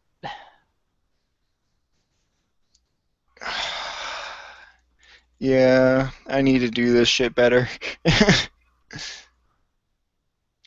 I'm actually looking up the requirements for my game simulation programming Bachelor of Science, because a lot of the jobs I've applied for required a Bachelor of Science, and that's like their strict that's just their cutoff. Like if you don't have a Bachelor of whatever, you're not gonna even look at you, and it's just like, really, dude. Like some of the most successful people I know taught themselves and built up their own companies from scratch. So, they don't have bachelor's degrees either, but they can kick your ass. Yeah. And the stuff they teach in this, the stuff they teach in the in this class is stuff I already fucking know. It's like math programming for games. Know that. Unless it teaches like quaternion math. Oh, it teaches 2D math. Fuck that. Already know how to do that. Already have an engine that does that crap. Let's see. This one is just games control, simulation design. I've already done that several thousand times. Artificial intelligence. So I saw a really good Twitter post about that. Someone made a like a sensor-driven avoidance program. It was pretty cool. Yeah, I that would actually be really interesting to go to. Yeah, like I'd love to actually sit in on some of this to see if I know, if I don't know anything on here. But from what it's saying, like the book I bought for like $20 covers all this shit. Like, Well, yeah, I mean, you're paying a lot for a teacher to go through like elementary stuff, but it might be interesting for one or two lessons. yeah, and their credit hour requirement isn't too bad actually. It's see they say 8 full-time semesters and 127 credit hours, and I have more than half of that. So I could do it. I just don't have the fucking money. Like, like I don't know if I could get a job in game design that would actually pay down my debt. Like, and I'm debt free now. I actually enjoy that. It's very stress free. So Yeah. yeah, I don't want to build up a lot of student loan debt because I'll be paying it off long after I'm dead. Yeah, it's not a good thing to have in the U.S. Yeah, so it's like, well, I could always bugger off to one of these countries that offers people free higher education, even like if you're a foreigner. So there's always an option. Yeah. I think is it Norway does that or some shit. I'm not sure. I've heard of at least one country. I want to say it's Norway. I'm probably wrong on that. Have someone angrily correct me in the comments. Go for it. Well, I mean, there's quite a few countries that will do things like free education or something like that, or state-sponsored university education. Hell, Germany will apparently, if you're an American student, will pay you to actually go to college in Germany. So. Oh wow! I wish I'd known about that. Fuck. No, Yeah. apparently the programming market is really good in Germany. I had one of my colleagues actually was planning on moving out there. Actually, he did moving out there. He's awesome. He's like a fucking pilot as well. So it's like he can just fly his ass to work. Like, he's pretty awesome. But yeah, he ended up moving to Germany because that's where the jobs were in his specific training, and that was so. He seems to be doing really well. He's got a job there. As long as he's got a job, they won't boot him out of the country apparently. Yeah. Well, yeah. I mean, I like think you need to show that you'd be a good fit for Germany or something like that. Yeah, I think. I mean, well, there's yeah, that requirement. he was definitely able to provide that because he's pretty high level Linux developer. He's awesome. So I wish him all the best. It was kind of funny because he was in the middle of selling his house right before he left, and he was like, "Oh well, I'm gonna have to sell the house remotely and all this bullshit." So he only had about a week left to go before he was moving out of the country, and some random dude banged on his door. And basically was like, "Hey, I saw you got a for sale sign outside of here. Here's my problem. I live down the street and I'm getting kicked out this week. Would it be possible if I could move into your place?" Lucky break there. I know. He's like, "Yeah, I'm putting off. I'm just renting my house because his mortgage is all paid off." And it's like, yeah, it just happened to work out. He's like, "Yeah, I'm holding off on selling my house for a year and." I got someone to manage it and shit, so I don't really have to care. And it's like, damn, dude, that's fucking like, that's a bit of luck, Yeah. Oh. Huh. I might just run that test tonight if I get time. I mean, time is it now? Okay, it's like 10:30. Hmm. So I was gonna do the XSplit test here when this is done. Oh, yeah, and certainly tell me how that goes, like, or like send me the video link if you upload the test footage, because I'd be interested in seeing that. Yeah, I want to try connecting with my work laptop and also my desktop at the same time. That's why I have my personal email address on there, but I don't give a shit. Yeah. Well, it's my new personal email address, so yeah, because I want to make sure that I got my name change all down fairly sharpish. Yeah, certainly. Yeah, so no one's gonna be able to really look up anything related to that because what are you gonna fucking do? Anything you could link to that, you can already get without it, so I'm not really too fussed. Um, yeah, certainly. You have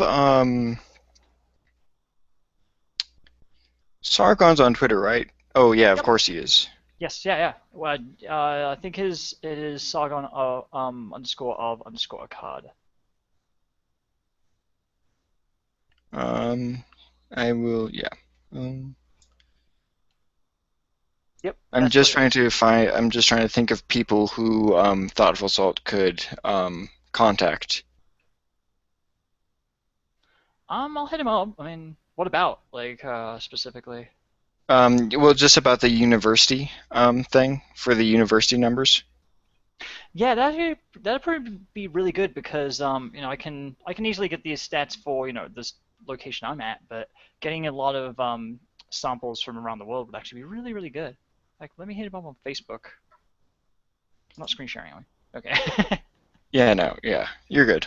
I was, Um, I was paranoid about that when I was ordering pizza. I'm like, oh my god, people are gonna be ordering pizzas with my credit card. Oh.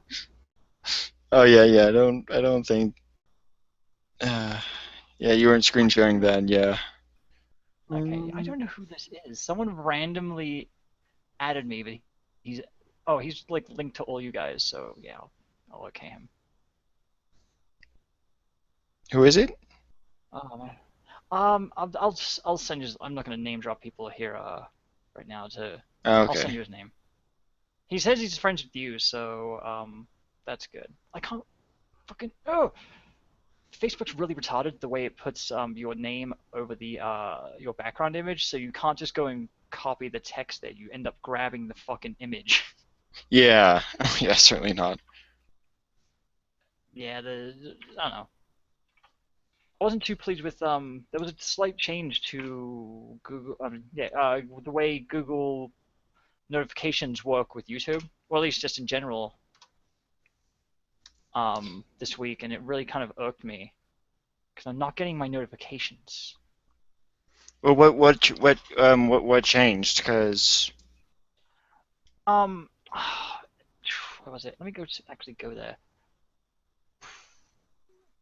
Basically, for a limited time, I was seeing that it was like you can check your notifications on your Google Plus page, but not from YouTube itself. I had to actually go to Google Plus to see who had fucking posted, or like a limited amount of them. I could only like the first however many. yeah, okay, yeah. Yeah, and I don't know about now, but that sucked. Like, cause I was at work. I'm at work checking my messages all the time. Just that's what I do in my downtime, and yeah, I was just like, fuck's sake, I gotta go back over that shit. I'm busy working. Yeah. Yeah, I could see that. Yeah, that's why I don't do Twitter. It's just I don't have time to fucking deal with that shit at work. I do Twitter outside of that, but it's more like an Jesus fucking Christ. Sorry, I posted a comment on the Pokemon Center, and it's up to 350 likes right now. Really? Oh wow, that's That's quite a impressive. few. Yeah, I was the first comment in there. Typically, whoever comments first, the first funniest comment seems to win in terms of popularity. Yeah. But yeah, I wasn't expecting that. I just was like, what? Who's liking my shit over there? Oh, Okay, so I've linked you to him. So, yeah, Oh, yeah, that guy. Okay, yeah, yeah. yeah. Just making sure that he's not someone that is unscrupulous. It could happen. Oh, yeah, it could happen, but I mean, he's actually really well spoken. Like looking through his articles, Hmm. it's like he's really, it, he's actually a really decent writer that cites well and everything. So it's like he's almost like gasp. He's almost like an actual journalist. No, those still exist. This is bullshit. Yeah, it's like it, so it's like yeah, so I absolutely he earns my deep praise. Yeah, well, I'll see what he has to say. I mean, I haven't hit him up yet, but I did add, what was it, Kevin Wu? I like him. uh, he can be Uh, amusing. yeah, that's why I like him. He's very entertaining. Oh God, he's been saying some shit on his Facebook, and it just makes me laugh. So and no, I can't take anything in GameGate too seriously, just because then it starts eating away at you. It's like you gotta have that sense of humor. At least on our side, social justice warriors don't have a sense Yeah, of humor, so they yeah, true. they're like humor. What's that fucking shit? No, it's misogynist is what it is. Oh Yeah. God. Because I just know if I'm gonna do test footage, I'm probably gonna end up actually playing the game and forgetting I'm recording. That's right. The Quake 3 Arena doesn't work. Yeah, it's bullshit. I have a boot disk for my Dreamcast, but certain games don't boot with it. Like I have to make self-bootables. Well, that's odd. That's odd. Yeah, like on my PAL Dreamcast, they all work. So like my American games work on my PAL Dreamcast, but on my American Dreamcast, my only half of my PAL games work. Same fucking disc too. Oh, wait, oh, how? Okay, well, Yeah, yeah. Like I can't play Marvel I vs. mean, Capcom. isn't there, some like hardware limitations with that, or, you know, No, it's super easy to crack the Dreamcast's protection. It's like fucking retarded. Even just the region lock, it's kind of the same. It's even like weaker than the Sega Saturn's protection. Although I don't know the actual specifics behind it. I just know that it's heavily documented on the Dreamcast. So pretty much all the games have been pirated by now. They're in an archive. They all exist on a like they all have us code injected into them, so they self boot with bypassing all the copy protection stuff. At least the ones that they have on the archive. yeah. Well, I can see it. Yeah, because thankfully they exist because I can play the games that don't work through the boot disk. Like I wish Psychic Force 2012 worked right now. I fucking want to play that game so bad. I have it on the PS2 as well, but I fucking hate that one. It has like horrible bugs in it because they port it over instead of just emulating it. Oh, yeah. Well, and I mean, that was a time where, the franchise really started to, really started to falter in some ways. Yeah, they were planning on releasing a third one for the PS3 really early on, under the project name. Was it Project Psychic, something like that? And it was supposed to be a Psychic Force game, but it was cancelled, Yeah. with nothing ever coming out of it other than the fact that they announced the game. Um, which it sucks because I would have fucking played that. Like I've been waiting for that to come back out. And yeah, I wouldn't be I wouldn't be holding my breath too much longer. Oh no, no, I'm not saying that that's gonna happen at all. Like it's more than likely not to happen, but I don't know. I love that series. It's fucking awesome. Yeah, I mean, Yeah, I mean, I can see what people see in it. Really, I can see why people like it, but I just personally can't get into it. Yeah, I find it's got a really high learning curve because of the way the moves work, because they work in any fucking direction. So I try explaining that to people playing the game, and they just don't understand how I can be doing the moves. They like look at me doing it, and I'm like, yeah, because you can start from any direction and end in any direction as long as the motion works, and they just do not understand that. And then until they actually do it themselves, it's like, oh, okay. But then, no, I like that flexibility in that engine. That's what attracts me to it, at least. Yeah, yeah, And then yeah, just certainly. yeah, and then all the characters are really balanced, so that helps. Yeah, I mean, that and, most I just don't really like most fighting games. Oh yeah, I'm a fighting game enthusiast. I fucking love that shit. I was actually talking to Samanta about Virtua Fighter 5. I was thinking about picking that up on the cheap as well. Like I was gonna set aside like maybe fucking $200 and just go, all right, cool. I'm gonna order all the games from last gen that I really wanted to play but just didn't have the money for because I'm not paying $60 for a fucking game that I may only play like twice. Yeah, no, that's not a good investment. Yeah, like I bought Zone of the Enders HD collection and I haven't even fucking booted it up yet. Like it's just sitting over there doing fuck all. I got it for my birthday like 2 years ago. Oh, I'm sorry, a year ago, not 2 years ago. And yeah, I've not even booted up. I've got Zone of the Enders 1 sitting for the PS2 and I've only ever played it once. I got it for like $5. Nice. That's Mm. yeah.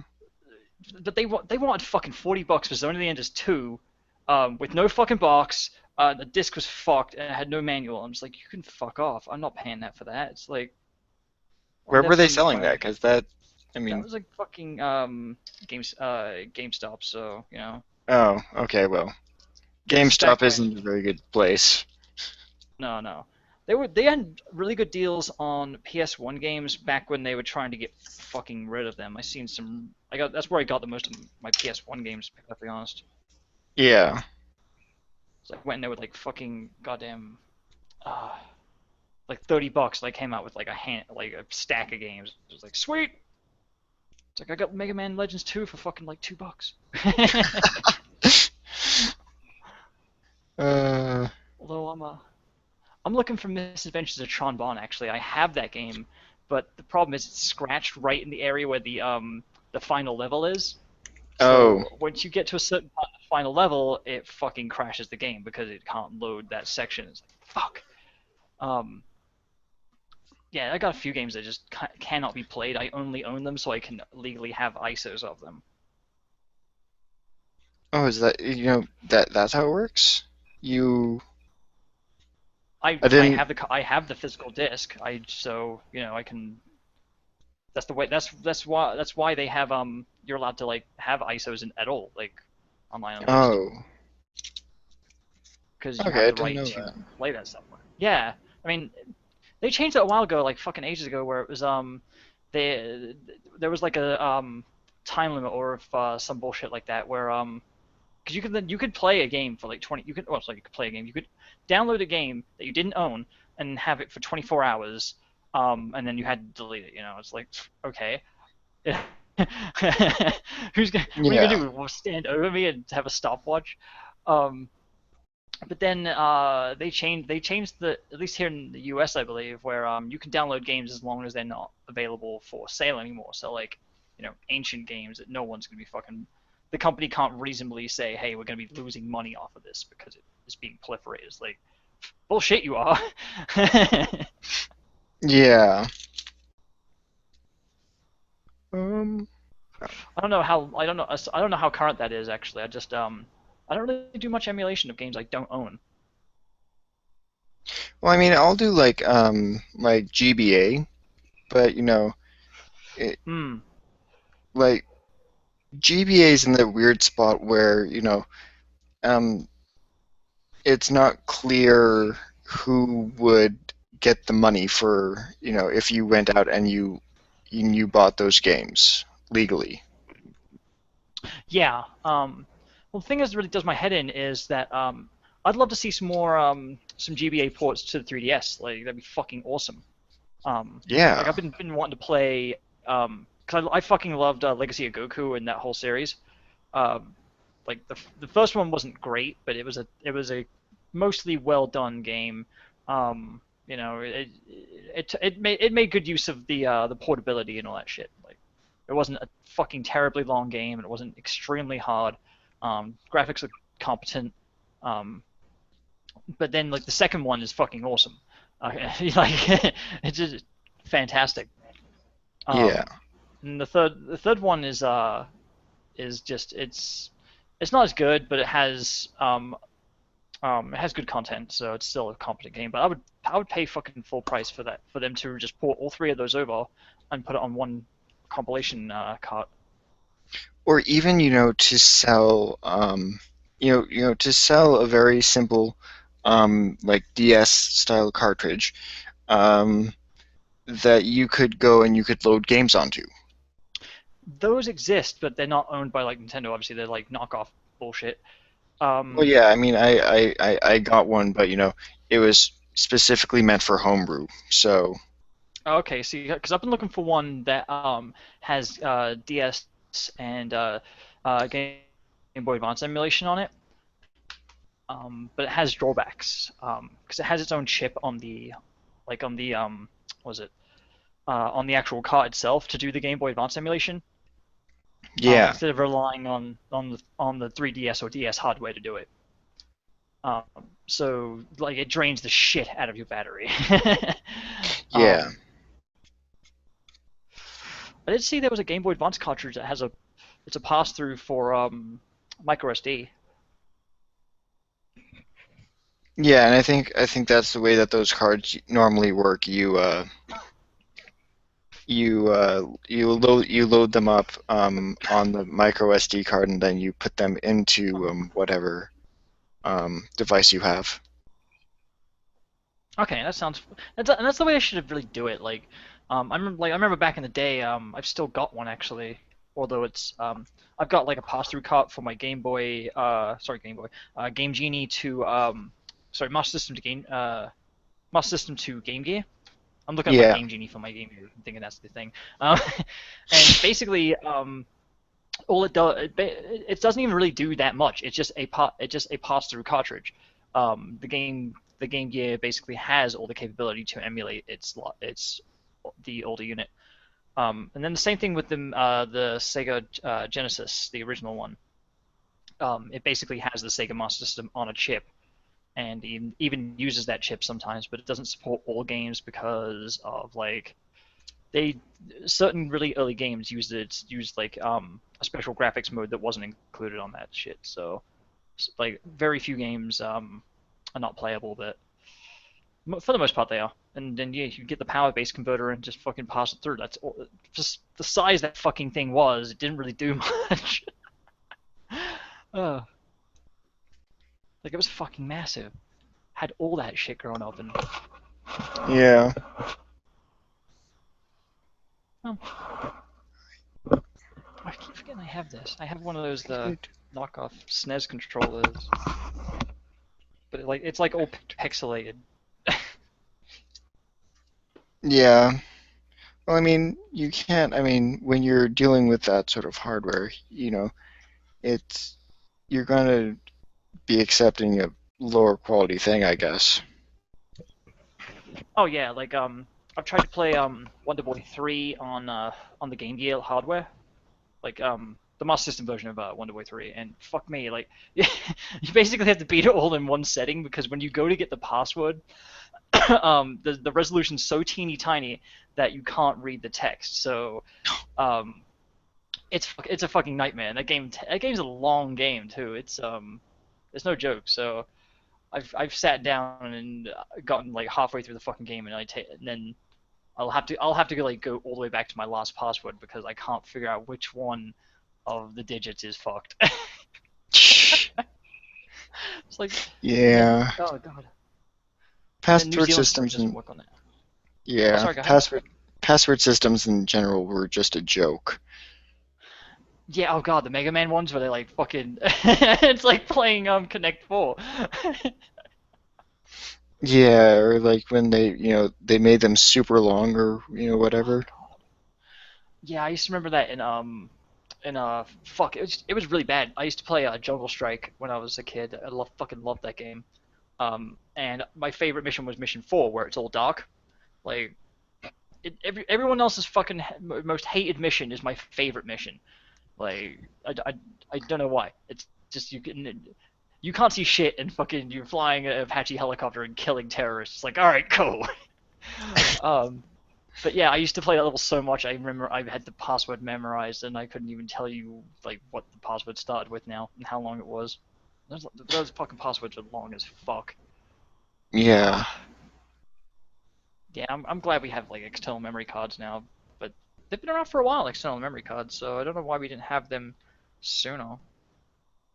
Well, yeah, and well, like we've technically had um, better PC, better PC games for a while the console had to, really work to make as good games that are on it now. So I mean, it apparently takes a while to port the technologies onto consoles.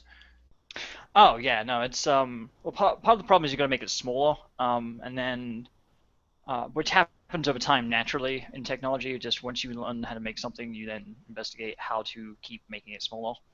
Um, excuse me. And then yeah, then it's like how much power can you really give it, and what's the lifespan of the system given this um, given the state of technology it's at now, and then where will it be in X amount of time? Yeah. I'd hate that my job. I would fucking hate to have to like do all the projections for like say the fucking PS4. Be like, oh yeah, it's gonna have to stick around for like 6 years, so we're gonna have to build it to be badass. Uh, Yeah. yeah, so I can't deal with that shit. Like someone else can deal with the stress of having to do that shit. Although, how long has the PS3 been out for now? Um, It's had a good run so far. I mean, it's been a while. I want to say like 2006. yeah, at least like 5, 6 years. It's had a good, long, Yeah. impressive run. Yeah, like the PS2 was fucking boss with that though. Like it survived for a very long time. Oh, it Um, survived well through the PS3 era, so. hmm Oh yeah, I mean, yeah, I kind of wish they had an open dev kit for that because I'd fucking totally homebrew that shit. And it's a good, and it's a good, and it would be a good system to homebrew too. I know. I was actually looking up the Linux kit for it because there is a PS2 that you can buy that you can install. I think it's Red Hat flavor Linux. And you need all this shit for it, and it basically comes as a kit with the PS2. But you can, with the right equipment, you can make one out of a regular PS2. You just need certain hard drive and all this other crap to make the software that will then boot Linux. So Yeah. it's an extra step, but you can put one together, and there's a tutorial to do it online. That's just I love that shit. Like, it's one of the reasons I like the PS3 to begin with, because it's like, oh yeah, you can install another operating system on it. Huh. Oh yeah, certainly. It. I mean, I've never like really gotten into the homebrew stuff, but it's it sounds like it's a good place to just build up your skills. hmm Yeah, that's why I want to get into it. Because like you basically take something that other people already know how to do, and then you can just do it yourself. That's the way I see it. Yeah, and sort of with sort of a system that somewhat that other people have, or like at least companies have forgotten. hmm So it's more or less your own territory. Yeah, I was actually thinking about that today. Like if someone was to ask me why do I want to develop a game for the Dreamcast instead of like saying getting a modern console dev kit, and the reason was because like the market saturation of devs in the current market of modern gaming is like so much, like it's immense. But like if I was to like make a game for an older system that people still play but not nearly as many like large numbers, I've got like a far greater share of that particular market. Yeah. Um, so I mean, even though the potential for like customer base is like far less, I'll have all of or like a great immense portion of their attention, which is fucking awesome. To Yeah, be honest, I just find exactly. it interesting. Yeah, it's just it's no, it'll work out. Plus, Dreamcast is a Windows-based platform, so I can take something that already exists and just port it over, just for shits.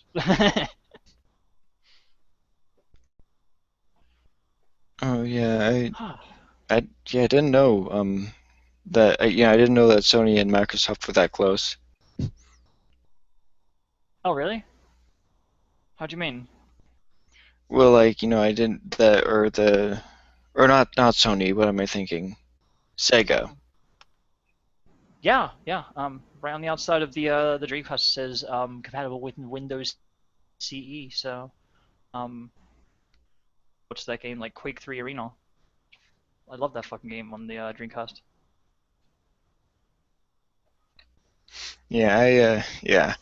I mean the PC. I mean, I'm the weird person who likes shooters on the PC personally, but Yeah, yeah. but back in the early days of like console first-person shooters, that one Oh was yeah. actually really fucking. That was enjoyable as fuck. And it had its own. It had like Dreamcast exclusive levels and mechanics, so it was fucking great. Oh yeah, Like definitely. there's like two levels. Yeah, there's like two levels me and my friends used to play, and um they were just because they were Dreamcast exclusive levels, and we end up that was our favorite version because of that. But they ported to PS2, and they gave it like all the weapons from the expansion pack or a expansion pack. I don't know how many there are for Quake 3. Um, but yeah, it wasn't as good. It didn't play nearly as good. Yeah, it is an interesting thing to look at really with that because Hmm. um, you know, it different version. When you look at a game, you don't expect different versions to have different things. So that one version runs better than another. Is I'm sort of glad that they're now coming around to trying to make a game that fits just generally, and you play the same experience no matter what platform you're on. Hmm. Yeah, and I mean that's all. The problem with porting games and stuff like that has always been a problem. But it does sometimes like lead to um, different gameplay experiences that are good. Like I played a game back in the day called Syndicate. It's like an old Amiga game. Yeah, Um, I know Syndicate.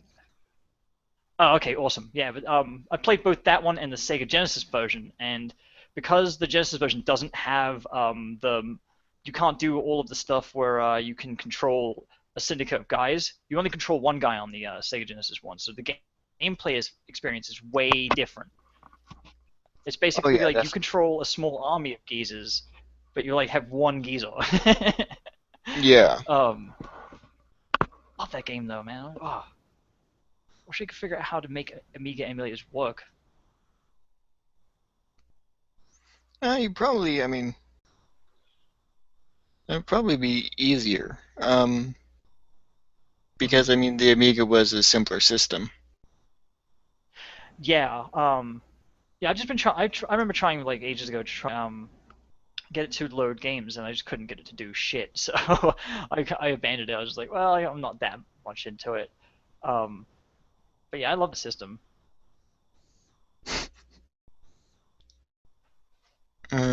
Yeah.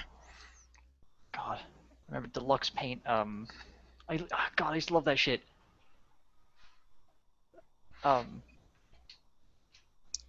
well, the funny thing about Deluxe Paint is it ended up becoming what is now Photoshop. Like they got bought out by fucking some shit. And Really? That that's actually kind of cool. yeah, yeah, that's where Photoshop originated from. It's basically fully way more featured Deluxe Paint um, in my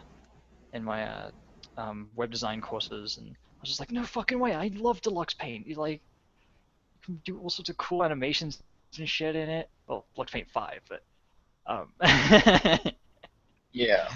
uh, Well, you don't really hear about like deluxe paint anymore. Like oh it's god, no, not it's a fucking ancient.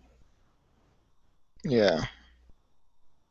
Yeah, no, I'm a retro enthusiast, so it's like I think about that shit. But I talk to people in tech who actually, that's where they started, because um, sometimes older than that, like back in the early days of 8-bit computing in the home market. But when I talk about that shit, like it's like it never changed. Oh yeah, yeah, certainly. I mean, it's God.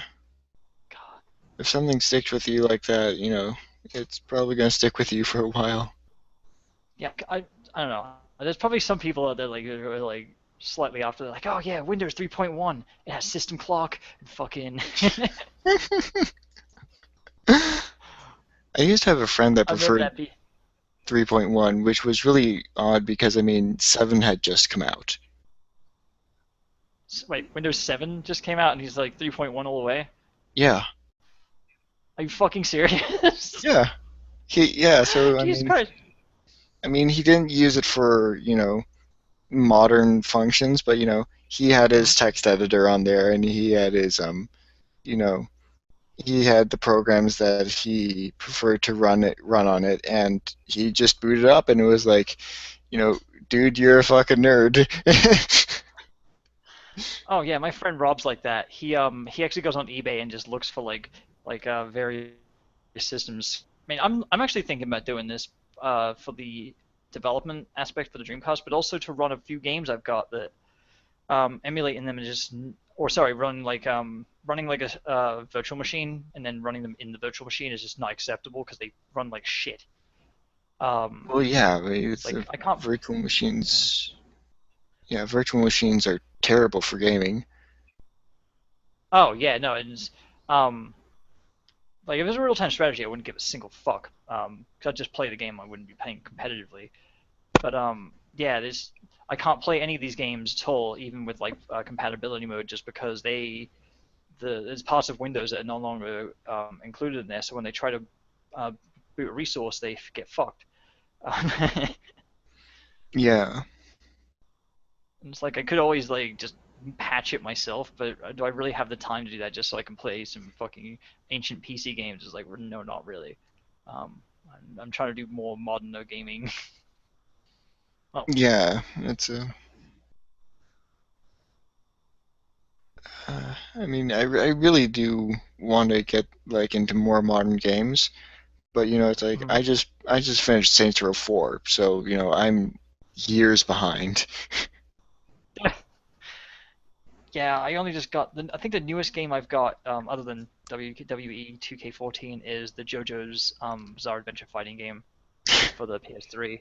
But I really want to fucking play that when it was announced um in Japan, and I'm like, are they gonna fucking bring it over? And like, they're gonna bring it over, you motherfuckers, you beautiful bastards! I was so excited. No, cause that seems like the fucking game that's not gonna be brought over, and it's like, god damn it, I'll just have to import it because the PS3 is region free for the most part. And Yeah. I was like, because I don't give a shit about menus. I'll fight the fucking menus. They're my bitch. But I was just when I found out it was coming over, I was like, yes. And I just waited and waited and waited. But when it came out, I didn't have the money, and it's like, fuck. Why did you take so goddamn long? Well, yeah, it's God, I have Final Fantasy VII for the fucking PC. Looking at the requirements. Hang on.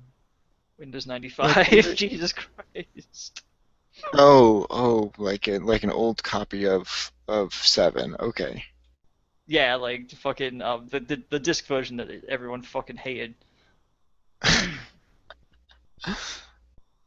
Yeah, I think I can handle this shit. It only requires a processor of 166 megahertz. You have to fucking underclock it. Yeah, it's uh, that's the that's the one thing that I don't like about PC is older games don't necessarily work. Mm-hmm.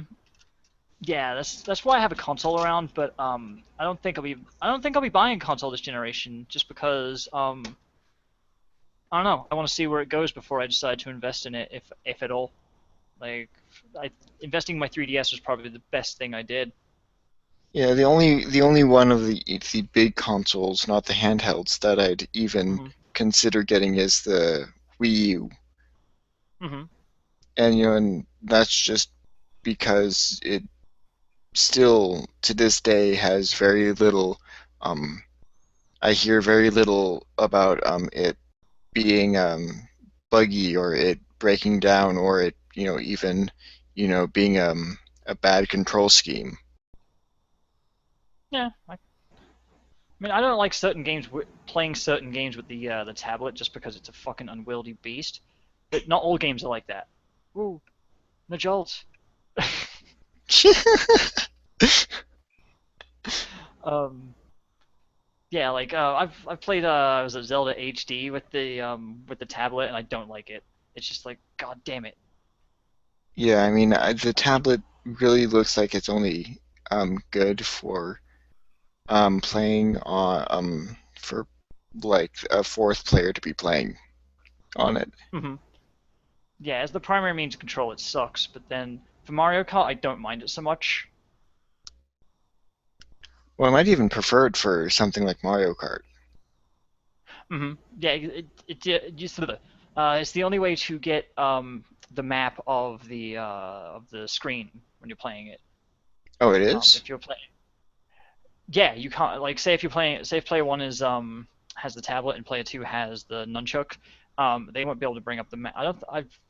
If anyone knows how to do that, contact me because my fucking neighbor's kicking my ass with that. They won't even fucking coming. No, he knows all the tracks, and so yeah, I don't know any of the fucking tracks, so I get fall off the track all the time. I don't play it very often. But yeah, on the tablet it has the screen on it, so you can just look down, boom, done. I don't know. Even if you could, like even if you could as player two, you still can't have it that convenient. It has to be on the screen for you to be able to utilize it, and then eats up valuable real estate on the freaking tiny ass the tiny ass section of the screen you do have. So Yeah, it's like it's just the concept of a smaller screen. I mean, if you want to utilize it for element that uses a smaller area, I'd like to have maybe like an always on menu mhm. on that screen. That'd be fun. Yeah, that's how Wind Waker uses it, I believe. Which is handy as fuck because you can just then switch items instantly. Yeah, like that, that would be useful. But as a means to you know switch switch the screen to the smaller screen, it Mhm. doesn't quite work well. Yeah, it's more of a convenience to do that. From everyone I know that has one, they're just like, yeah, I can go like take a dump and take the tablet with me. It's like, oh, okay, now I can play on the smaller screen while I'm taking a dump. Um, Well, does it do like the full resolution and everything? I don't know actually. I don't know what the resolution is doing. It definitely looks shittier because it's on the smaller screen, so it's not gonna be that great. I don't know what the distance of it is either. Mm. I haven't done any kind of bullshit with it like that. Um I did play Smash with a 3DS connected, and I was very disappointed in that. Um, I was impressed that you could do eight players that way, but what really sucked is that you could only do regular Smash and like fucking group Oh, Smash. okay. So like you couldn't do the any of the extra modes, or you couldn't set any custom rule. Well, the custom rules you could set were very limited. Yeah. Well, I mean, yeah. I mean, if I cared more about that game, I mean, uh, Hmm. that would certainly be an issue. Yeah, I just wanted to see what it would do. To be perfectly honest, it wasn't like it was a game changer for me because I only play the handheld version, and that's fine. Um, but yeah, as far as the interconnectivity went, there's a lot. There's better Nintendo games that have like connections to the handheld. Well, I mean, it's at least Nintendo's making the effort. Like, for the Yeah. longest time, people were like, Nintendo, fix your network connection shit. You Hmm. know, and it looks like they're finally doing it, which is good. Yeah. I still haven't played online yet on that game. I should. I don't really play a lot of online games. I think we've had this discussion before where my bandwidth sucks. Yeah, Like, yeah, when I'm playing like Minecraft on the PS3, I'll lose connection. It will just tell me I'm now playing a single player game. I'm like, I wasn't even fucking playing a multiplayer game. I was just here in my house. What the fuck? What are you doing? Is to lose the connection. It's fucking awful. yeah. Like maybe it has a. If you're playing a single player game, it has some like uh, um, online capability or something like that. Yeah, I have no idea. Like, I've never really looked into it, and I only play that version in between versions when I'm bored. Like, it's like, Yeah, okay, let's see what I've got done in here. Oh shit, that's right. I built that fucking massive bridge out to nowhere. Yeah. Okay. yeah. Yeah. I still have a base to build in that fucker. It's like I carved out an entire mushroom biome, um, like under the fucking mushroom biome, and then I turned the cobblestone into stone bricks, and now I'm ready to fucking build the inside of that shit up and make it like awesome. But yeah, I haven't played in fucking months because I've been trying to build up my PC Minecraft world. I've started a new map and start excavation of this giant hill in the front of my house, which is fun because Oh man. I've set all the like the redstone and diamonds and all those elements to max values. Hmm. Oh So wow. it's like I'm getting diamonds on the surface. Fuck me. See, I don't do that any of that shit. The only thing I do is play large biomes because I like making themed bases. Although, oh god, I was so pissed. I I built like I found like a crater in a snow biome and I fucking built like a really large igloo base where I could teleport to. And then next to that, there's like a hole that goes underground and I built a house on top of that so mobs can't easily get into my house. They have to traverse a lot of bullshit or follow me then, and it's pretty well lit, so whatever. But yeah, I built it all out of wood the first time. I built like a fireplace. I like bricked it all up. Um, then I went to go mine, and I came back, and my fucking entire house had burned down because I left one brick of one brick not fucking put there, so it wasn't completely surrounded by stone. And Oh. I just came back, and I was just like, oh, so my bed is fucking floating in the goddamn air. I was just like, what the fuck? Oh, that's bad. No, I would have died. I would have fucked. I was like, all right, yep. I'm gonna go play a different game for a while. But yeah, so I was just like, fuck this. So I built the entire inside out with the new one of the new stones. I love those fuckers. They're make the underground look so pretty. Yeah, I mean, I I just wish there wasn't much of it. Like There is a lot of it. That is true. like the way I normally build, like I just I basically mine a giant square for like a room to use as a central base. Yeah. And so when I do, it used to be, it was all gray stone, which looked nice, or at least like nice enough. But now, It's like all nice and uniform. yeah, but now, I've but then it started looking really crappy when, you had just these random splotches. Yeah, it's a catch-22. I mean, they set up is going to be as frequent as gravel because there's 3 of them. They're like are really frequent. Cause I don't see Yeah, gravel at all, like fucking really that often. yeah, not anymore anyways. No, like I found the majority of it in like abandoned mine shafts, and like sometimes very rarely I would find like gravel actually in the thing. This is across like multiple maps. Maybe it's just me. I'm the fucking vector of it all. Yeah. Well, I mean, I've only found like Okay. one water temple out of, Really? out of, out of all that out of multiple maps. I've only ever found one water temple. That was it. My base, my base is fucking surrounded by them. Like my pagoda, I built it there specifically because like if anyone else would play my map if I put it multiplayer, all the teleporters only teleport me. They can't go to my base by teleporting unless they use commands, which I'm gonna ban. Mm. But yeah. So I'll know if someone's fucking with me because they can keep teleporting me back to my house, fuckers.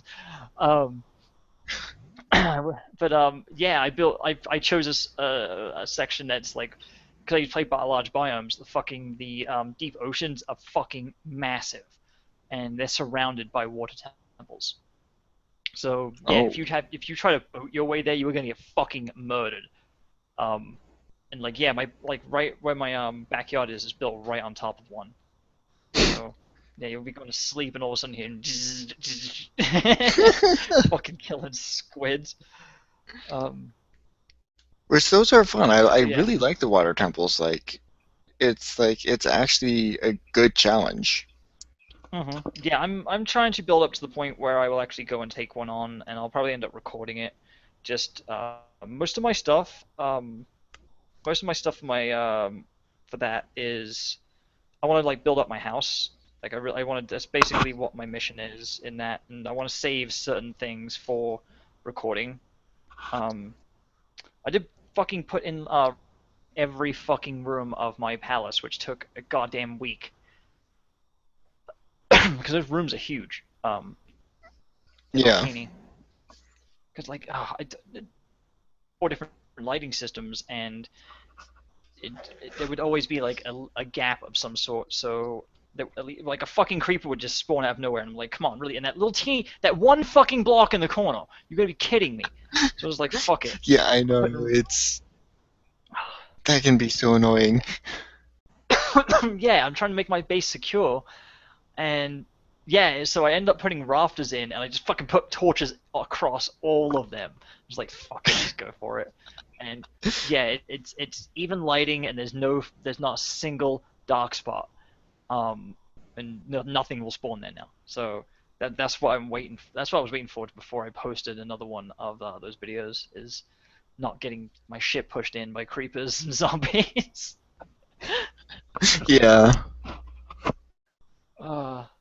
God, I love that game. I can't believe they're making a story mode for it. I don't know what they're going to do for that. I honestly am confused by that.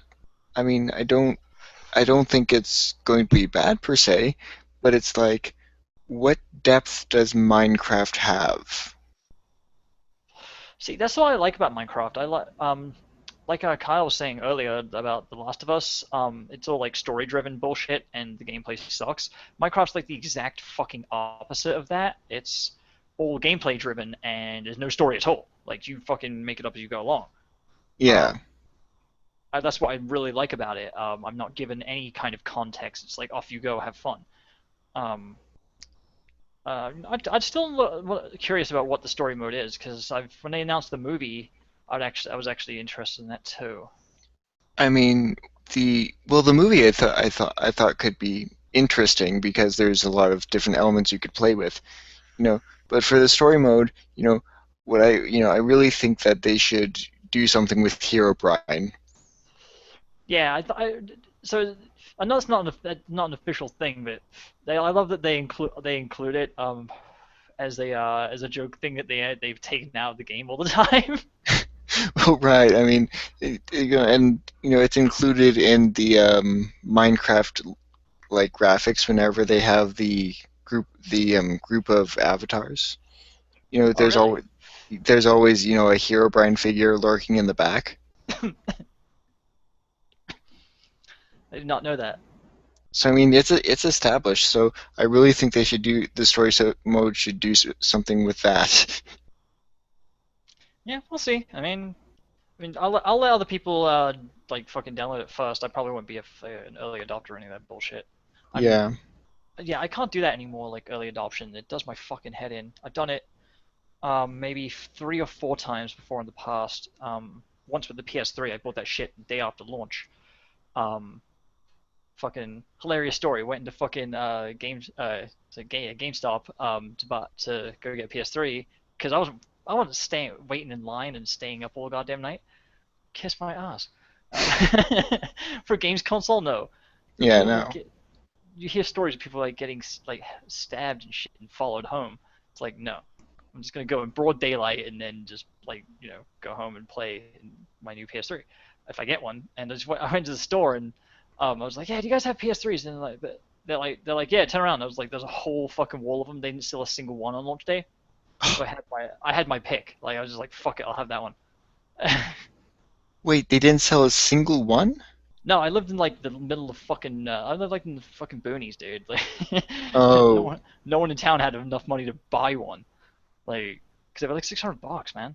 I'm just like, fuck it. When I found out those ones were the only ones that were gonna get or the really early ones were gonna get PS2 emulation. I was like, fuck it, I'm getting one. Yeah, that was the only reason to go early, really. Yeah, and I'm really glad I did that. Um, it's been good, but it's had its fair share of fuck ups. Like for a whole year, I couldn't fucking play Blu-rays on it at all. Unless I had to boot another software with the Blu-ray in because it wouldn't do it from the OS. It would only do it if I was already in a software, and then let me exit that software into Blu-ray. Oh, that's interesting. I Yeah, wonder it what pissed me happened off. there. It happened after a firmware update. I basically had a firmware update that didn't reset the system after it was done. So when I Hmm. hard reset it, let it like turn off for a bit, and then fucking start it back up again, that's when it occurred. And then a much later firmware update repaired it. Okay. And then fuck, I think like 6 or 7 months ago, it wouldn't boot up unless it would go through its diagnostic mode. Um, but then I couldn't put it in diagnostic mode. Every time I tried, it would just restart and then say, "Hey, I want to boot into diagnostic mode." I'm like, "I'm fucking trying, bro." um, and that one I think was just a bad memory address. That was so because what I did was I unplugged it and then just left it off for a couple of days. Hmm. And when I plugged it back in, because I was gonna send it back to Sony, and they want me to document what was fucking wrong with it. What I'm thinking was memory had time to clear, and then since it wasn't hooked up to anything, Yeah. because I left it like on standby for a few days, where you just leave it powered but not on state, and it kept going through this, so it was an ongoing problem. But for the most part, it's been pretty faithful. Oh, and then my original controller I got with it was fucked. Like I would be watching DVDs or something, and then like it would ghost press buttons. Like when I haven't touched the controller, I would be in the fucking next room, and then I'll find out like the fucking DVD I had paused is playing again. I'm like, what the fuck? No, I didn't touch shit. They're like, no, maybe it's you touching the button. I'm like, no, it's not me touching the fucking button when I'm in the next room. Like, do I have to call the Ghostbusters or just a fucked up controller? Like, uh, no, good Mm. system. Yeah, but I mean, it's still a relatively strong system, I found. Yeah, I wish I had the chance to have more downloadable games for it. To be honest, because that seems to be where it's different from the 360. Oh, right, yeah. like I mean they share some titles in common, but there's also exclusives that are like downloadable only, and it's like fuck. They're not available anymore, so it's like shit. I have to actually go out and find a hard drive with that on there, and then you have to dick around with it. It's like it's really worth the effort. Really, I really dislike the idea of exclusives. That's the only thing that makes them different, though. I mean, what else you can do? Like the subtle difference between graphics and then the control pads. What do you fucking do? That's not. I don't think that's good enough to be able to call for two completely different systems that do the fucking exact same thing. Well, then two systems shouldn't simply exist then. Are you trying to say that there can only be one? Well, not necessarily, but that, or at least if they do like the exclusive to a console. So like if it's exclusive to the Wii U, then they should also do something for non console users. So it's like, Sunset Overdrive looked absolutely fantastic for PC, for Xbox One, but it really should have also been on PC. Yeah, I think so too, because they have Microsoft has a not. I don't know if they have the like large portion of the gaming market, but they do have a portion in it. Yeah, and I mean it's Microsoft, so it's losing an opportunity if they aren't trying to port it to the PC as well. Yeah, they've had problems with that fucking since like the Xbox days. I mean, the Halo Combat Evolved fucking that took a fair bit of time, and then what like and it did get the online mode, so that was fucking good. Yeah. So but even then, it's like we were talking about earlier. It's not fucking sorry, I'm losing my train of thought. It's not like the two versions play significantly different. Other than that, like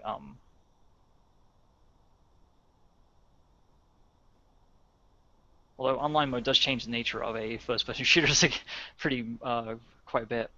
Well, to a degree, but I mean it works.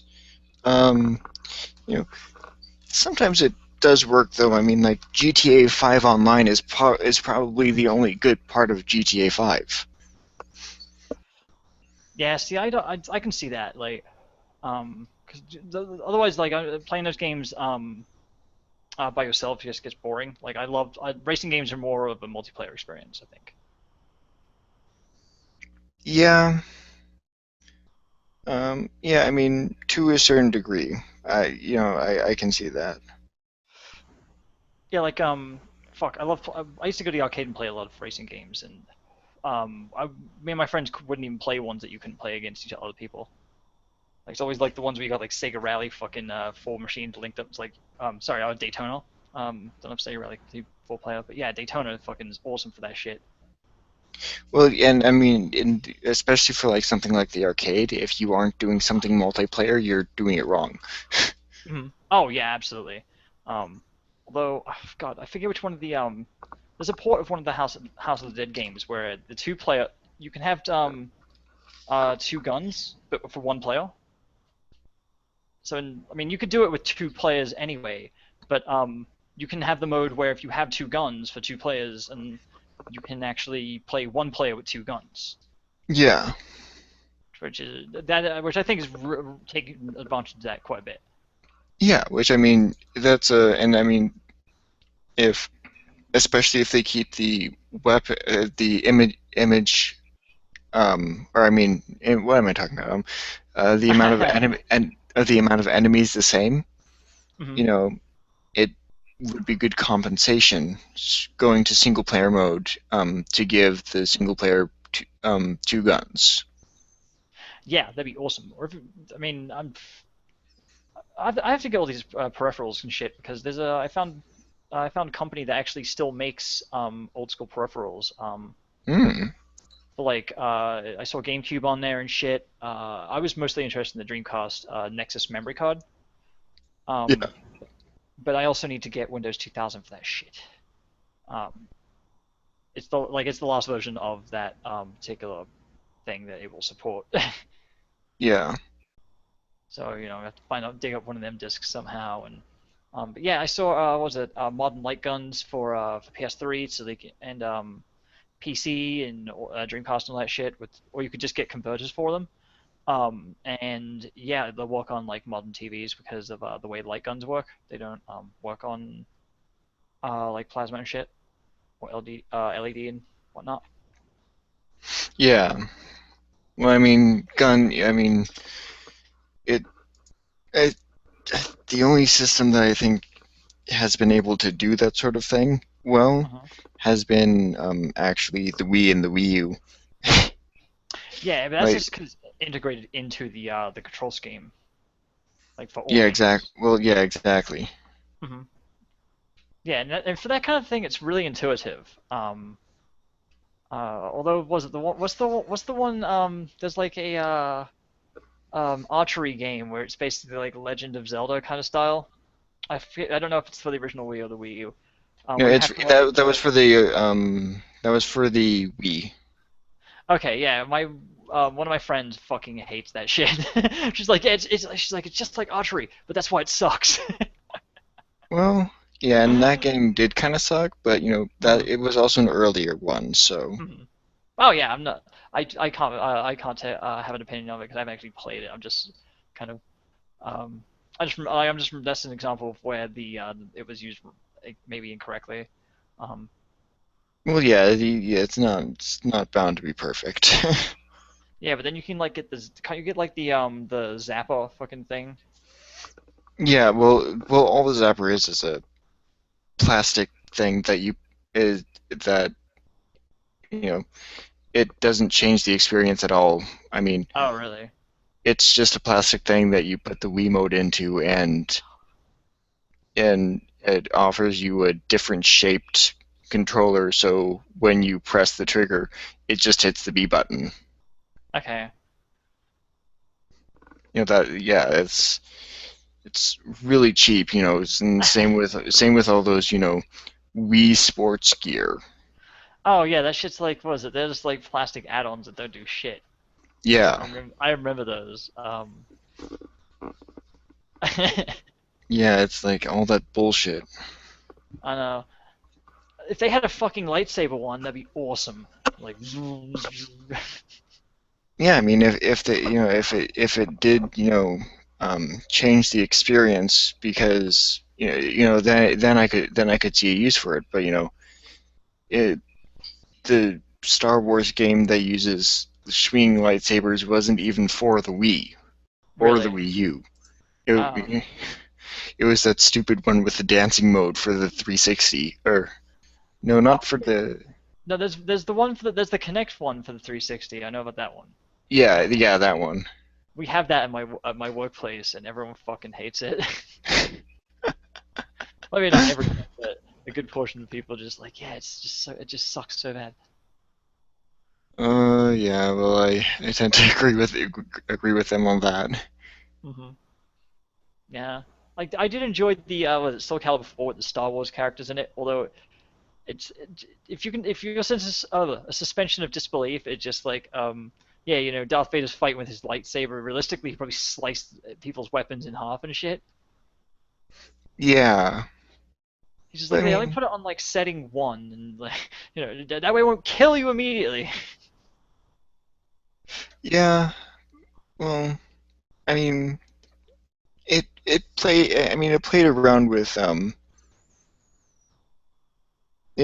around with that a little bit, but I mean, it's still, I mean, the move set was still absolutely perfect. I mean, it still went with the very strong stance fighting style for like for Darth Vader. Hmm. It still went with that strong strike style, which was absolutely impressive. So it because it still felt like Darth Vader. Yeah, I'm not very good with Darth Vader because yeah, his force moves suck. I've seen people who can like kick ass with him, but I can't even like do his force choke or any of that crap. Um, Yeah, Prince it. Yoda.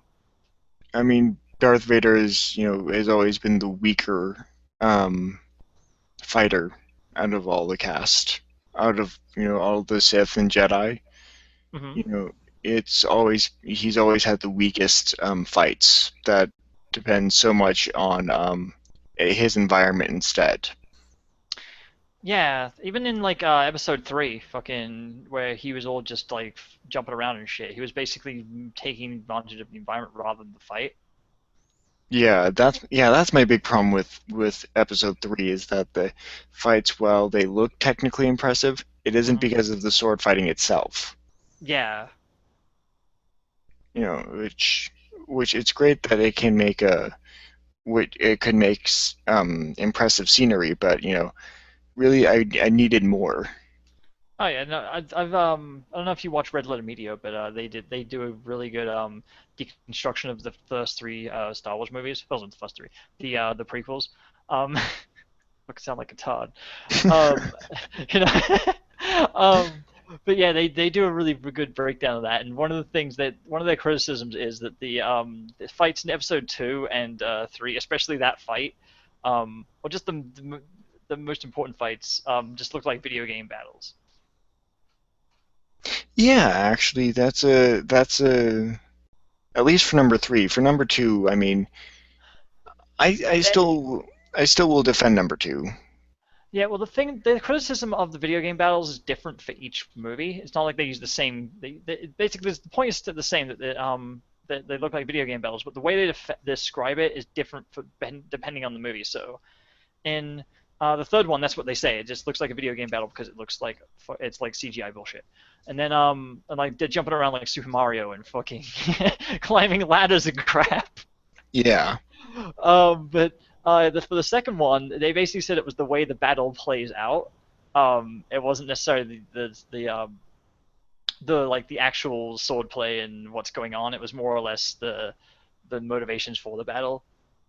Um, the way Eh, they present it is fucking hilarious too, because they like have HP bars and everything for people. Like Anakin Skywalker has his special move and shit like that. You should look that up. It's fucking awesome. It, they're just as long as the movies themselves, and like they just tear them apart. It's fucking great. I've seen parts of it. I mean, Yeah. but just being a fan of the prequels, it's like, oh well, a lot of this is just bullshit. Oh well, no, well, fucking they do the Star Trek movies as well. And I'm fans of Star Trek movies, but even though they sometimes suck, but yeah, like fucking they go over Star Trek Nemesis and why it sucks, and I don't agree with them on everything, but I do agree with them on a lot of shit. Like, sorry, I'm making tea. Um, yeah, just the way they break it down is like I'm a fan and I can still watch it and be like, okay, yeah, I'll give you that one. Like, Well, yeah, I mean, and none of those films are flawed, but this is where I disagree with like the methodology of, say, like the Nostalgia Critic or mhm. Red Letter Media, where they'll go through instance by instance and try to find the little flaws and just claim those flaws are just negative overall. It I tend to look at it a bit more movies a bit more holistically. So Uh-huh. what I come away feeling, or what if I feel if the flaws are explainable or counterbalanced by some other feature, these sorts of things where it's more of a bigger picture kind of thing. Yeah, like one of the things that they do though is they pick a lot of little things that instead of like focusing on, well, okay, they sometimes focus on bigger things, but it's just like, if one or two flaws were there or even several flaws, you can still enjoy a movie. Well, It's yeah, just and it's the so, flaws that they have, and then how how many they have and frequency and shit. Well, I mean, and in some cases, even, the movies that have, frequent flaws, you know, those flaws can be enjoyable, Hmm. Like Pacific Rim. Oh God. I mean, you can sit through those movies and basically dictate how they should change up the fighting style each time they fight to be successful. But Um, that makes the movie fun because you know more than the characters on screen, and then at the same time it adds to this sort of growth of the program, you know, where they evolve the fighting style. So sometimes the flaws are actually good, surprisingly. no, I actually didn't. I did enjoy that movie. Like I didn't see it in theaters or anything. I saw it like on fucking streaming service, some bullshit. But yeah, like I did not like the fucking the whole like story element like right in the middle of the movie. I was like, come on, dude, you better make up this with some punching. Like fucking, I was ready to give up on the movie, but then Oh, it started like, yeah, but well, like. But like the whole fucking program made me laugh too because they got like all these people that they get all these people to go fight the fucking the kaiju monsters and the like all these fucking people die and then they come back with like two of them or some shit like that. And then yeah. the dude comes back and is like, "Yep, now you're gonna restart the clock." And it's like, "Dude, restart the fucking clock. What happens the next time you lose fucking two people? You're done."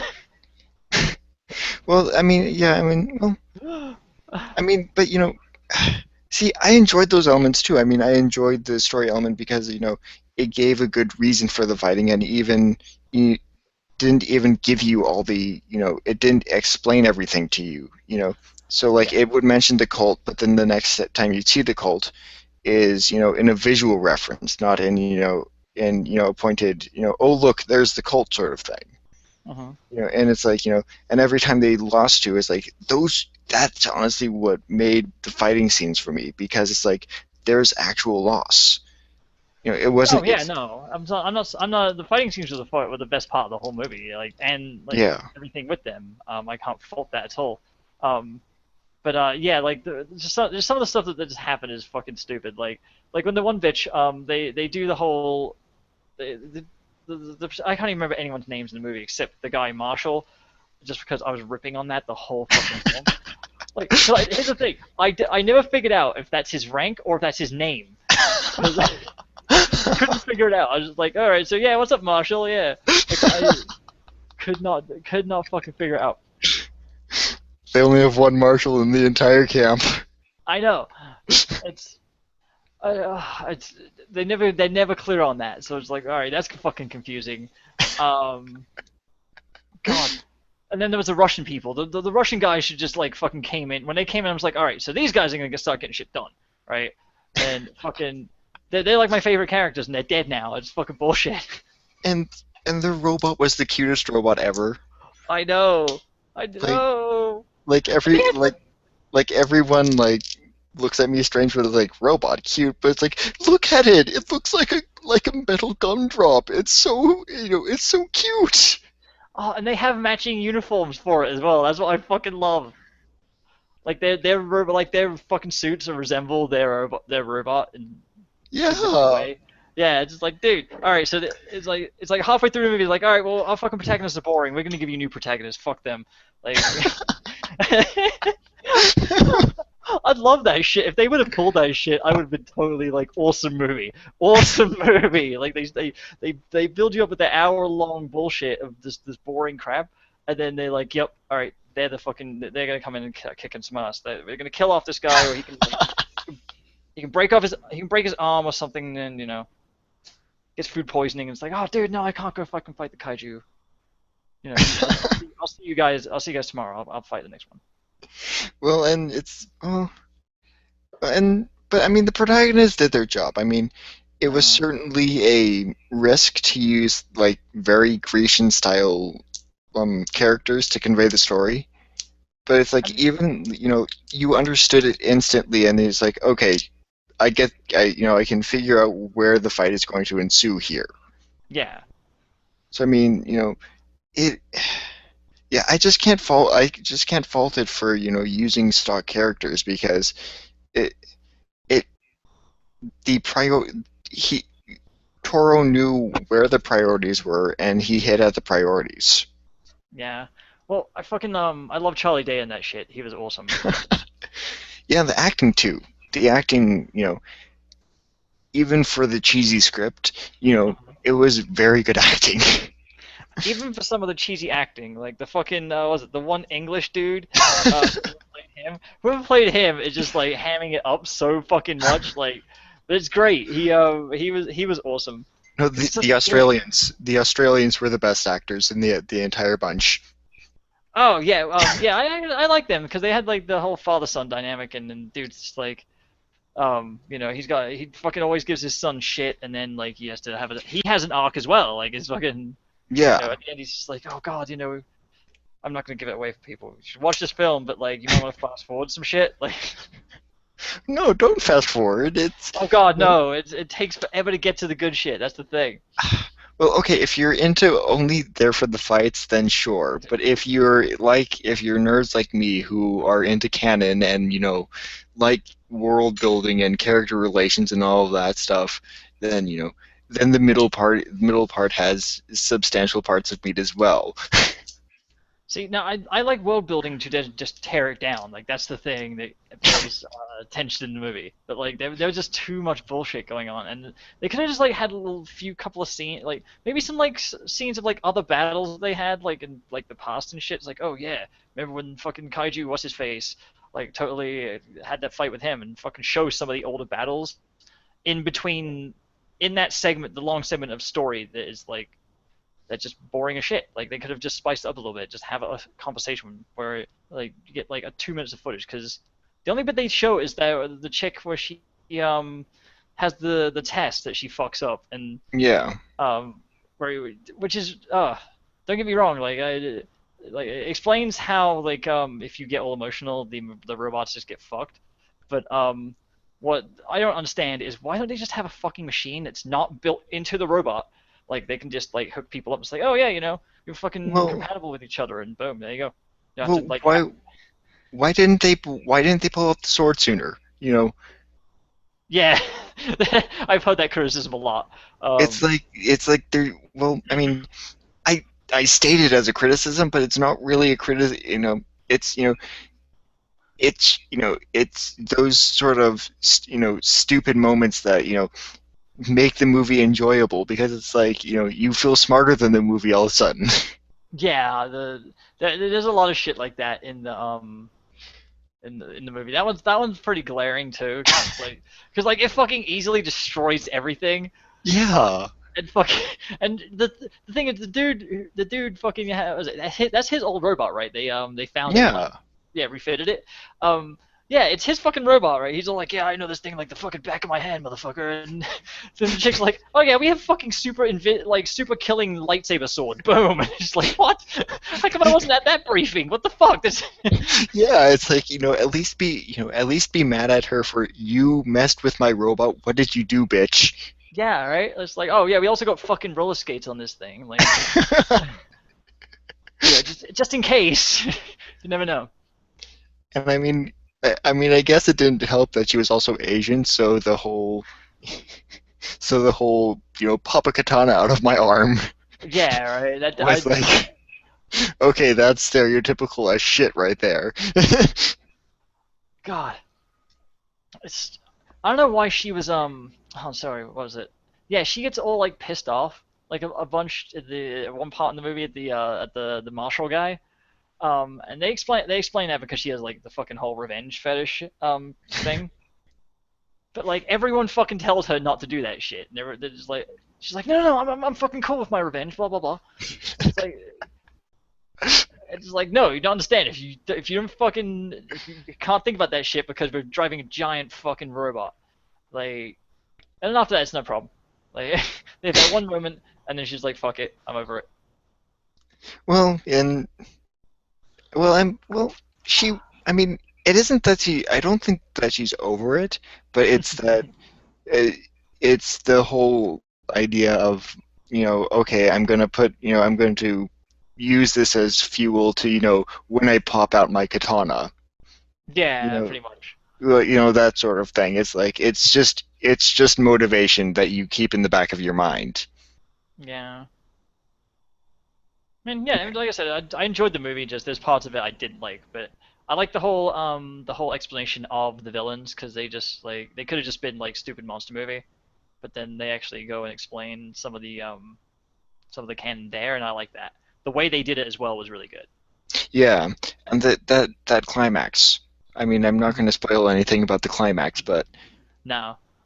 it's just that movie had me smiling basically throughout the entire thing, which is very difficult for a movie to accomplish. Yeah, like I said, like I've said for many times, I enjoyed the fighting scenes, and it was just a lot of time to go through to get to that part for me. But other than that, like I enjoyed it. Yeah, apparently there was a lot more fighting sequence that Toro threw away Oh, without like but without releasing an extended edition or anything like that. oh shit! So it's just That like gone. yeah, Oh, that sucks. that included the other robots that get destroyed. Oh damn! See, I would love that shit. Like that's exactly what I was just talking about. Yeah, exactly. Oh Christ! See, that would be worth it. Like I always like when they do recuts, like when they take a movie and then they instead of like just adding in deleted scenes as fucking special features, they actually give the option to either do it as like a fucking separate disc where you have a recut of all the footage that they cut, or it's just that's the version of the movie you get. But I fucking love that. I have Army of Darkness where it's basically two separate discs. The original uncut version with all the fucking shitty the original shitty ending and some of the other stuff that's different. And Yeah, then I have the original version too. It's fucking region free, so I fucking love that thing. yeah, yeah. No, that it's for some things, that's absolutely essential. What was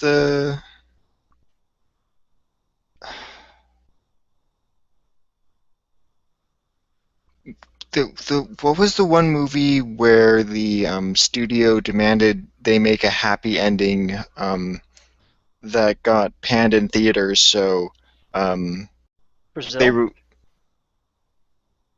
no, not Brazil. It was sci-fi. Okay. Oh, okay. Um, I don't know then, huh? Because that kind of happened with that one. They except it wasn't with theaters. I believe it was like or maybe it was with theaters. Yeah, they changed the ending of that shit so that the lady in the film doesn't have as much of a prominent role in it towards the end. I'm not gonna spoil that movie either. There's a lady in it and she's in the movie and she's a character in the movie.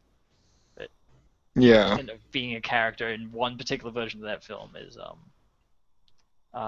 is changed significantly. yeah. It's well, and I like it. Brazil is another case like that. Yeah. But yeah, I don't.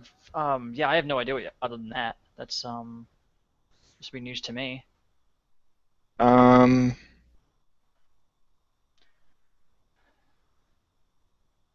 it was like Nightblade or something like that. Okay, yeah, I've never heard of that movie. Okay. Well, Hmm. yeah. My old English teacher used to obsess about Huh. that movie just because it's a dystopian film.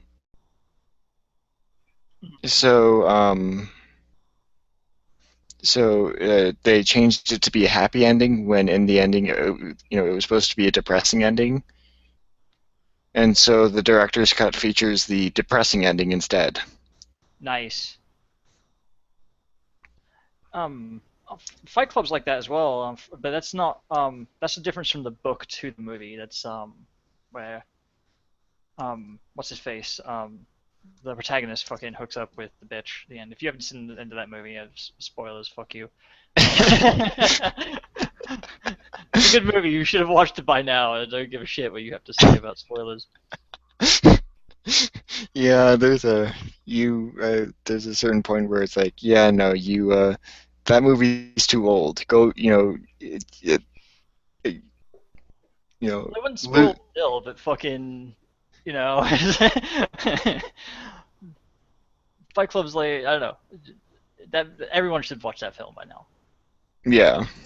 Yeah, It's like, it took me what? ages. Oh, What? sorry. Go Luke? ahead. It's like, what? Darth Vader's Luke's father? No. Oh God, how could you? Oh, I don't know how I'm gonna ever fucking forgive you. I'll never watch those movies now the same way. You should have watched it better.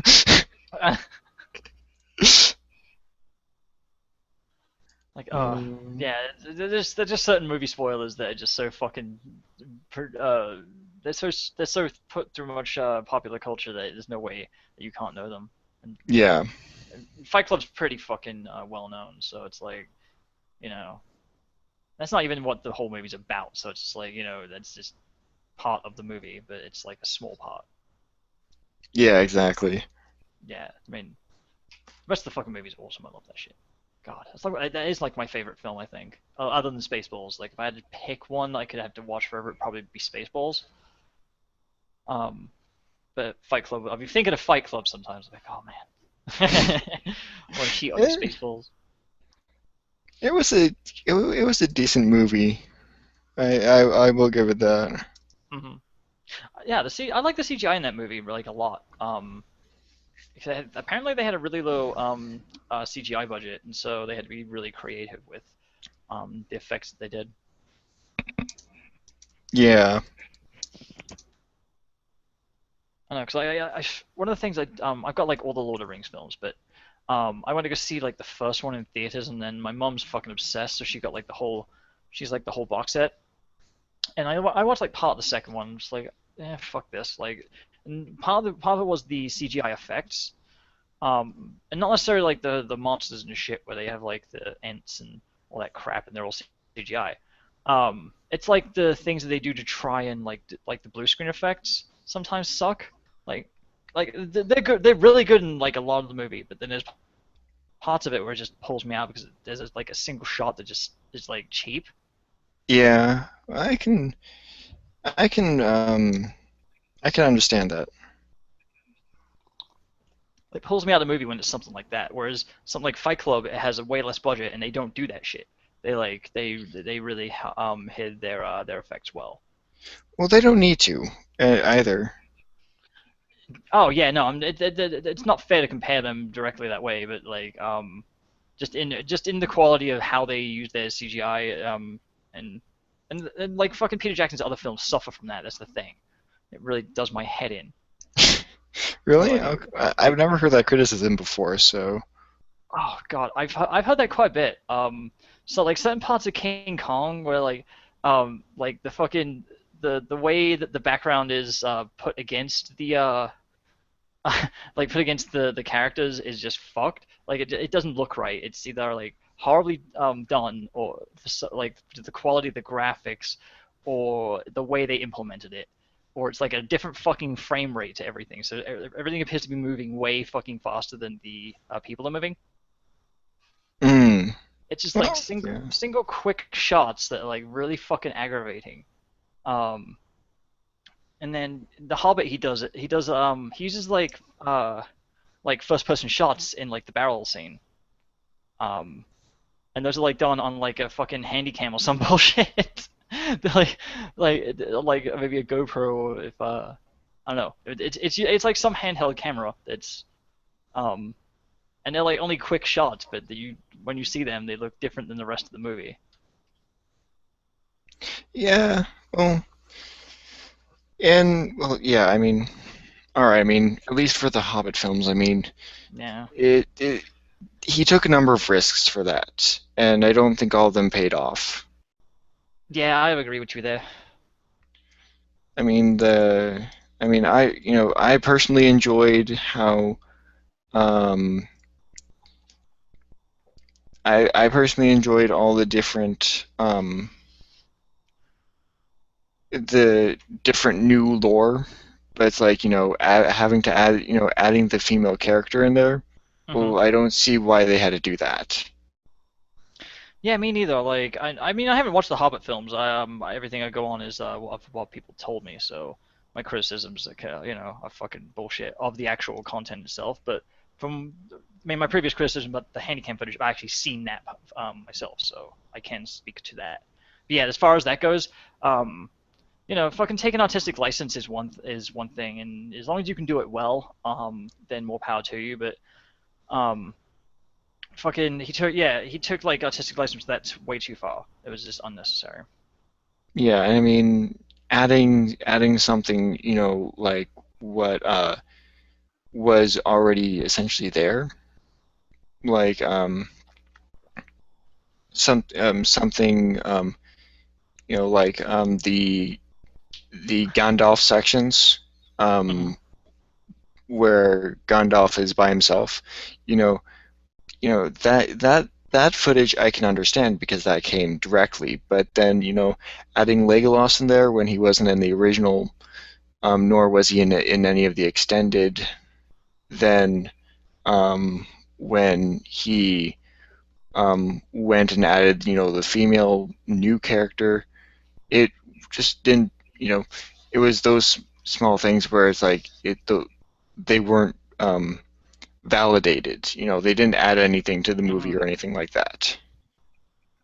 Yeah, it was that. I would like to know his direction on that. Like, what was his decision making process on that decision? Because yeah, like if I'm doing some shit like that, I probably wouldn't have made that choice. But that's just my judgment. Yeah. I'd like to know, if he actually has a really good reason for doing that, then I'd like to hear it. Excuse me. Sorry, I drank the shit out of my tea. Yeah. Oh dear, did I take my medication? That's a good thing to do. Shit, I didn't. Sorry. Take like pills.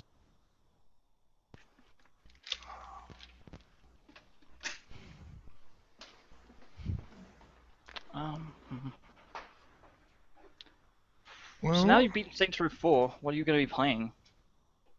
Well, my next one hopefully is I'm going to probably get Space Engineers next. It's like a Minecraft in space kind of thing. Sure. But I mean, I've basically been through all my Steam library now of games that I haven't finished yet and needed to finish. See, I haven't played any of my fucking Steam games at all. Like, I've like played maybe minutes of them, but I want to do. I'm probably gonna end up using them for the show eventually. But yeah, like Resident Evil 5 has a horrible control scheme that it just ruins the game. It breaks it. Like the second stick, using it for looking, the way it works. I don't know if it's the way the game works, but it's all fucky, for lack of a better description. Yeah. It's just bizarre. It doesn't work the way I would expect it to work, or other games that have looking mechanisms the second stick work.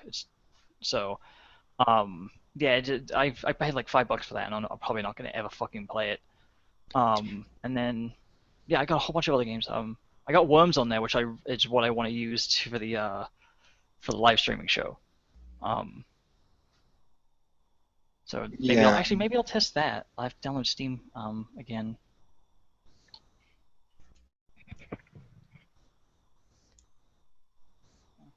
I mean, yeah, it's I really wish that you could resell games, honestly. Like there's a limited number of licenses on Steam, and then when you would like download the license, you can sell it back to the market. Well, not even that, but like where you could, resell, you could basically resell you have like a game code where you could then activate it, but then once it sensed in your system that you uninstalled it, where there is no more local content in your local system, then you could basically resell the game code at maybe at like a 50% rate or something like that. Excuse me. Because Yeah, I can see there are that. there are games like BioShock Infinite, which I've completed. I'm done with. I don't need to play anymore, and it's now just stuck in my Steam library. Yeah, that's why I'm very careful about games that I play nowadays. It's just like replay value is really the thing that makes me buy a game anymore. Like, if that's why I don't play a lot of story-driven games, to be perfectly honest. Just because once I beat the story, I just don't give a shit unless there's like significant after story bullshit, or like alternate routes or something. Yeah, It's not my bag. Like all my friends tried to get me to play the games that they play, and it's just like I don't care about the fucking story, mate. Like I just don't.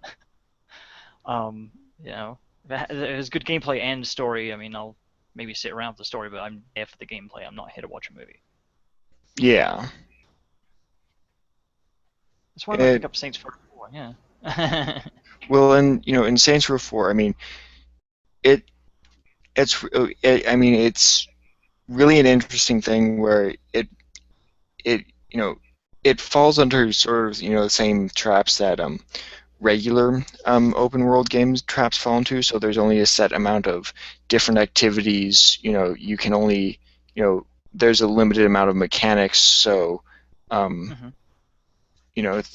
there's only a limited amount of things you can do.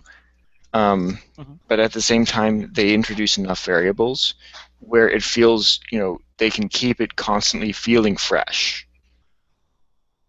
Where different challenges, even if it's the same kind of challenge, will feature a different kind of enemy, or a different number of enemies that makes it distinct. Or like different difficulties, and then there's like some missions where they may have the same format as some other mission, but then include like an NPC where they'll get in the car and they'll start singing to the radio, and and it really does feel like a fresh experience playing all the way through. Huh. Okay. Um.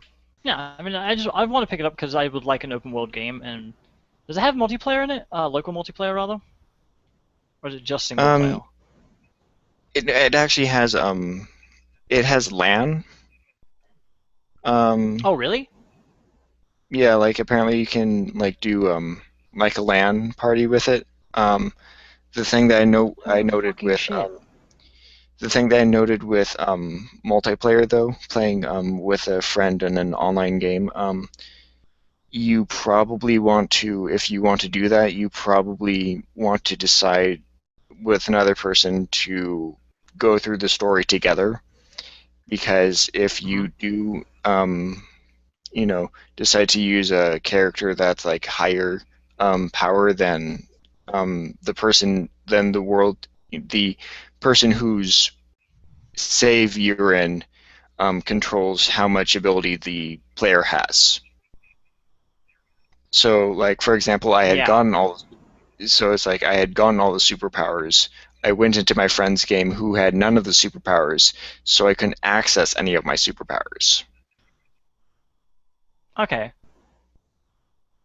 So I mean, it's sort of like Borderlands 2, where if you want to do a co-op campaign, just do a co-op campaign proper, basically. Okay. Yeah. Well, I don't know anyone who I'd actually be able to play it with that way. So but it is interesting that it does have that because there's not many games that do LAN mode. Yeah. Well, and it offers like a bunch of options. Like it's the only thing that's Huh. missing is subtitles.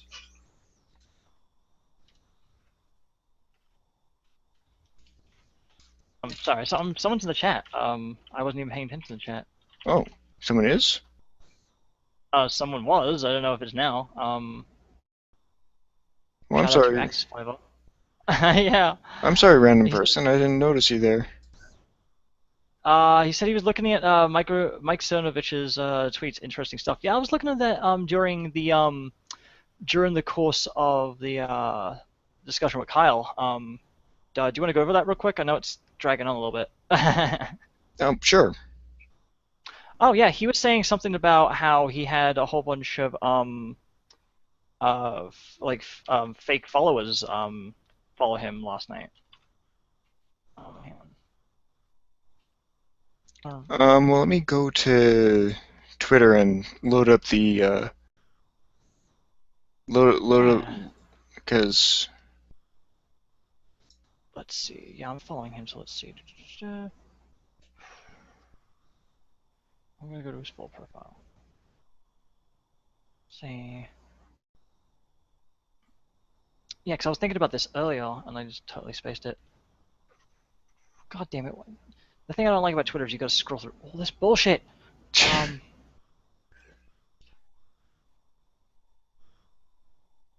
see. Hang on.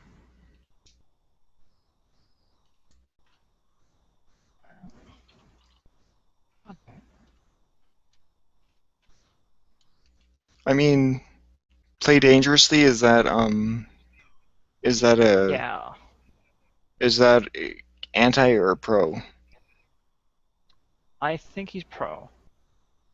But it doesn't matter either way. That's still a bullshit thing to do to someone on either side. Yeah, Because fake following. basically that's against yeah, here it is. I found it. Fake followers go against Twitter TOS and get you suspended.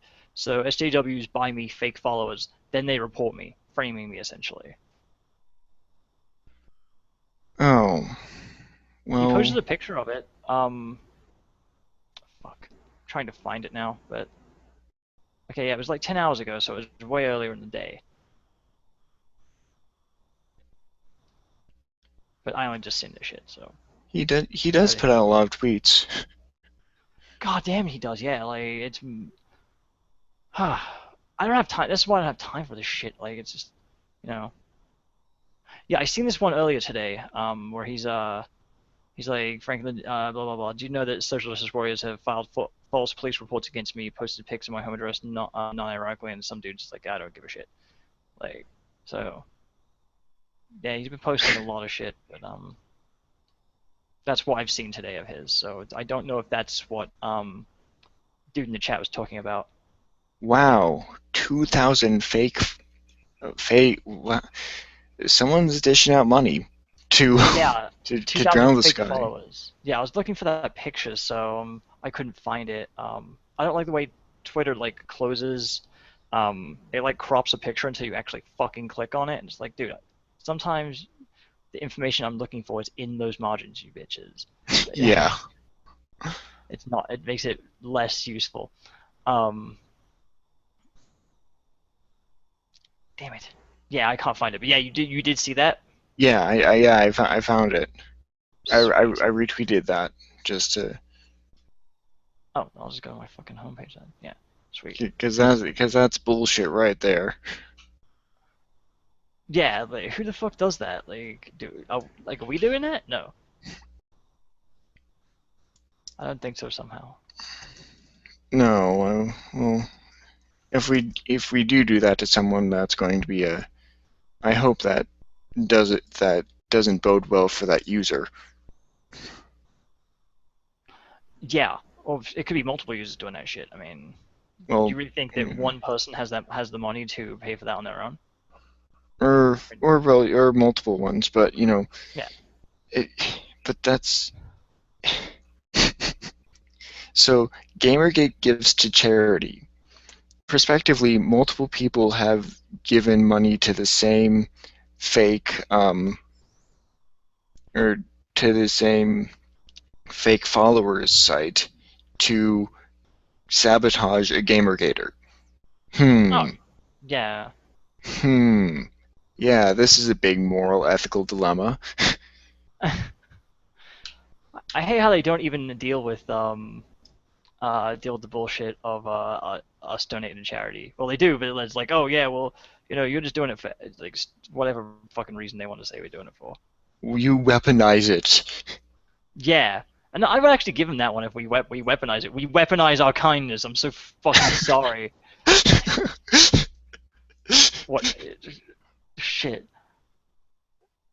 That, What? There's a Super Nintendo Lego block? Really? Like a little Yeah. Super Nintendo controller one? Really? That exists? I actually have it. It comes with in the Lego minifigure series. Mm-hmm. In their current iteration, they've introduced this sort of mascot character that's a video game player. And yeah, Nice. I want that. he has his little shirt that says Player One on it, and then he's holding a game controller that looks like a retro controller. Yeah, I'm seeing it on your page right now. I'm just like, dude, I fucking want that shit. Like, Oh yeah, yeah, Wizard yeah, Guy can suck a dick, but fucking that's awesome. yeah.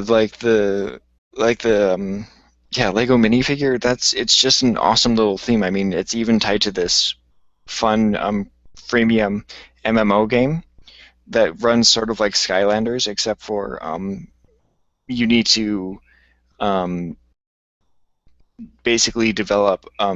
You need a certain number of minifigures to enter each new area.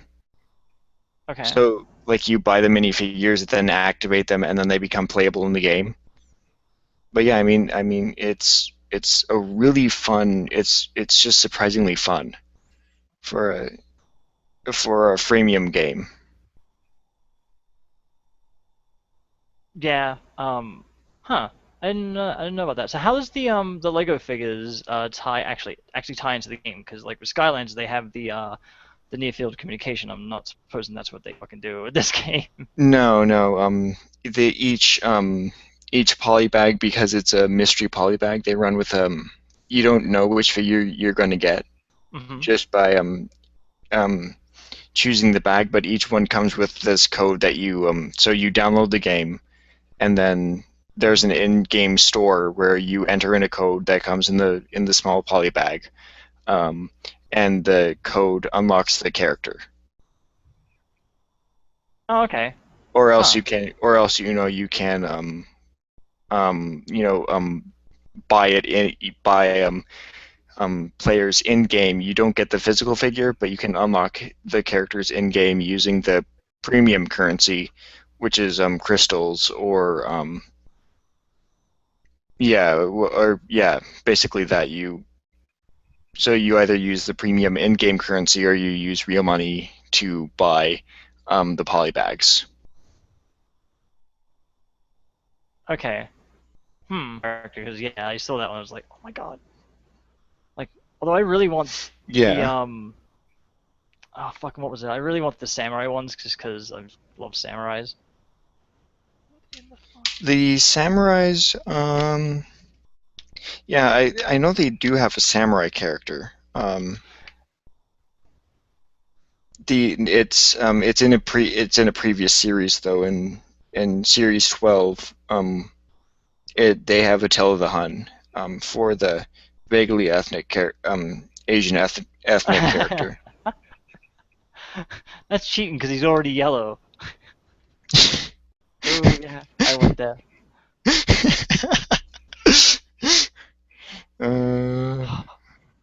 But yeah, it's really cool. I mean, Racism confirmed. they even have like fabric skirts for Oh female wow. Okay, characters. that's better than I'm not watching that video anymore. It's fucking gross. The coolest thing I had with kids was the fabric capes that they used to have. Oh yeah, they still have Like they only those. came in minifigures. Yeah, and Oh it yeah, works as yeah, it that works exists. as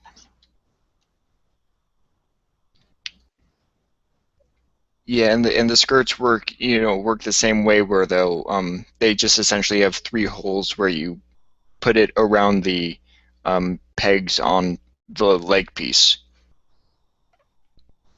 Though it is then sort of awkward because the leg pieces then basically show like panties hmm basically, so it's actually showing like like what's underneath the skirt. So it's like yeah, so like they have this creep like a creepy schoolgirl looking character. So yeah, it can it can it can get slightly awkward. Oh, so Nick Sarkeesian was right. Lego is fucking sexist. This is bullshit. Well, they also kick ass. I mean, it's like they have a Greek goddess character Huh. for this series, and it's like they're actually really good characters. I mean, nothing beats the wizard's chain lightning, of course, but it's you know, but that's only just because the way they increase the difficulty is throwing a large amount of enemies at you.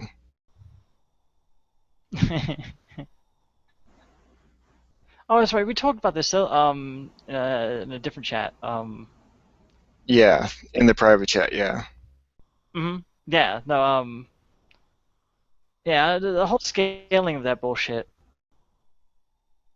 The well, the scaling's still pretty good. I mean, it does there's a few spikes in difficulty, but I hmm mean, in general, it's pretty well balanced. You know, Okay. I mean, you can't really I mean, you by the time you're facing tougher enemies, you'll be well um you'll be well upgraded to the point where you can probably handle them, and if not, you'll have plenty of minifigures to combat them. Sweet. Because once minifigures do die, unfortunately, it is a freemium game, so you have to like wait 20 minutes before they become available again to play as. Oh, what? Like If, when a minifigure dies in uh-huh. the game, they go into a cooldown period for 20 minutes, which you can pay to get them back automatically, or you can sign up for the membership to get it reduced to 60 seconds. What? But but otherwise, you're waiting 20 minutes for a figure to come back. hmm So I mean, when you have plenty of other figures, you just have to play your cards right and try to evenly upgrade everyone as you go. Okay. What's the player's abilities in the game? Because you talked about the wizard and the goddess. So what's his ones? Well, everyone has different move sets. Yeah. So everyone has basically two attacks, one one primary and one special. So like for Okay. example, um, the wizard's normal is a chain lightning, and the his special is basically shooting comets down from the sky onto enemies. That's pretty awesome. The video game character or the video game guy shoots various like Atari um, like first he'll shoot Space Invaders, as a first attack, you know, from his controller, and his special is he builds basically a pallet of Lego bricks, which then drop on a drop on an enemy. Okay. But I mean, each, but I mean, those are basically the two kinds of attacks. At least two kinds of ranged attacks. Um, there are characters like the Greek goddess who will basically jab a spear as hmm a primary or as a special. I don't know what she does as a special because I've never activated it. But the Genghis Khan figure will swing with a sword to start as a primary, and then his special is getting on a horse, and then you basically have a status effect where the horse can, when upgraded, kick people, or you shoot Okay. arrows. Yeah. So I mean, each figure has their own move set essentially. That's either an attack thing like that, or um, a support attack where you can build various structures throughout the world, just like in the normal Lego games. That will give you certain bonus items. And some figures build faster than others. And so there's like a special class that has high creativity that can build structures really fast, for example. Okay. Which is Huh, really this game sounds helpful. Interesting. Yeah, it really is. It's really well built. It's like if one of the one of like the other Lego games was basically an MMO. It's like a perfect translation. Oh wow. So I yeah, played like the like platform adventure games like what was it? Lego Batman is the one I've got, but I played some of the other ones, and yeah, I enjoy those, but I don't know. Like that sounds like it'd be way different and like really enjoyable. yeah. It's not. It's not like. There it is platforming, but it's an isometric view, like an isometric overhead view, and it's more. The combat is more like World of Warcraft kind of, Okay. Yeah, I'm fine where with different battle mechanics. That's fucking awesome. yeah. Hmm. And yeah, and unfortunately, and the only part that I've found lacking is the co-op, because since it is an MMO, there's a lot of people running around, so you can kind of form a group. Except for at this point, there's no infrastructure to see where your teammates are, or if you're like me playing alone, you may get invited randomly onto a team and then have no clue where they are. So it is sort of a game where you need some sort of voice system before you log on. Okay. So you know where where each other is and everything like that. Yeah, But that's okay. That sounds kind of crappy, but that's forgivable as long as you can organize it. Because like I'm used to playing games where that's prevalent as well. yeah, I mean I mean it I mean for given that it's initially a free game, Mm-hmm. It's still the base mechanics are still really solid, and it just you'll the only problems that I've really run into is when someone randomly invited me to join a team, and then when trying to unlock figures, because you can find different parts for different figures Mm-hmm. just as you're traveling around. And supposedly that's the way that you naturally progress. You find more figures, build them, and then you also activate characters that way. Mm-hmm. But it's really impossible to tell when you'll get the parts. Are they always in the same place for everyone, or are they randomized? No, it's completely randomized when you get things. Okay. Huh. Okay. Yeah. That I can see why that would be a problem if you're supposed to naturally progress that way. I play games like that where there's basically something I needed to progress, and it just takes a fucking anus load of grinding before I can even get remotely far in it. And I give up. I'm just like, fuck it. I'm not investing that amount of time just to progress in a game. Yeah, and that's when you just go out and buy more minifigures, because it is really, unlike a Skylanders or a Disney Infinitive, Mhm. Disney Infinity. Yeah. figure that's basically that has no um, other uses at all. These are actual minifigures that you get, Yeah. and they're actually really well done minifigures that have some parts that are you know absolutely amazing. So it's like yeah, they cost like $4. I've been able to find them at, but you won't. It's not like you're going to regret that purchase. Hmm. I don't know. I looked at because you can order individual Lego pieces. I just found that out because I'm fucking stupid. Oh yeah, But yeah. I just found out that you can't order like a lot of different things. Um, like especially with minifigures. Like actually designing minifigures is really difficult. Because of the limitations of the things that they offer.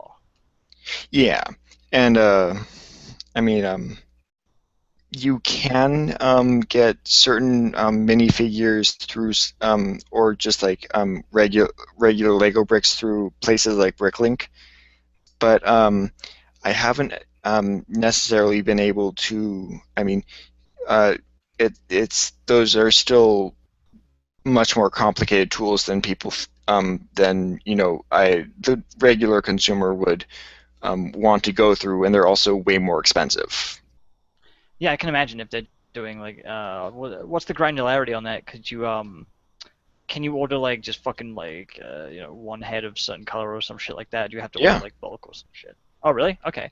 Cool. I mean, you can order one, you can order bulk. There's a there's some master builders that I follow on YouTube that do monthly videos of brick hauls, and they'll just come up with these random parts that they need for this grand construction they're building. Mhm. So those services are actually pretty useful as well. Okay, cool.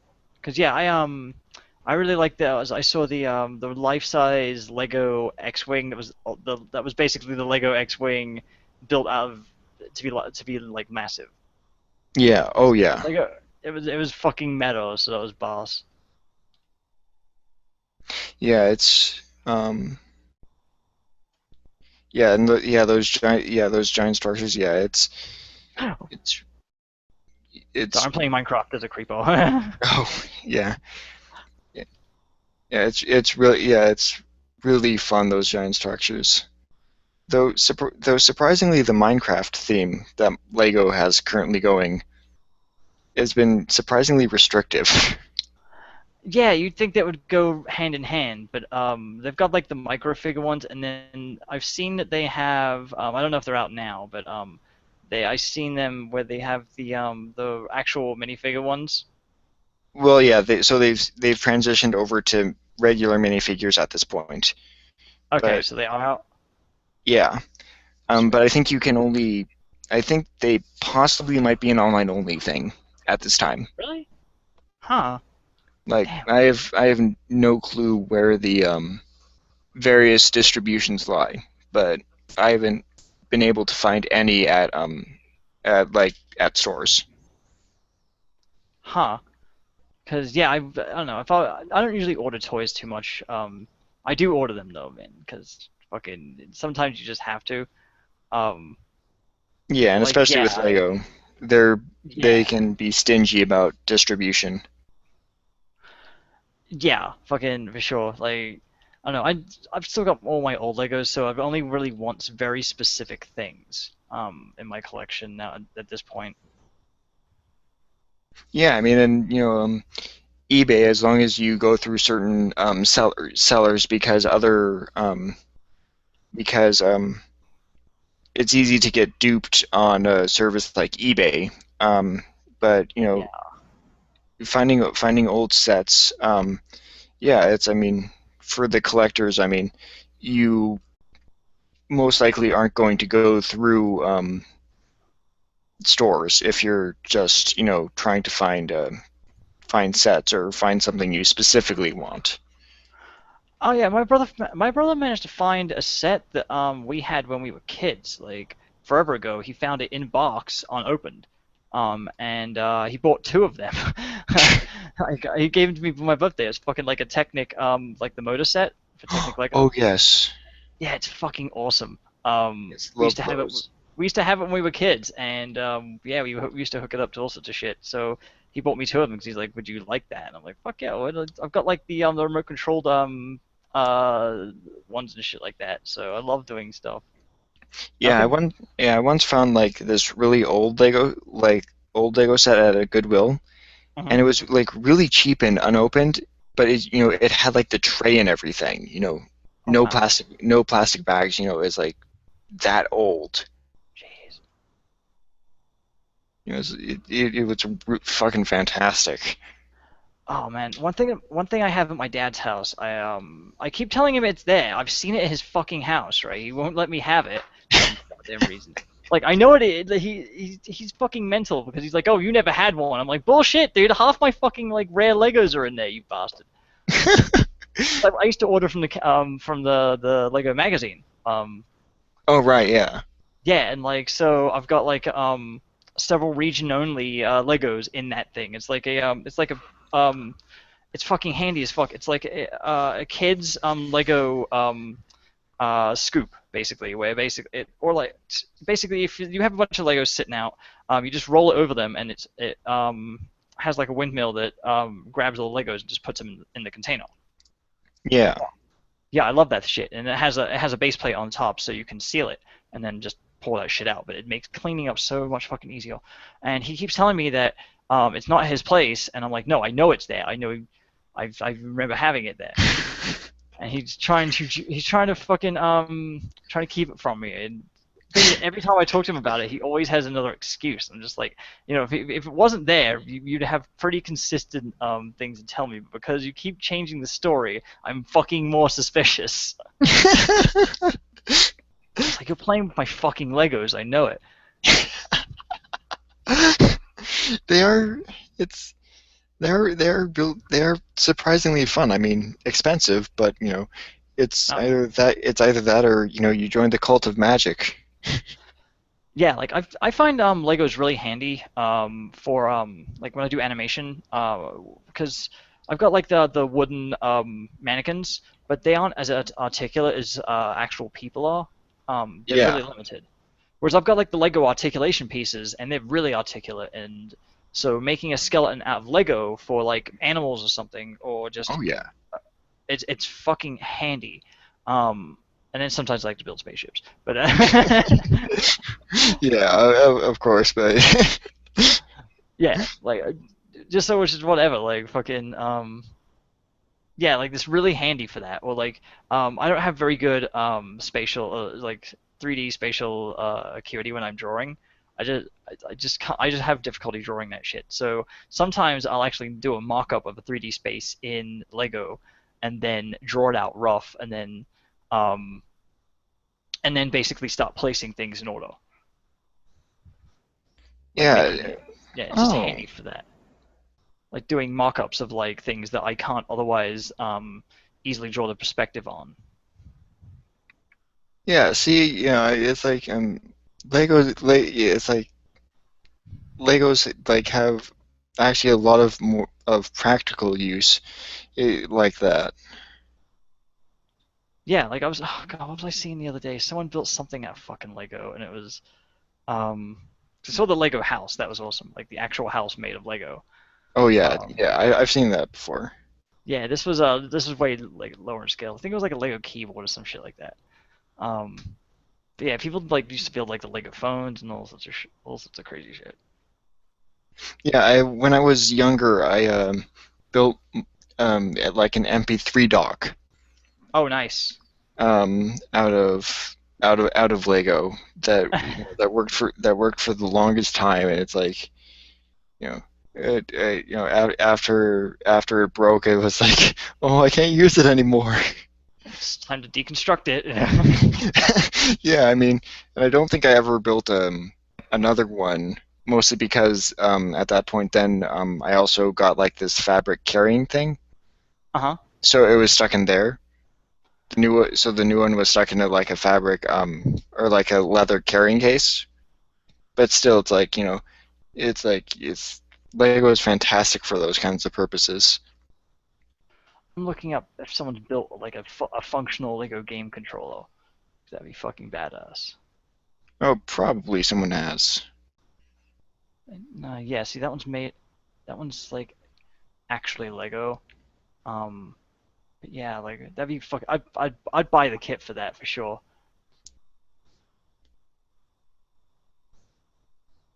Um, I wonder. Wait, is that a fucking NES? That's oh god damn it! I thought someone actually made an NES out of Lego.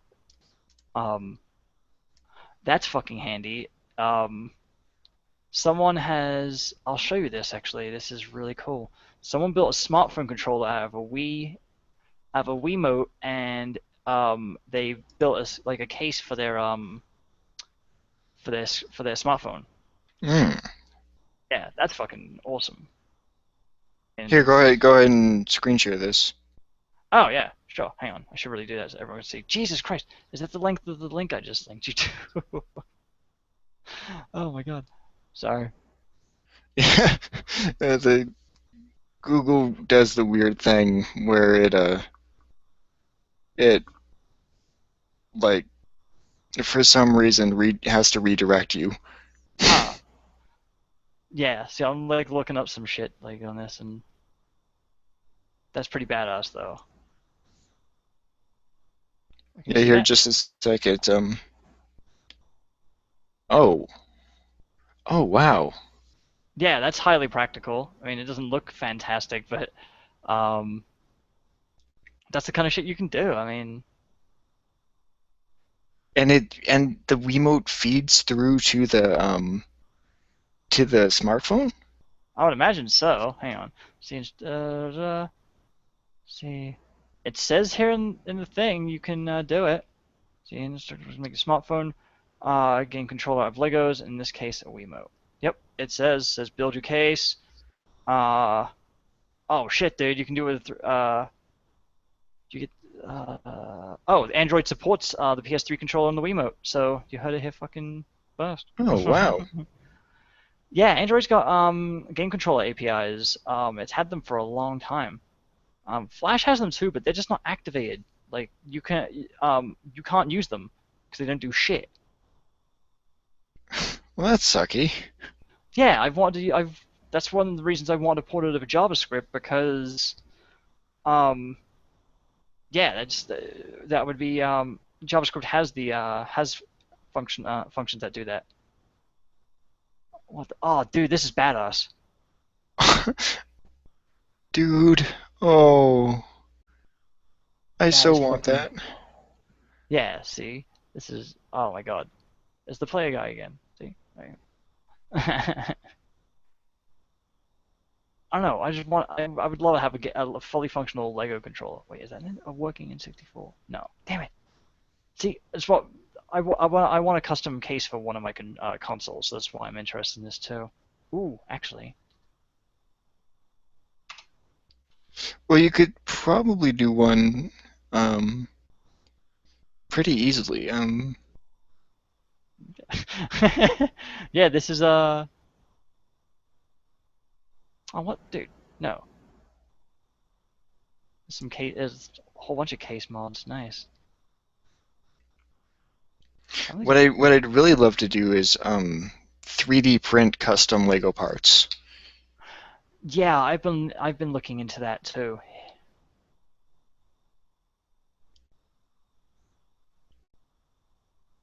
Oh, sweet. Yeah, someone's in a Super Nintendo that Okay, I see. So you just I mean, it would work better, I guess, for the models that are more cube yeah. shaped. Yeah, doing an Xbox 360 would be kind of difficult. I mean, it could be still be done. But Yeah. yeah, I just wanted to see if there was anyone who like has instructions to do this. Otherwise, I could just build my fucking own. Because I would love to have a cut just to like. I'm getting a TurboGrafx. My friend is going to give me one. Um, she's been like modding them, so she has spares, and she's just decided to give one up to me. So that'd be awesome. I was thinking about modifying it. What the fuck? Oh, dude, Lego fucking PC. Oh, I bet that overheats like a mofo. Oh, you bet. Fuck me. Like that's awesome. Well, no, it has those has these ones on it, like the blocks with the holes in them. Yeah. So as long as it's got really good fan in there, it should do alright. It Yeah, probably has that's those true. like, little flippy bits on it. Dude, that's at USB. Oh, cool. Oh, wow. Yeah. Damn it, that's fucking awesome. See, I've been looking at getting one of those old school shit like the shit consoles that like chip on a board ones. Yeah. Oh, yeah, and you just pull you just pull the hardware out and build a new case for it.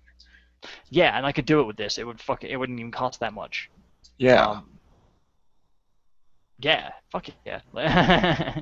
Wait, are you kidding me? Oh, dude. Oh, hell, that's magnificent. I know. I'm really glad I took the time to do this one. Wait, are you fucking kidding me? Oh no, that's just an actual PC case. That would be badass if that was made of Lego. Yeah, like really, really small scale. What the fuck? Ah, there's like a Lego transforming Lego transformer. Oh, I saw that. The guy was actually selling kits for that, and Really? yeah. I saw the one that was the Gundam fucking ones. They were badass because they did all the transforms. Oh yeah. What's that? Oh, that's an Xbox 360 one. So that one's possible. I Oh, want to match though. That's my problem. I'm really OCD. that's it's kind of actually an ugly sort of thing. Mhm. Wait, that's an Lego NES. That's what I was looking. Sweet. I'm fucking jelly. So it can be done. Yeah. I'd want to do a top loading one for sure. That'd be fucking boss. Yeah, is that one?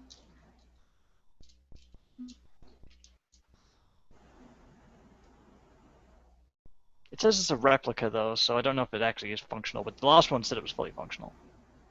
So it can totally be done. I don't know. You can use Oh like wow. this software that you can use to do this shit, right? Like this fucking wheels Well, you flying. can. I mean. uh, well, you can. You can. I mean, Lego has a program where you can. That's basically like a virtual builder, but it doesn't Mhm. have all the parts in there. It Gotcha. used to have more parts, but Why'd they remove parts? because people, the software went through different iterations, and there was restructuring of that brand entirely, and it hasn't stayed the same, so the software hasn't stayed the same. Gotcha. Man, these some awesome case mods. That What and the? also the programs also allow you to basically buy your set afterwards. Like you can make the set and then um, buy it and then for a special price, like buy a copy of the set. So they also had to consider that. Okay. Oh, so it's just like the availability of the bricks. Yeah, and how much they're willing to spend Mm-hmm. on custom sets. So I think these were the ones that I was talking about, where they fucking There's one. There's like a video series of this dude who does all the fucking like Gundam shit, and They do all like the transformations and stuff, so it's not even like you have to take apart the model to do it. He built them that way so they can have multiple modes. Oh, that's impressive. Yeah, I wish I could find them because they're fucking incredible. But these ones are still really good. That was the most impressive one I've seen out of all of them. See, I know. if I was just better enough at Legos, I could. It would be so fun to do this kind of thing. Yeah, like I'm not nearly this talented. Like right now, I'm looking up fucking. Wait, they actually make some minifigures of Warhammer some sort, or are these customs? They've got to be custom. There are either customs, or I do think either Mega Bloks or someone else has the Warhammer 40K um, property. What, are you serious? They actually have a product? Well, they do. I mean, not they don't put stuff out often, but Hmm. I remember them putting stuff out randomly. I was not It's really aware of weird. They that. don't want to do much with it. Yeah, freaking. I don't know. I'd buy those sets if I had more disposable income. I generally try not to spend a lot of money on frivolous things. Yeah. uh, it's Like I really did, di I did it's spend really like difficult to do on yeah, a limited budget. yeah. Like I did spend like 150 bucks on the Mega Man D-Arts figures because what I was originally gonna do was get the Mega Man X1 and just put it on my desk, but then I was like, this thing's way too fucking awesome to take out of the box. I was just like, I can't do it. I was just like, I bought Mega Man X, the Ultimate Armor one, and base, and I was like, I was gonna buy copies of each, and I was like, all right, I gotta pick one out of my two favorite characters, and it's like, fuck, I'll pick Mega Man X because they had they had like the what was it, the model kits back in the day, and you can only really get them from Japan, and they're a pain in the ass to put together. They're flimsy, Yeah. but they look really highly detailed, and they have stickers and shit on them. But the D-Arts figure is fucking incredible. Like they're like well, around about 50 bucks, maybe a little bit cheaper. He's covered in fucking dust. Yeah, it's like highly accurate. It's got like all the blue parts of X's armor, which is practically everything that's not his undersuit, is see-through. Oh, nice. Yeah, so like you can see all of because I didn't even know his shit was see-through. I just thought it was like a design of the design of his armor, but yeah, it's all see-through and shit, and fucking you can see all of the parts underneath it. So it's a really high quality figure. Oh, Um, well. yeah, I barely ever pick it up. I just like dust it off, and when I'm either doing something really good in programming or something really bad, I have it like set to fist bumps. I'm just like, yeah, dude, boom.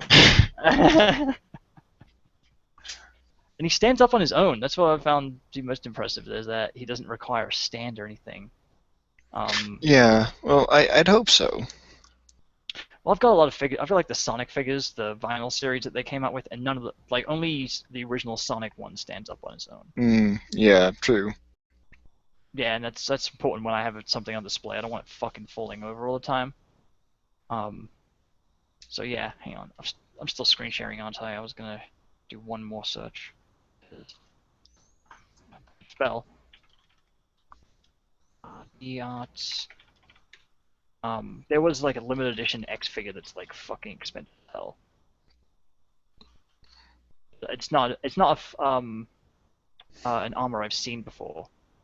Yeah, see, this is the one I have now. But there's like another one where it's like his fucking Omega armor or some bullshit. Yeah. It's like a comic book only version, and oh dude, Vile, sweet.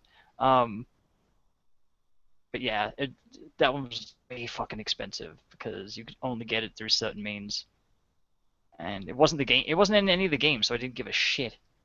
Um, oh wow, did someone 3D print that?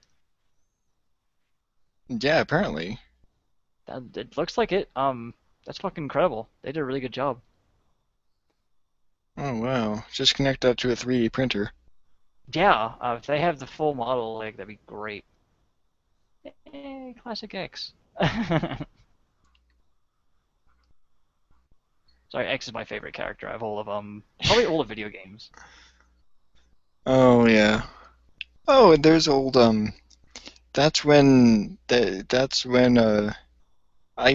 forget that Mega Man, that Sally used to be a actual human girl and not a Navi. Oh, whereabouts? The girl in the red dress. Oh, you mean Roll right here? Yeah. Yeah, that's his sister. Yeah. Oh, look, Mighty Number 9 shows up on here. God, I want to talk about that. So Okay. sad. And I know. I was so excited for it.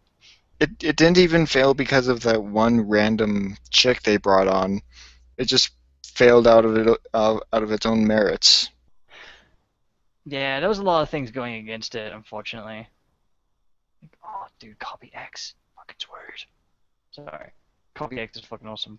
Spiked Wall Man!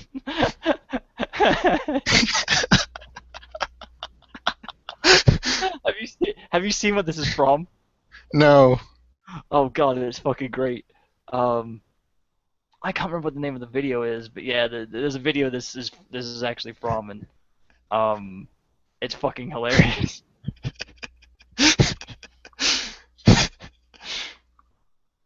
That's right, they made a Rockman Zero version. Yay! What the fuck is that? Oh, dude, fucking this is Phantom's Omega form. Oh wow. Not, it's not in any of the games, but they made a concept out of it because he's fucking dead in that game. Spoiler alert. But yeah, they designed him in an Omega form. I forget what it's I forget what it's called because they all have like special names.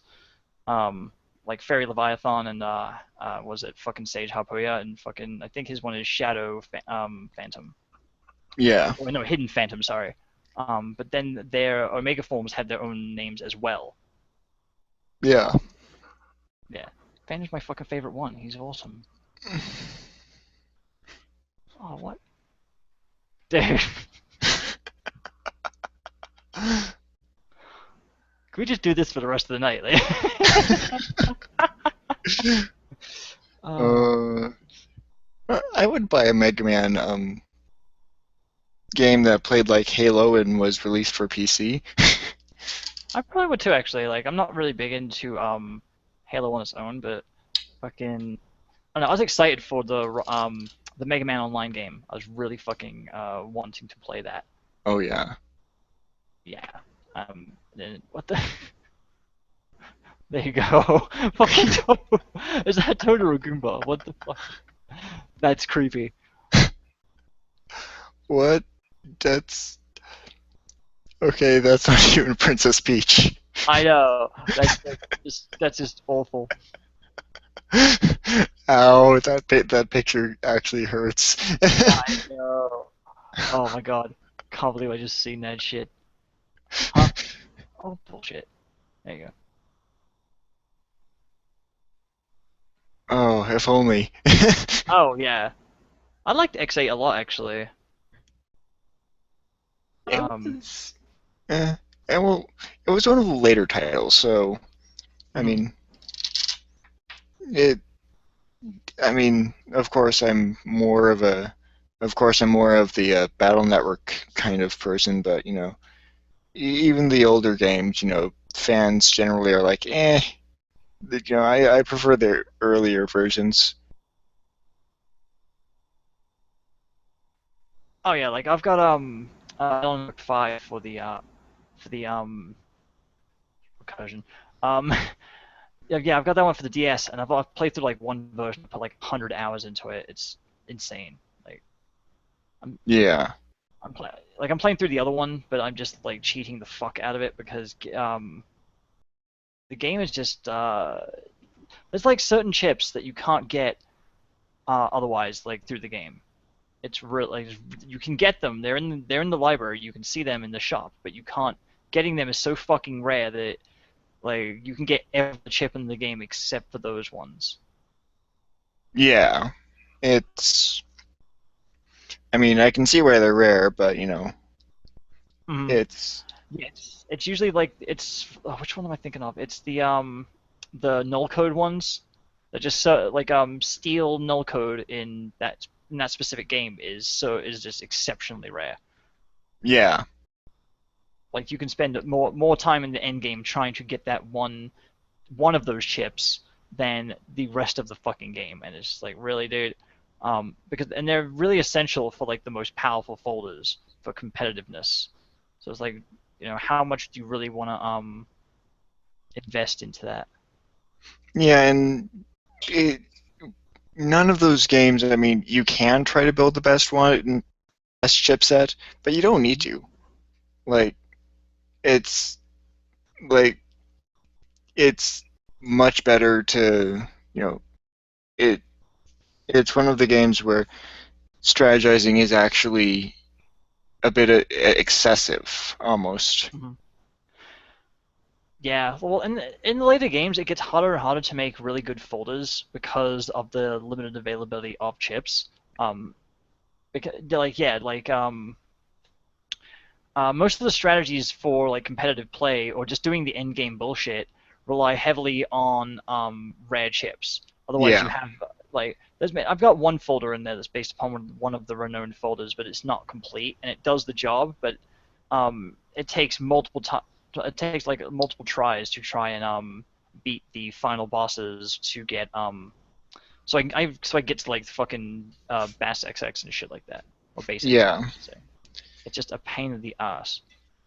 Well, the thing that's really surprised me is that no one's tried to make another Battle Network styled or like kind of styled game. Um, The like Ninjago web game actually uses the same mechanics, but it doesn't. It's not exactly the same. It has like the oh, really? same. Yeah. Let me see if I can find that because I saw it and I was like, that's Mega Man Battle Network basically. A Ninjago web game. Yeah, it's like the same layout of the stage. Yeah, this shit right here. Like, let me share my screen again. I'm sorry. You're selected. Oh, I am. Yeah, so go ahead. Okay, cool. Yeah, this shit right here. Tell me that doesn't look like Mega Man Battle Network with just a fucking like a graphical overlay. Ooh, ooh, that Yeah, yeah, like I saw this on the like advertised on the Cartoon Network. I think that's who has the Ninjago property. Um, yeah. uh, That's okay, cool. where the show's held. Yep. Okay, cool. So yeah, it looks awfully fucking similar to it. Although it's probably not exactly the same, but yeah, similar environment for play and I was willing to check it out just for that. That just for that purpose. Looks like this is a YouTube video, so yeah, I'm gonna check that out tomorrow and see how close it is. Because I was thinking about actually remaking the Battle Network engine using my tools. If you would, Um, I would love you forever. I've had requests for it. That's one of the reasons I made my 2D my multi-dimensional array, so I can actually make the play area, and then it's just I would want to do it so that you could play as the navies that are supported in the game. So like the later games where you could change navies and use different forms and shit. Um, and I'd want to do it justice. I would really want to do like as many of the characters as I can. And then like as many of the playable forms as Mega Man as you can. Basically, make it so that you could pretty much do everything from all the games. Oh yes, that would and like have like have all the chipsets or like Yeah, all the chips from the various games. That would be that'd be amazing, dude. yeah, like so. Yeah, if anyone wants to actually work with me on that, kind of helping me figure out how to solve that problem, hit me up. through private message on YouTube or even public message. I don't give a shit. Yeah, his Yeah, his Twitter will be in the description following the show. sure. Yeah, that'd be awesome because that's a project I really want to see done, even if it's not done by me. So, Yeah. but yeah, I'd love to do that. Because it's not terribly difficult to set this whole level structure up. No, it really isn't. I mean, you could. I mean, I suppose the graphical attacks of some of the enemies would be a bit difficult to try to would be a bit difficult to try to emulate. Well, see, the way I would design that is, I don't. Do you play Mega Man Battle Network 3? Yeah. Okay, because I don't know which ones you played. I've played all of them except that one. But in that one, you can actually raise viruses and take them into battle with you and play as them. I don't know if you can play as them. I know you can raise up viruses to bring with you and use them as chips and shit. But yeah, I'd probably end up trying to make it so you could probably control any enemy in the game. Just make them all use the same system and then just develop an AI for like using chips, because enemies can use chips in later games. And then when you play as the enemies, like their chip attack would probably just be their charge attack or whatever. Yeah. So yeah, there's lots of different ideas I've had towards that. So that's why I'd like other people's input. That'd be fucking awesome. But like yeah, I've considered how to do like dimming attacks and all that crap. Like the actual chip attacks probably would be the easiest part. But yeah, doing enemy attacks is kind of a pain in the ass because every enemy's attack is fucking proprietary. It's kind of annoying. Well, I mean, maybe that's the point where you start, introducing your own characters or something like that. Yeah, I've tried that before with when I used to use Multimedia Fusion, and I tried to do the sprite art for that, and it takes fucking ages. Although you can always like have people do it for you, but unless you ever like have seen someone's work before, you don't know how it's going to turn out. Yeah. And yeah, I'll be the first to admit, graphical arts are not where my strong point is. I just haven't had practice with them for a very long time. But yeah, Yeah. as far as the existing characters, was it Sprites Incorporated has pretty much like not complete rips of most stuff, but like most stuff from pretty much all the Mega Man games. Plus, I want to do stuff like include like fucking like Mega Man X and shit like that. Oh yeah, definitely. That'd be an interesting concept. Hmm. Yeah, so I've given this quite a lot of thought. It's not like something I'm just throwing out there, but yeah, I've not seen a Mega Man Battle Network fan game that I'm aware of. I mean, there probably is one. Well, I've seen one and I've played one, but it wasn't very supported. And Did it have the same battle mechanics? no, I mean, it was more or less walking around an area in an isometric view, but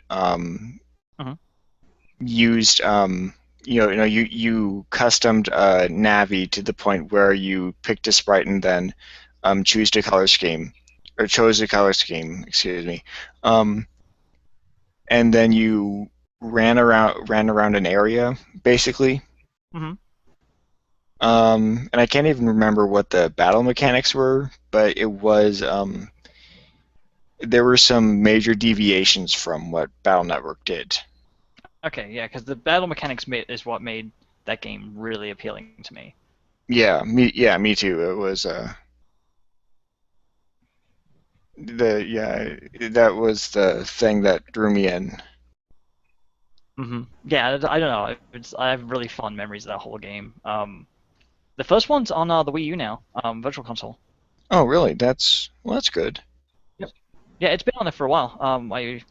I had my neighbor download it because he's never played any of the games, and yeah, he's been enjoying it. So, yeah, God, I put so much fucking time into those games. They're awesome. That's what I'm saying. They should just do it like compilation games of just Game Boy Advance games for the either for the 3DS or whatever. Like, get that shit done. Yeah, just bite the bullet and release release them for the mobiles. Yeah, I've heard the criticisms about that, and I think they could do it. Sega's doing that shit. Yeah. Well, say it's a relatively easy thing to do. Hmm. So I don't see why not.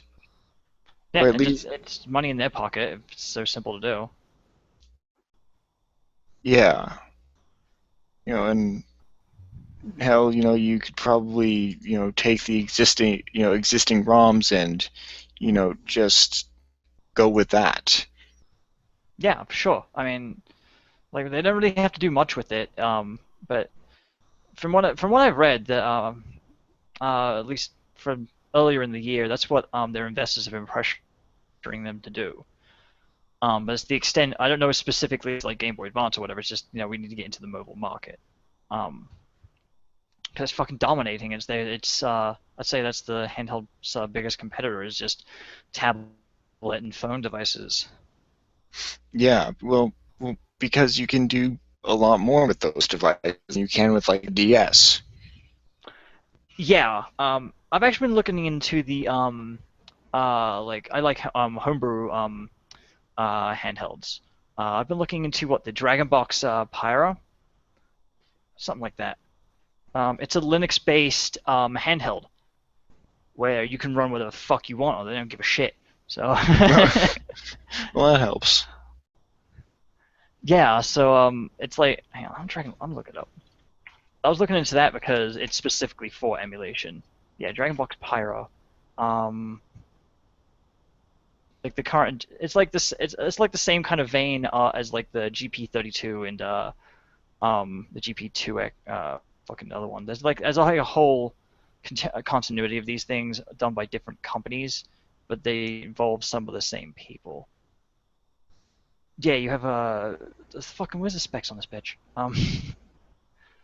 Let's see. Yeah, it's got two fucking processors. Let's see. Blah blah blah blah blah. 2D accelerator, 2 GB of RAM. Although some of the options are customizable. 720p 5-inch screen. Headset port, built-in microphone, and HDMI video out. Let's see. See, D-pad, 4 shoulder buttons, 6 face buttons. 2 analog sticks, full QWERTY keyboard with a backlight, integrated Wi-Fi with A, B, G, and N, and also Bluetooth 4. Oh, that's different from last time I checked that. You can put 2 different operating systems on it because it has 2 card slots. Oh, okay. Well, that's impressive. Yeah, you need one as the primary, but then you can have another one and specifically boot from that one as well. 2 full-size USB. One of them's a combi eSATA port. Micro USB 3.0. I don't have much. Micro USB for debugging and charging, and you can fully like figural LEDs and some other bullshit like GPS and other crap, but and Yeah. touchscreen. I don't know. That's really good. And they're saying it can run the PS1 and 64, Dreamcast, DS, and PSP. Emulators for them, not the actual consoles, though. And that's the Dragon Vox. The Dragon Box Pyro. Dragon Box. Oh, Dragon Box. I'll send you a link. There's the specs. And then you can post it in the description. But yeah, I'm interested in this just to have something to take around, because like I could get like a fucking Nomad or and play my Genesis cartridges. I was like, fuck that. Oh This yeah, thing's definitely. Yeah, this thing's like far superior, and it's gonna be way easier to use. I mean, I'd love to ROM some DS games, and I Mhm. haven't been able to figure out how. So Yeah, I've been waiting for that for a very long time because people have been telling me, oh, you can do it on the PSP, and I'm like, well, what about touchscreen? They're like, yeah, just use the analog stick, and that fucking analog stick sucks. It's not as good as actually having touchscreen. Yeah. Yeah, certainly not. Yeah, I mean, there's a mod you can get for the PSP to make it have touchscreen, but you need to have a plugin to make it work, and only Homebrew uses it. So it's not really worth the cost for most people to get. Yeah, certainly. Yeah, Um, certainly not. I mean, if you're doing homebrew, if you're going to be going and doing that, you might as well make it simpler. oh, for sure. Like, and that's why I'm interested in this because it's like awesome. Yeah, this thing will run fucking Linux. 'Cause it's basically a portable desktop PC. Like I think it's closest to the Ubuntu phone. Um, but then it will even run Android apparently, or other ARM distributions. Yeah, oh yeah, certainly. Yeah, that's what attracted me to this. So I'm still waiting on this crap.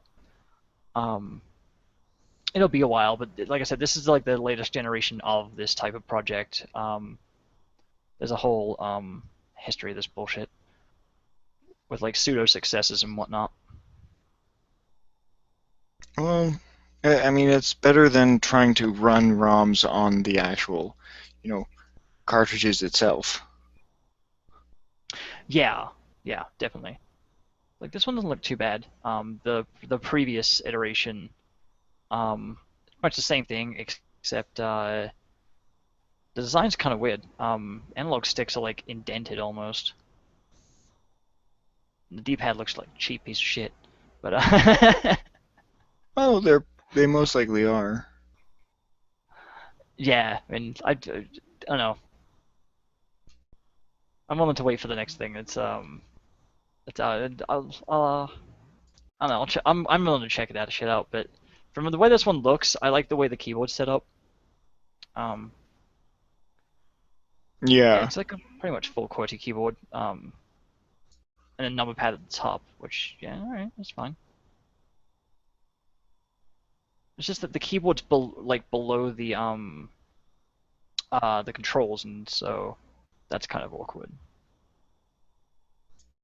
yeah. Well, I'm guessing it would be, um, all things considering. Yeah, but yeah, I'm. This is awesome. Like, oh yeah, the last generation one also emulates the Nintendo DS. Okay, cool. They have touchscreen? Like, oh, I don't know. Fuck it. Yeah. One thing I Um, really want to get, they have someone has the Amiga brand still, um, and like all the Commodore shit. Someone makes basically modern PCs that look like the old Commodore 64, Commodore 64. oh wow. Yeah, I'm looking for it, and it basically runs an emulator of the old operating system, but it's also a proper PC as well. I was looking at one Yeah. just to have it as a fucking thing and fuck with people. Like, oh yeah, you still use that old piece of shit. It's like, yeah, whatever.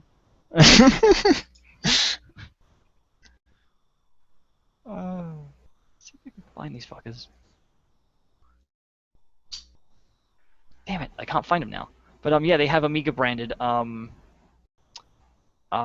have fucking like Amiga branded. Basically, like portable computers, basically. They're like teeny Yeah. tiny. They're under the Amiga brand. They are fucking pretty like I don't want to say official. I don't know that for sure. Um, but they look fucking boss. The Commodore 64 ones, I'm looking for them now. They look fucking pimp because they have like CD drives and shit, dude. Um, Which is a rare feature these days. yeah, I think this is one. Commodore 64 PC. No, that one's just That looks pretty cool though. It's a PC. It's basically a PC on a keyboard. It looks fucking cool. But that's basically what these are. Yeah. But yeah, I'd get one just to fuck with people. Well, yeah, that'd be fun to like bring it into the office and like be playing like a modern game on it. Oh yeah, like people would be so fucking messed with. I think I found it. Yeah, Commodore USA did it, apparently, so it was them. Oh wow. Yeah, let me get you the link as well. The new Commodore 64. Blah blah blah blah blah. Yeah, it comes with a fucking Blu-ray drive. God damn. It's like a few years old, but that's still fucking awesome. Yeah, let me. Oh, that link didn't work. It might have gone offline. Fuck. No. Just want to have the money to buy one too, you fucks.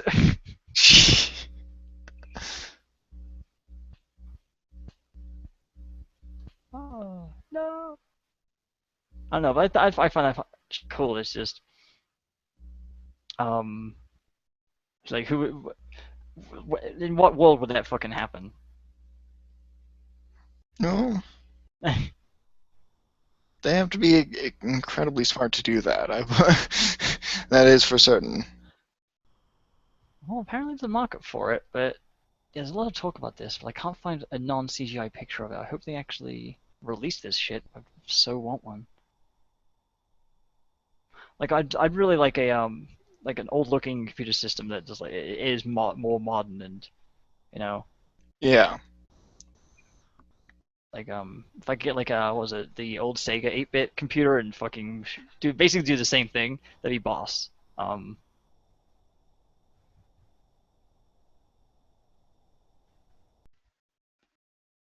Like hell, even get the there was two like computer systems back in the day that had they were compatible with Sega Genesis games. Like they had a Sega Genesis cartridge slot and everything. Yeah. Yeah, I can only Well, remember then the Terra drive, and there wasn't. even then, then you just load the proper drivers so you can you can use that slot. Well, that'd be fun. Yeah, like I mean, you could probably do it nowadays. I mean, there's people who've done similar shit. I couldn't do it. I'm not nearly as proficient. But still awesome. Like I love that kind of crap where it's like really strong enthusiast. Oh yeah, definitely. Mm-hmm.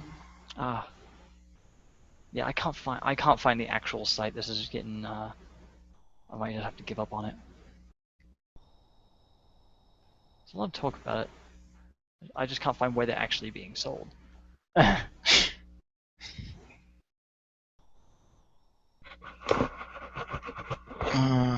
Um,